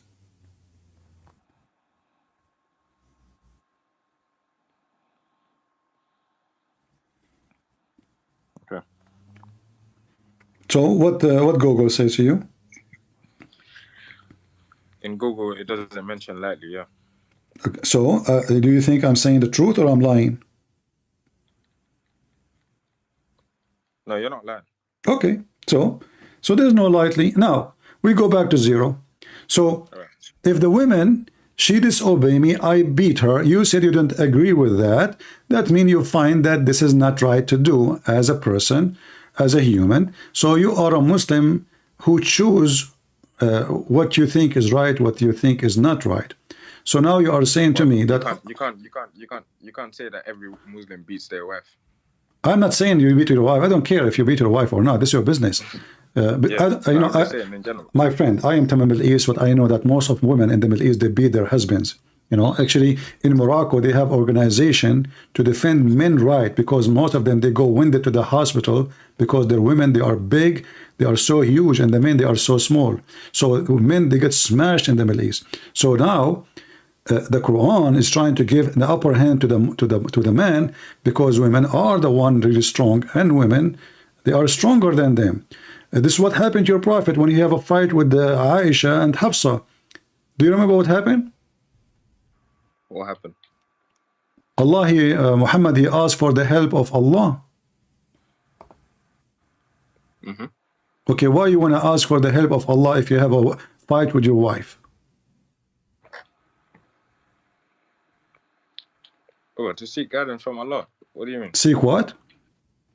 If you, why do you want to have ask for help for Allah if you have a problem with your wife? No, he's asking Allah for protection from his wives. So who is the one beating who? So what you're trying to say is his wife used to beat him. Are you telling me if I am calling Allah, if I call the police now, says please come here, my wife, she is, you know, I need protection. What does that mean? What it mean that I need protection? Does it specify that the wife was physical against? So you need protection from his wife from what? He can divorce her. Divorce her. He don't even dare to divorce her, obviously. He's afraid. That's why he's asking Allah. Okay, did he call the Muslim to come protect him too, or only Allah? From what you're saying, it's only Allah. I did not say that. I'm asking you. I said, did he call the Muslims to come and protect him, or only Allah can protect him? I'm not sure about that. I don't want to say something that I'm not sure of. Well, I can help you. So if I call Allah and every believer to come and help me, is that clear that Muhammad was beaten by his wives and he did not know what to do with them? Does it say that Muhammad was beaten by his wife? Well, it says okay, my friend, it says that he is calling Allah for protection. Allah is sending warning to the wives. If you are, you know, if you go against him, Allah is his protector. This was my point at the start of this conversation. Saying that you're using your own ideology to describe certain things in the way. No, you explain to me. You explain to me. Okay, if I call the believers to involve that. Okay, so if you have a fight with your wife, do you call the neighbors and everybody in the town to protect you? Did it specify that he had a fight with his wife? So what he have? Did it specify? Yeah, it says he have a fight. Yeah, it says the wives going against him. The wives are against him. The wives are against this man. So if not a fight, so it's what? Why you are calling all the neighbors and all the town? That could mean, okay, the wife is against him. That could mean that his wife is disobedient towards him. Okay, we go back to zero. Wonderful, guys. His wife can be. Hold on. Okay, his wife is disobedient. Hold on, listen. You see, you just made it more horrible. You just said it could be. You just said his wife could be. His wife. Listen. His wife could be disobedient, but chapter 4, verse number 34 says, beat them. But he's asking Allah for protection. Okay, how a person he can beat you asking Allah for protection if you are the one who can beat? Should the woman do the opposite? The woman should ask Allah for protection because the man is beating her. So is it Muhammad beating his wives, or it was the opposite? The wives was beating Muhammad. It did not say that Muhammad's wife. But you agree that the Quran says to Muhammad, if your wife is disobedient, you are the one who mentioned the example. It's you who mentioned the example. Maybe they are disobedient. Wonderful. So Muhammad can beat them. Why is asking for the support of Allah? It could mean. That's like someone else reading the same thing. Okay, so now I'm asking you. Okay, so when Muhammad is asking Allah and the believers, when Muhammad, you tell me the answer. I'm not going to give you the answer. Do you understand I will understand from you. You explain to me. So when Muhammad is asking Allah and the believers to protect him from his two wives, how they can do that? Maybe talk to her, give her advice. Protect him. It says protect him. I cannot give you a direct explanation of why he's seeking protection from his wife. What about the angels? Should we call? You cannot conclude from that statement that his wife was beaten. Okay, if I ask for the angels too. You just told me just 5 minutes ago. You just told me that the word lightly. If it doesn't say it lightly, then fair enough. Where does it say? Where does it say that the wife was beaten Muhammad? Because he's a man. And the man is asking. Okay, hold on. Okay. I'm going with you. Okay, I will go with you. So where it says beating him. I'm going with you. Hold on. I'm going with you, my friend. I'm going with you. So as long Muhammad is not being beaten, why he need the whole universe protection from two women? You tell me the answer. Go ahead. I don't know. You see, you avoid answering by saying I don't know. What a smart answer. I'm not avoiding because no, hold on. By facts. Okay. What fact? Okay, the fact says that his two wives, they are against him, and now he is saying if you go against him, Allah is his protector. Allah. Can I ask you a question? Okay, listen. What the word protector mean? Protection. What the word protection mean? Oh, it's just a protection. Obviously, if you can get protected in different ways. Okay, so we have two women. Okay, give me the way. They are two women. They are not army. They are not soldiers. They are not CIA. So what is the protection, Muhammad? He need Allah and every believer and Jibreel and air and furthermore all the angels to protect him from those two women. So when you're praying to Jesus, don't you pray sometimes that Jesus protect me from evil? You are changing topic.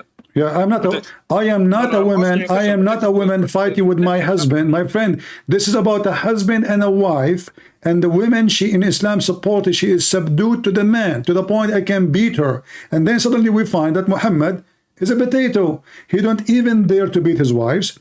He cannot control them. He have no authority. You can't call him a potato, bro. Well, he is, because if I call all the neighbors to protect me from my wives, what kind of a man I am? But you don't know the depth of you tell me, okay, whatever the reason, what can happen between a wife and a husband? The guy, nobody left. He invited every believer. He invited every angel. He invited Allah. He invited Jibreel. If there's anyone left, who's left? Does it say that Muhammad's wife beat Muhammad? It does not say that. So what they are doing? They are biting him. So what it says? So what they are doing? They are biting him. It's not a valid point. Okay, so tell me what they are doing then. If they are not biting him or beating him, so what they are doing?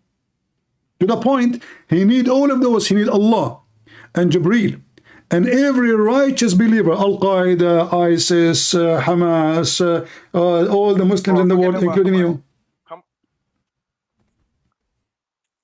I see that you like to use Hamas for a lot of examples of Muslims, but Hamas they're their own group. They are not Muslims. They worship Allah. However, that's like you saying that every let me ask you. Every Christian. Okay, you are trying to change the topic. I want to ask you: Is Aisha and Hafsa are they member of Hamas? Pardon? Is Aisha and Hafsa, the wives of Muhammad, are they member of Hamas? What do you mean? Are they members of Hamas? Because why he is terrified? Because you said to me Hamas is just an own group. You are trying to make Hamas not Muslim now. Okay, so Hamas is bad according to you, no problem. So Aisha and Hafsa, why they are scaring the hell of Muhammad to the point he's asking Allah. It's not asking actually. Allah is talking, saying, if you two, the wives of Muhammad, namely Aisha and Hafsa, turn in repentance to Allah, it will be better for you. But if you don't, you should know that Allah is his Mawla, which means he is master, protector, etc. And Jibreel and all righteous among the believers. Furthermore, all the angels. Who's left? You know, this is a statement you can say if you want to fight with Putin, the guy he have nukes. So Muhammad is asking for the help of everybody. Nobody left in the sky. Well, nobody left in the sky. Nobody left in the earth. Okay, I'm asking you, my friend. What is the problem? What is the risk? What is the danger Muhammad is facing to the point? Everybody in heaven and earth is involved to defend Muhammad from his wives. Brother, you saying that his wives beat him. Is it true or not? That's your speculation from what you have read. Give me another answer. You know, I'm not smart like you. Give me the answer. Is that your speculation or not? Someone else. So they are biting him. Like what women will do? What women will do? Okay, listen. What a wife she can do. What a wife she can do with the husband. Either she scratch him with her nails, or throw shoes at him, or she bite him, or she pull him from his hair. Choose one. I don't care. So now, what kind of a prophet is God saying to him? Can Allah be enough to protect Muhammad from his wives? Oh, I don't get the point you're trying to let make. me repeat the questions. Think with me carefully. Listen carefully. I'm thinking. Okay. Can Allah protect Muhammad alone? Can Allah be enough to protect Muhammad? Of course. So how you explain to me this chapter 66, verse number 4? Read it.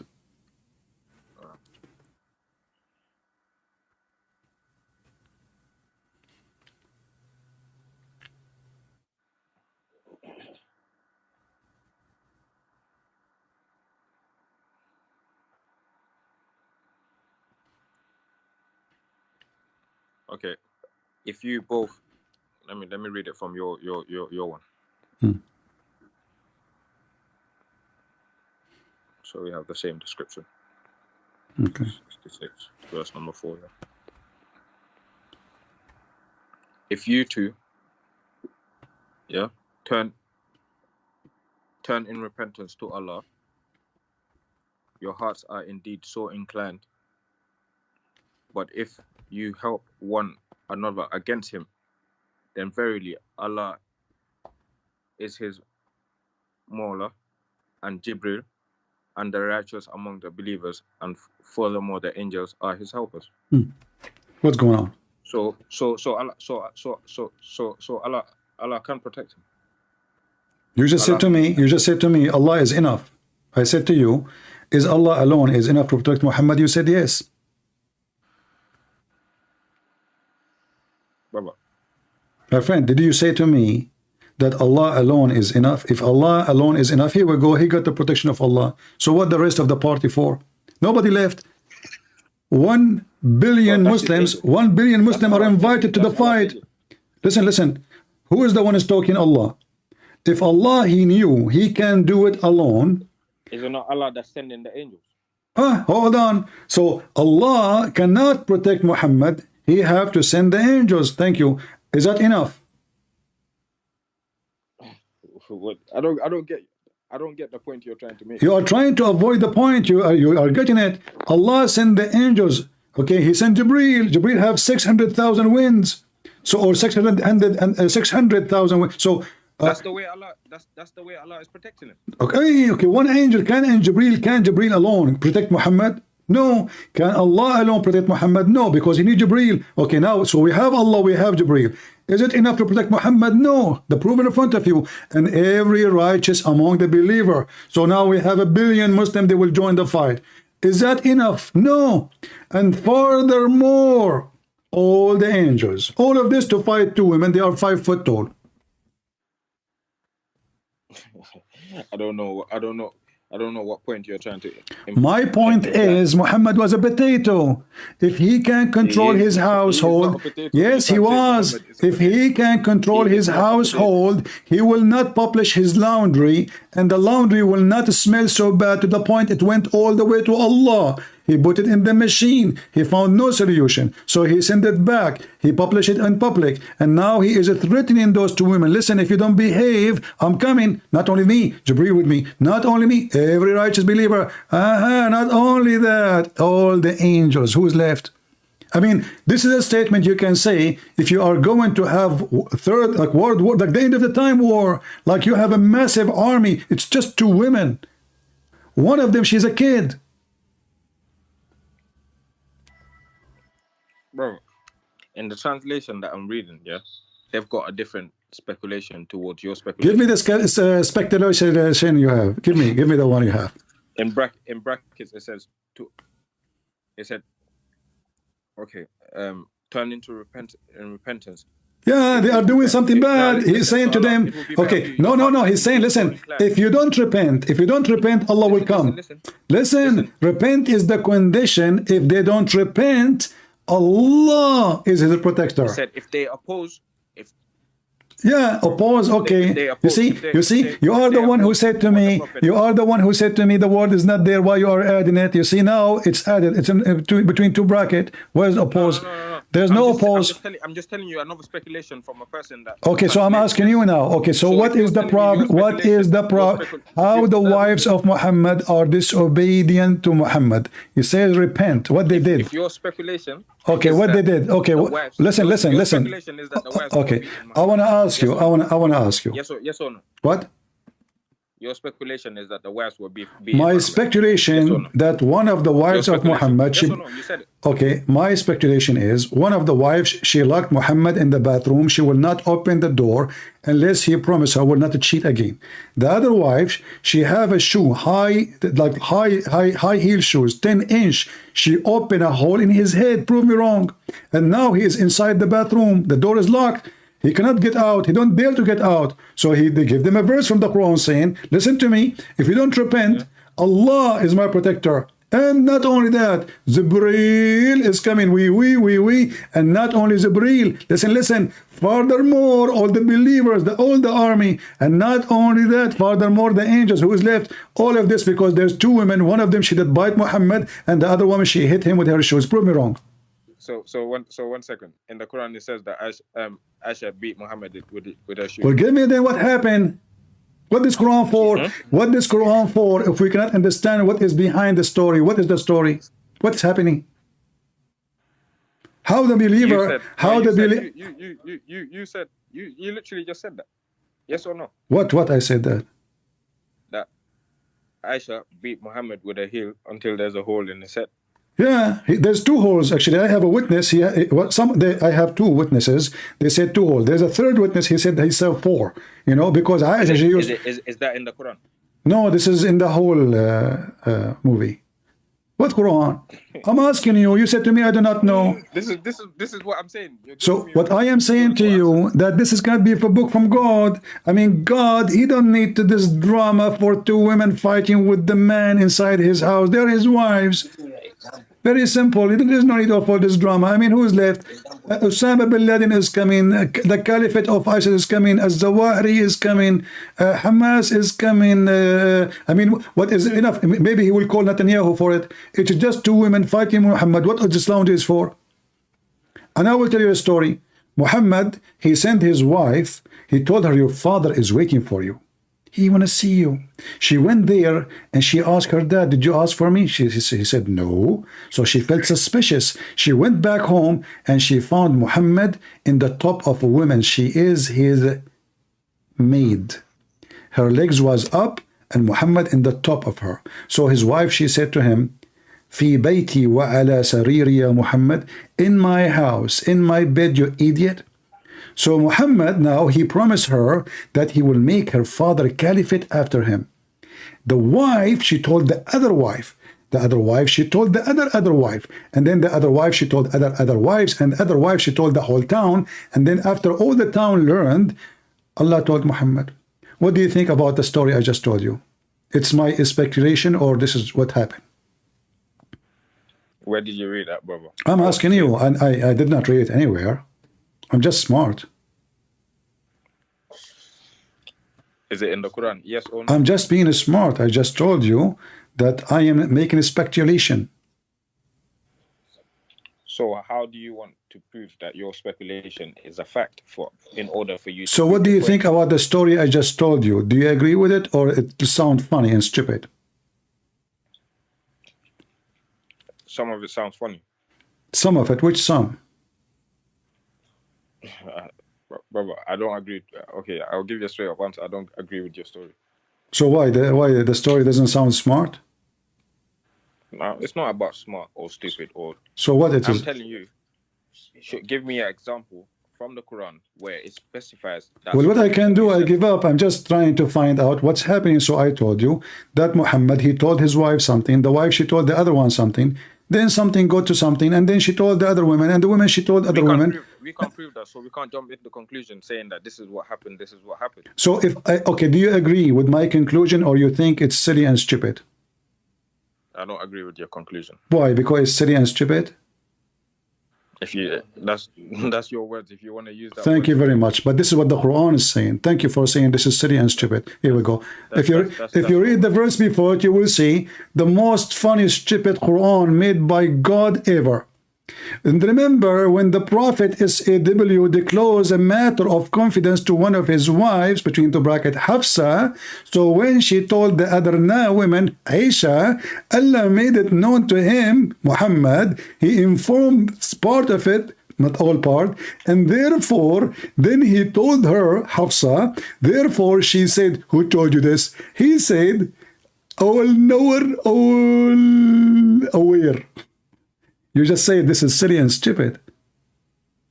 What? This is God talking? Did it specify what you said? Yeah, this is God talking. He told her something, she said something. Yeah. The Prophet disclosed a matter in confidence to one of his wives. So she told it to another, Aisha, and Allah made it known to him. He informed part thereof and left a part. Then when he told her thereof, she said, who told you this? He said, the all-knower and the all-aware. That's deep. That's the deep chapter, my friend. So can you tell me what's going on? So what in that can you tell me listen, can you tell me what's going on? What he told her, she told him, he told her, Hafsa, Aisha, she told him.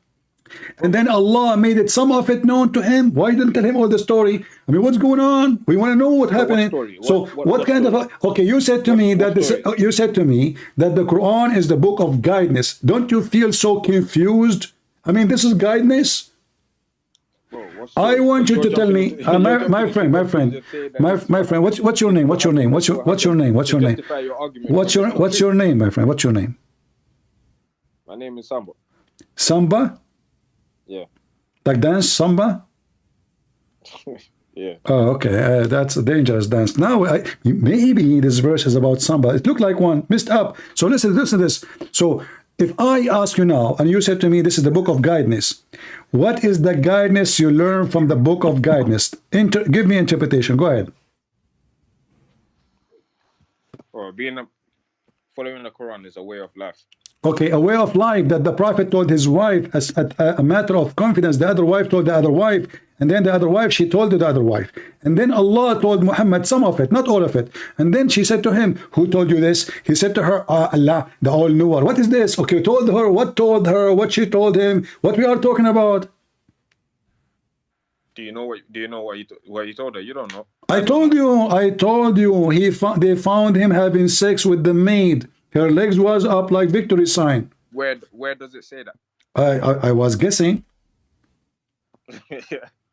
You cannot guess for something that suits your argument, because it could be anything. Just have a broad mindset. Okay, so now this is the book of guidance.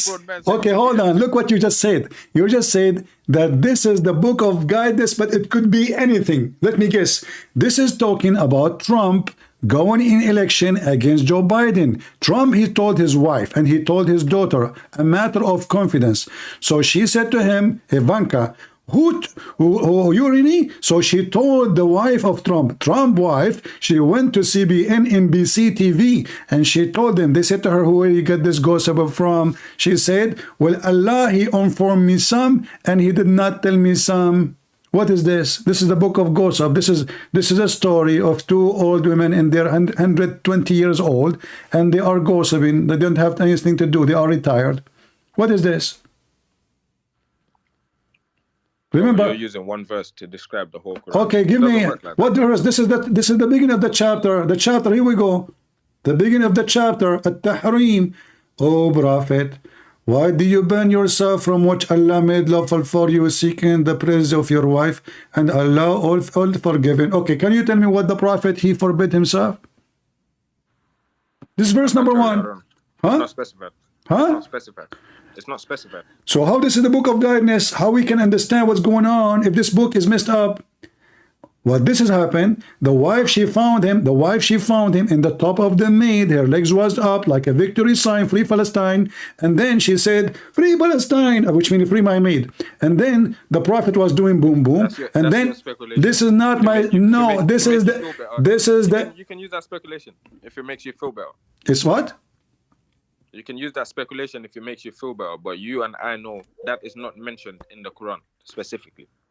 Okay, so what if I prove it to you? True or not? What if I prove it to you that this is what happened? Prove it. What if I prove it? Please. Do you accept the interpretation? Please prove it. Do you accept the interpretation? What do you mean? What do you mean? You do not know now what interpretation means? I'm reading the interpretation. If it, please just show me what happened. Do you accept the interpretation? I'm asking you, do you accept the interpretation? Or you don't? Well, obviously, I accept the interpretation of what I'm reading. Yes. Okay. So now if we go and find the interpretation, you accept whatever interpretation is saying. Do we agree? Yeah. All right. Yeah. Let us see.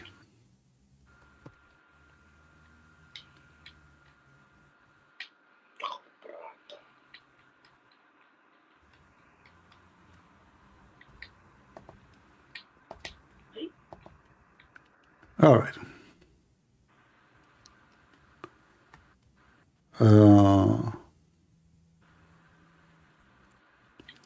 I want you to read this with me. Does it say that Hafsa she found? Read where? Tell me. This is the book of Asbab al-Nuzul, chapter 66, verse number 1. And this is the official government website of the Kingdom of Jordan. This is official. So Hafsa, she found him when she went to the house. She entered the house of... You said the Quran. Is that in the Quran?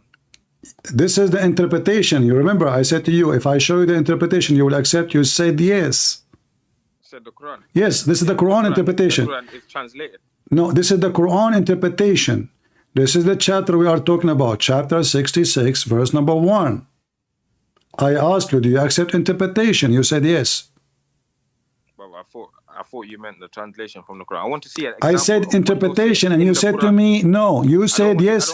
No, you said no, no, no. You said you accept interpretation. It's recorded. Did you say a second ago you accept interpretation? Okay, show me. Directly from the Quran. Interpretation for the Quran, yes, and this is what is called interpretation. Directly from the Quran. What we're reading. How in the get me world you upset. can find interpretation, Abdul? How it is interpretation and how it is in the Quran?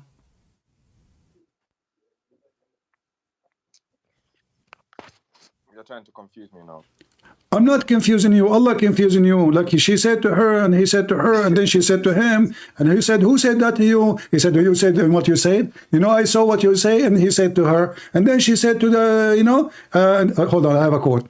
Good and Prince. First of all, you are trying to deceive the person, and then what's the name with the Muslim? Second, how you jump in this conversation between me and this Abdul Samba? Good and Prince. First of all, it's haram for us to dance Samba. Shut up. He likes Samba. His name even is Samba. It's not only he dance Samba with. Look what he's doing. Are you dancing Samba with me? Even Zakir Naik is upset.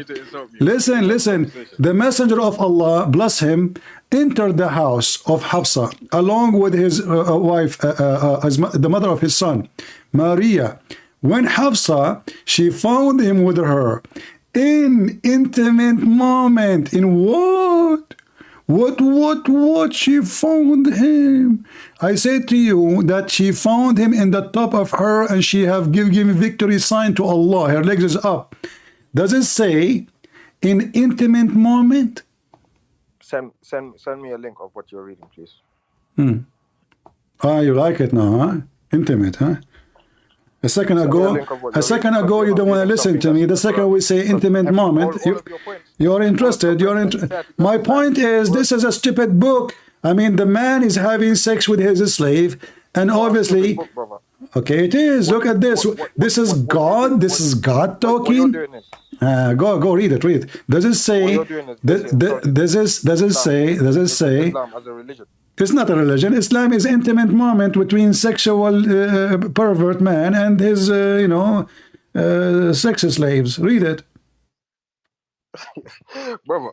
Read it. The whole story. She told his wife, and the wife, she told the other wife, and then Allah told them, if you don't repent, I will send Jibreel and me and all believer and everybody, and Joe Biden, the thing. Who's left? All of this because Muhammad, he cannot keep his penis inside the zipper. Am I lying? You said to me, where do you get this from?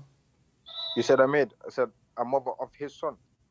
A mother of Prophet Muhammad. She is his slave. He never have kids. But this is what they are saying. No problem. Still she is not his wife. So already he is fornicating. Listen. I'm reading. She is the mother of his son, not his wife. It says there. You see, if she is his wife, they will say, if she is his wife, I know. Does it say the mother of his son or it says his wife? It says the mother of his son. Thank you very much. She is not his wife. So Muhammad not only fornicating now, he's making babies from fornication.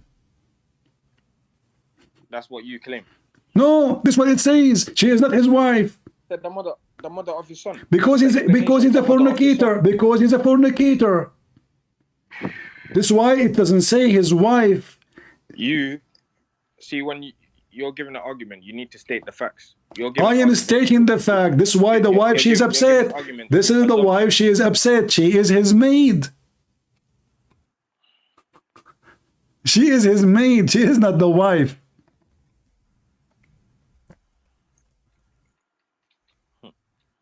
What, huh? Brother, you're just giving. I don't understand. He said the mother of his son. I'm asking you in front of everybody. Is she the wife of the Prophet? Maria. Is she the wife of the Prophet? Yeah. I don't know about the Prophet having a wife called Maria. So you just answer yourself why you are playing games with me. So she is not his wife. Thank you very much. So now Muhammad having sex with the maid. The wife, she found him in the top of her, in her bed, in intimate moment. This is your false translation, by the way. In Arabic, it says more. So, in intimate moment. What does it say in Arabic? He was ifing her. What he's going to do? You think he was looking for his phone? What do you think? He was charging? In Arabic, it says he was recharging her battery. That's what it says in Arabic. Yeah, he put the cable. Yeah. Samsung. Yeah. So now So do you agree with me that the whole story is a stupid story? The guy is having sex with the maid. The wife, she gets so angry. And then he told her, I will make your father caliphate. And he promised her, look how coward he is. He swear by Allah that he will never touch her anymore. Never, ever. And then after he did that, he felt, she is beautiful, she is blonde, she is pretty, he liked her, but now he made a verse, he made a promise. So Allah said to him, why you forbid yourself from what Allah made lawful for you? Now I want to ask you, in Islam, is it lawful for you to have sex with your maid? No. So why he's having sex with the maid? Brother.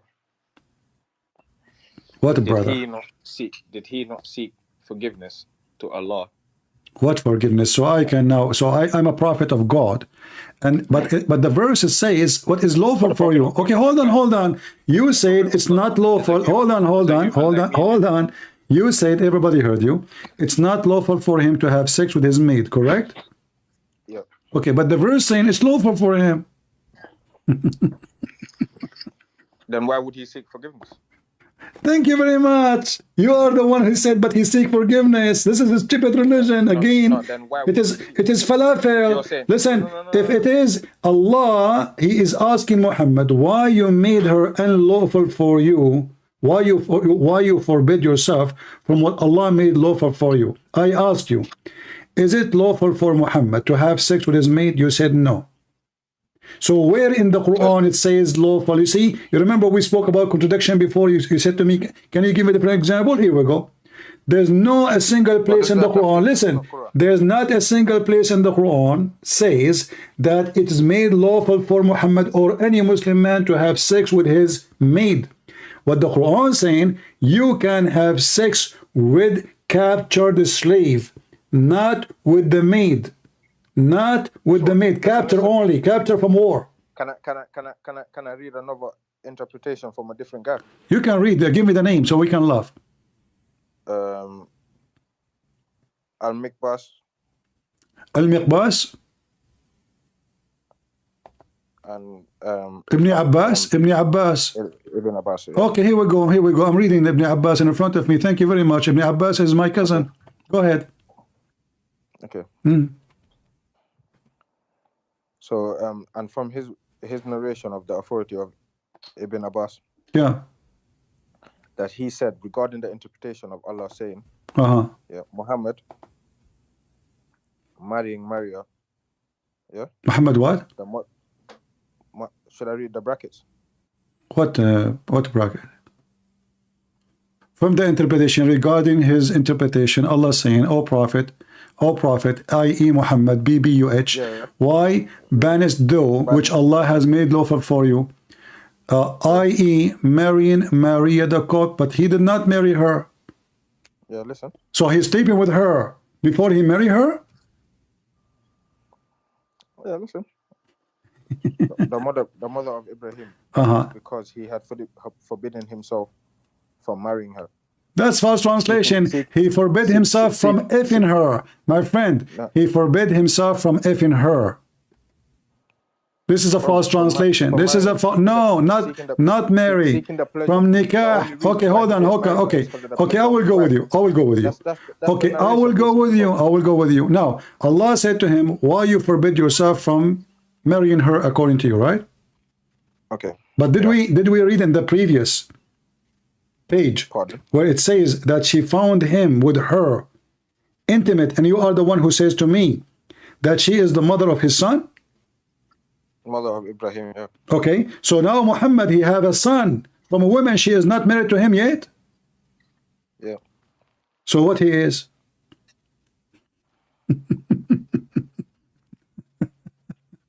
Fornicator. So now you try to help it. Now you get your prophet more busted. He is not married to her. In fact, he never married her. And now he have a son before he marry her, but he never marry her anyway. So what will make Muhammad a fornicator? And now you are saying to me, why Allah made it, why you forbid yourself from what is made lawful for you? So Allah did not forget to send him a verse when he was having sex with the women. She is not his wife yet. Seeking the pleasure of his wives.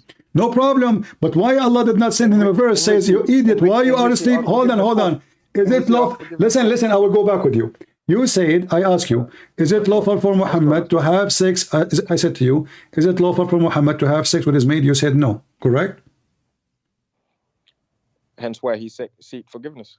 Okay, hold on. So why Allah did not send him a verse then when the guy already having kids with the women according to you, but now because he said, I forbid myself from marrying her, Allah, he sent a verse for him? So shouldn't he say to him, first of all, you idiot, how you are having sex with the women where Allah was when Muhammad is sleeping with the women and you have kids from her? All this time Allah did not send verses. He did not notice this is haram. Now he noticed this is haram. So we sleep with the women, we have kids from the women, and then Allah, he don't say anything. But then one day my wife, she comes, she found me in the... That's your conclusion. This is not my conclusion. Same time, nowhere he says this is not about marrying.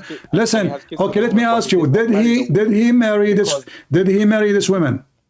He did not marry the woman because he tried to please his other wives. Okay, so now, no, Allah, he gave him, are you saying to me that Muhammad, he kept what he said, he promised not to marry her, and now Allah, he said to him, why you don't want to marry? The pleasure of his okay, so are you saying to me that Muhammad here, he disobeyed Allah again, and he forbid himself from marry the cook? Again, it doesn't mention how many times he slept with her. It doesn't mention all of that. No, it mentioned he slept with her. You are the one who said, the mother of his son. And now the wife, she came, she found him in intimate position. Correct? So he slept with her before and he slept with her after. Does it specify that they had the child before that? Yes, Abdul, are you with me? It says in the front of you, the mother of his son. Listen, the mother of his son. So did she get his son before? Why he's saying the mother of his son? Because he's sleeping with her. And you said he never married her. So your prophet is fornicating non-stop. So what? So your prophet, okay, let me repeat again. Did your prophet give any right to have sex with Mary the Copt, his servant? You said no, correct? Hence why he seeks for forgiveness. It doesn't matter. I am asking you. First of all, where it says forgive me? You are making things up. Can you show me the verse where he says forgive me for sleeping with this woman? You're making things up, my friend. It's the opposite. It's the opposite. Listen. Open Ibn Kathir and read. Open Al-Qurtubi, open Al-Tabari, open Al-Jalalain, all of them. You will find that you have no choice but to accept that your prophet is nothing but a fornicator. In the same time, you agreed that he should not sleep with his servant, and he never married her. Now the question is, as long the Quran says it's made lawful for you, is she lawful for him to sleep with her? Because he promised not to sleep with her, not the false translation. He promised, I will never sleep with her.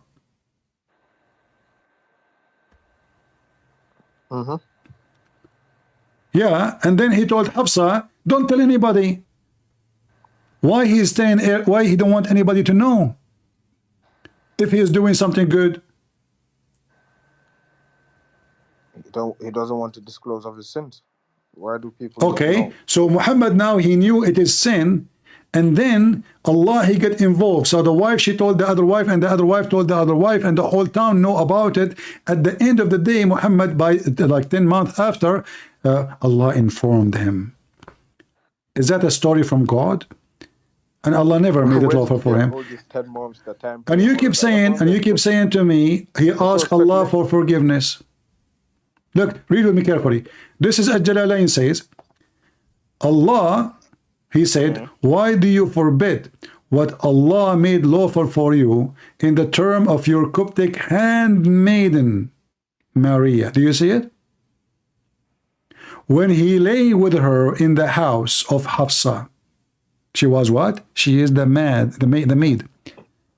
And who had been away, who upon returning and finding become upset by the fact this had taken a place in her house and in her own bed.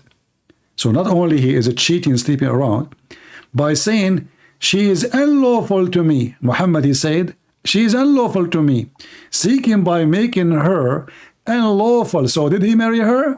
No. He promised she is unlawful for him. Conclusion. He didn't marry her. Okay, my friend, take care. You see, you are just playing games. You cannot debate a Muslim who want to play a game, because simply he will keep lying. He keep No. There is no point. You see, I mean, it's obvious she is his maid. She is not his wife. He's having kids from her, according to you, and Allah never allow him. And then you keep saying to me, he asked Allah for forgiveness. Where it says that? He promised he will not sleep with her. And after he did that, he fabricated this verse. He fabricated this verse so he can sleep with her again.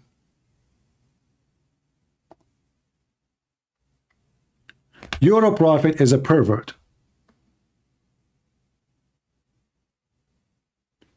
According to Islam, the man who sleeps with the women, she is not his wife, and he is married, should be stoned to death. So how it's made lawful for him? According to Islam, you can rape or capture women in war, but you cannot sleep with the woman. She is your maid. So where in the Quran it was made lawful for him? This man, he fabricates Quran as he wish. After he promised his wife not to sleep with her, and he told her not to tell anybody, she started telling everybody, and he promised her, your father will be the caliphate if you just keep your mouth shut, okay? So now the news is spread, and now Muhammad the fornicator is all over the place, and now Muhammad want to make himself look better. So he said, Allah told me, why you forbid yourself from made lawful for you? When it was made lawful. The whole Quran in front of us. I change any Muslim.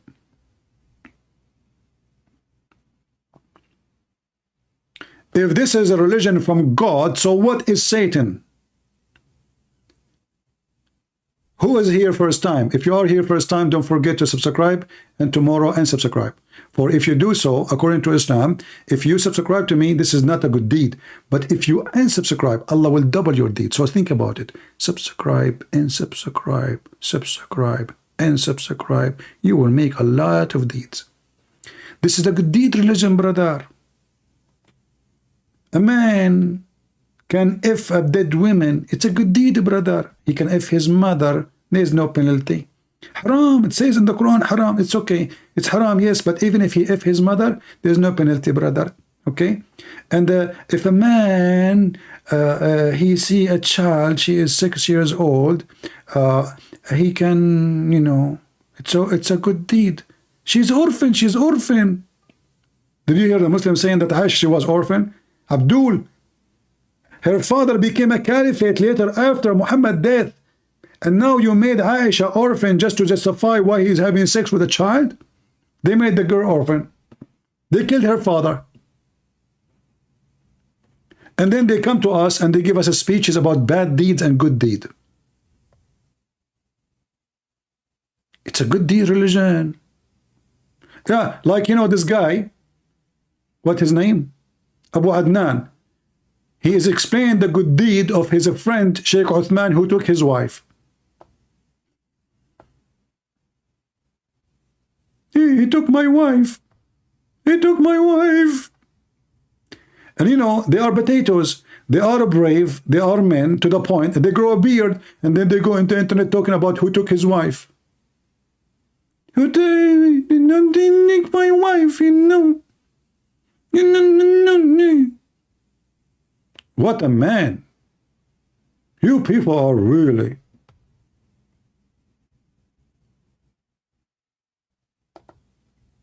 What is this?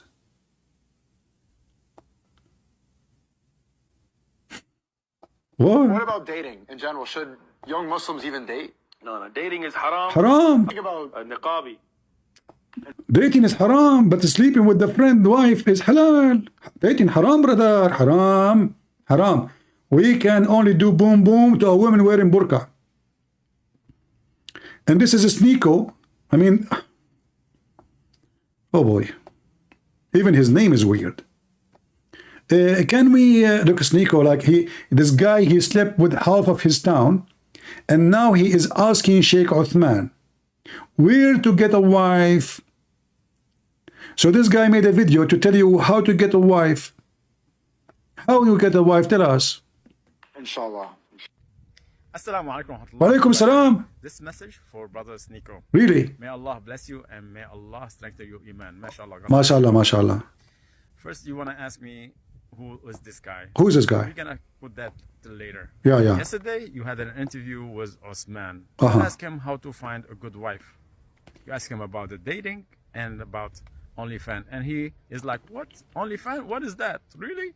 Come on, Osman. Come on, Osman. You know, you are a Muslim. You live in San Diego. Come on, come on. Okay, let's get to the subject here. Oh. Can you ask Osman how did he meet his second wife? How? What method he used? What? Let him answer you. Really? And then ask me how did he find her. Let's see how does it go. Does it match or no? And you're gonna tell me like, oh, this guy is crazy, right? Okay, then if still I am crazy or he's gonna call me crazy, why he divorced her upon my request? A lot of questions were gonna be raised here, right? So let you know. So the story is very simple. This guy, he called the sheikh to fix the problem between him and his wife. The sheikh, he took his wife to bed. I give her talaq. 3 times. And then when he found out, obviously he threatened him. He will call the police for him. So he forced him to divorce her. You know, this is what the Prophet did, brother. We help each other. We are brothers. We are Muslim, brother. We help each other. What are you talking about? You know? Yeah, brother. Wa alaikum assalam. Wa alaikum assalam. Bless you. May Allah grant you Jannah. Ameen, Ya Rab. So, almost a week ago, you asked Sheikh Osman how to find a good wife. So you ask him 2 methods to find a good wife. You ask him about dating app. He said no. And you ask what about OnlyFans. He's like, I don't know what is OnlyFans is. It's just totally fine. Yeah. Sheikh Osman doesn't use those methods. He uses a better method. Like what? Exactly, totally different. That's what fits his style. Subhanallah. May Allah guide us all. So he will wait. I'm gonna tell you the the process. He is gonna wait for a friend and see if he can help him. For example, a brother, which is me, I reached out for him because he's a sheikh to fix our marriage. So what I did is I gave him my wife's number because we have some trouble I had trouble between me and my wife. So I trusted Sheikh Osman, I know him, and then I was on his table in Balboa Park. MashaAllah. MashaAllah, MashaAllah. He went on a cross-country dawah trip. So I gave him her number to fix our marriage, right? And then after 2 days, my wife, she completely blocked me and I know nothing about her. And I told Sheikh Osman, what happened? Why she doesn't talk to me? She's like, she doesn't want you, that's it. Yeah, don't bother her anymore. I'm like, okay. I was like, okay, well, this is my fate. So I got suspicious a little bit. Like, what's going on?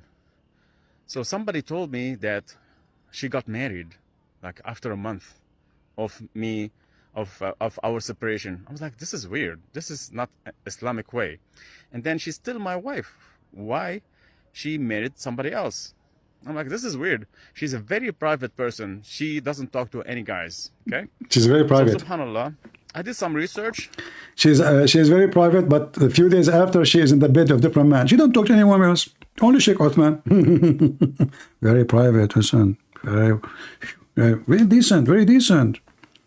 You know, I mean, my friend, he called her, hello, 48 hours in the bed. She is very private. She don't talk to anyone. And I found out that Osman married my wife. Halal, halal, halal. So now, at least those guys are supposedly, they call this marriage. Obviously, they are just going around to sleep around. The guy already have a wife. Why he's going after another woman? And the guy, this guy is his friend. This is Islam, my friend. Their prophet himself, he went after his own son's wife. So why you are surprised? This is Islam.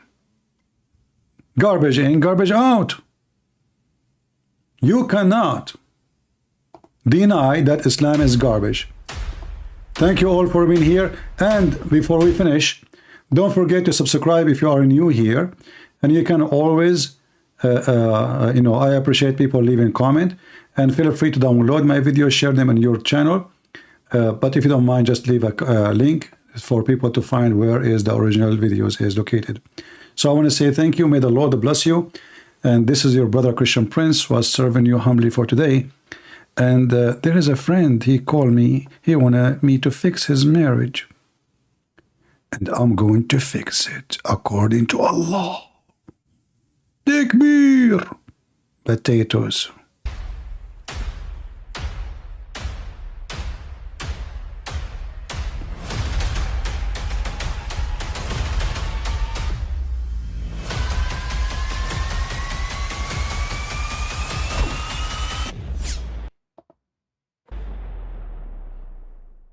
But I mean, again,